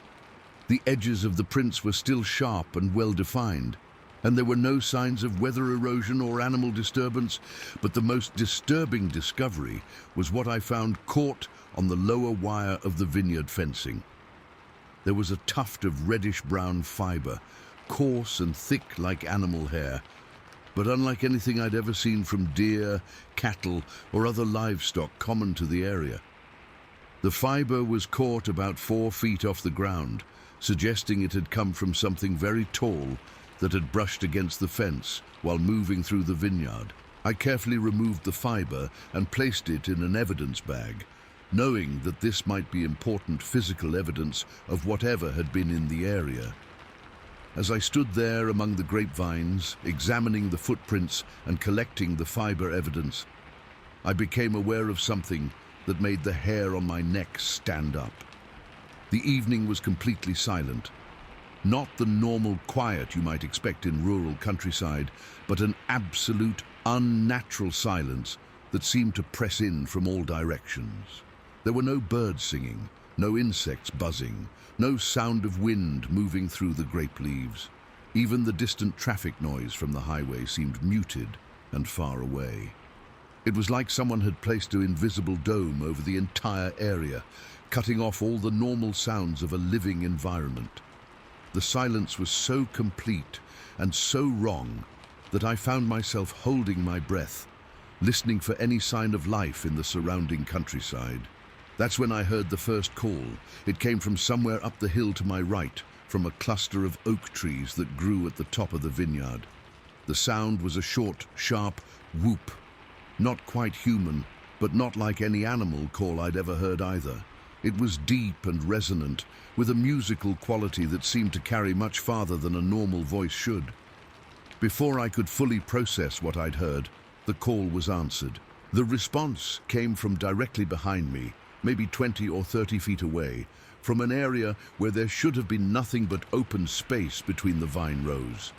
The answering whoop was identical in tone and pattern to the first one, but it was coming from ground level, not from up in the trees. I spun around to look for the source of the second call, but I couldn't see anything that could have made that sound. The vineyard rows behind me were clearly visible, and there was nowhere for a person or large animal to hide. But the sound had definitely come from that area, close enough that whoever or whatever made it had to be within a few yards of where I was standing. My heart was pounding as I tried to figure out what was happening. The two calls had obviously been some kind of communication, a coordinated exchange between two individuals who were tracking my movements and reporting my position to each other. I started making my way back down the embankment toward the highway, moving carefully but trying not to show any signs of panic. Every instinct I had was telling me to get out of that vineyard immediately and get back to the relative safety of my patrol car. As I reached the bottom of the hill and approached the sedan, something happened that made me freeze in terror. The brake lights of the empty car suddenly flashed on. Not the gentle glow you get when someone lightly touches the brake pedal, but the full, bright illumination that comes from pressing the pedal all the way to the floor. The light stayed on for maybe 3 or 4 seconds, then went off again. I stared at the car, trying to figure out what could have caused the brake lights to activate when there was clearly no one inside the vehicle. The engine was still running, but that wouldn't explain the brake lights. Something had to have pressed down on the brake pedal with significant force. That's when I realized what must have happened. There was additional weight in the car, probably in the trunk, that had shifted when I was up in the vineyard examining the footprints. Something heavy enough to rock the vehicle and accidentally activate the brake pedal through the movement of the car itself. I looked more closely at the sedan and noticed that it was sitting slightly lower in the rear than it should have been. The back end was compressed, like there was a heavy load in the trunk, but from the outside there was no obvious sign of what might be causing the extra weight. I was debating whether to try to open the trunk and investigate when I heard movement from up in the vineyard. I looked back toward the hillside and saw something that defied every rational explanation I could think of. There was a large, dark shape moving between the rows of grapevines, but it wasn't walking or running like a normal person or animal would. The shape was moving in a straight line across the slope, cutting directly through the vineyard rows without deviating around the individual grape plants or following the established pathways. It was like watching something that was too large and too powerful to be bothered by obstacles that would stop or slow down anything else. What struck me most was how the shape moved through the vines without disturbing them. Normal passage through a vineyard would involve pushing branches aside, stepping around support posts, maybe breaking some of the more fragile shoots. But this thing seemed to flow through the plants like they weren't even there. The shape was visible for maybe 5 or 6 seconds as it crossed from one side of the vineyard to the other. Then it disappeared behind a ridge. And a moment later, I heard the sound of small rocks and pebbles rolling down the hillside, like something very heavy had disturbed the slope and caused a minor landslide. I stood there for several more minutes, watching the vineyard and listening for any additional sounds or signs of movement. But everything had gone back to that unnatural silence, and I never saw the shape again. Finally, I heard the sound of footsteps on gravel, and a middle-aged woman appeared walking down the highway from the direction of Yorkville. She was clearly distressed, walking quickly and looking over her shoulder like she expected to be followed. When she saw me standing next to her car, she practically ran the last 50 yards to reach me. She was out of breath and obviously frightened, and it took several minutes before she was calm enough to give me a coherent explanation of what had happened. She told me she'd been driving home from visiting friends in Yorkville when she'd heard something land on her car roof with a heavy thud. At first, she thought it might be a large branch that had fallen from an overhanging tree, but then she heard sounds like something was moving around on top of her vehicle. The sounds got worse as she continued driving, scratching noises, the sound of something heavy sliding back and forth across her roof, and what sounded like attempts to pry open her sunroof from the outside. She'd pulled over at the first safe location and run from her car, too frightened to stay and see what might climb down from the roof. She'd walked almost 2 miles toward Yorkville before turning around and coming back, hoping that whatever had been on her car would be gone by the time she returned. She'd been hiding in the trees up the road for the past hour, waiting and watching to see if it was safe to approach her vehicle. I checked her car thoroughly inside and out, but found no signs of whatever might have been on the roof. The scratches on the rear bumper could have been caused by something sliding off the back of the vehicle, but there was no way to determine what might have made them. I collected the fiber evidence I'd found in the vineyard and took photographs of the footprints, though I knew the images wouldn't be clear enough to serve as definitive proof of anything. The whole incident was too strange and too ambiguous to result in any kind of official investigation. I escorted the woman back to her car and recommended that she drive directly to Cloverdale without stopping anywhere along the way. Whatever had been in the area might still be around, and the safest thing was to get out of the immediate vicinity as quickly as possible. In my official report, I described the incident as a disturbance in highway margins with photographic evidence attached. I included the fiber sample and the photographs of the footprints, but I kept the description vague enough to avoid questions about what specifically had caused the disturbance. But in my memory, the incident will always be filed as the night when I realized that the peaceful vineyards and oak-covered hills of Northern California might harbor things that don't appear in any official wildlife guides. The coordinated calls from different positions, the massive footprints in the soft soil, the way something had moved through the vineyard without disturbing the plants. It all pointed to intelligence and capabilities that went far beyond anything I'd been trained to handle as a rural law enforcement officer. What haunts me most about that evening is the realization that I was being observed and evaluated by something that understood human technology and behavior well enough to manipulate both. The timing of the brake lights, the strategic positioning of the calls, the way whatever it was had used the car as a means of transportation, it all suggested a level of intelligence that was both fascinating and terrifying.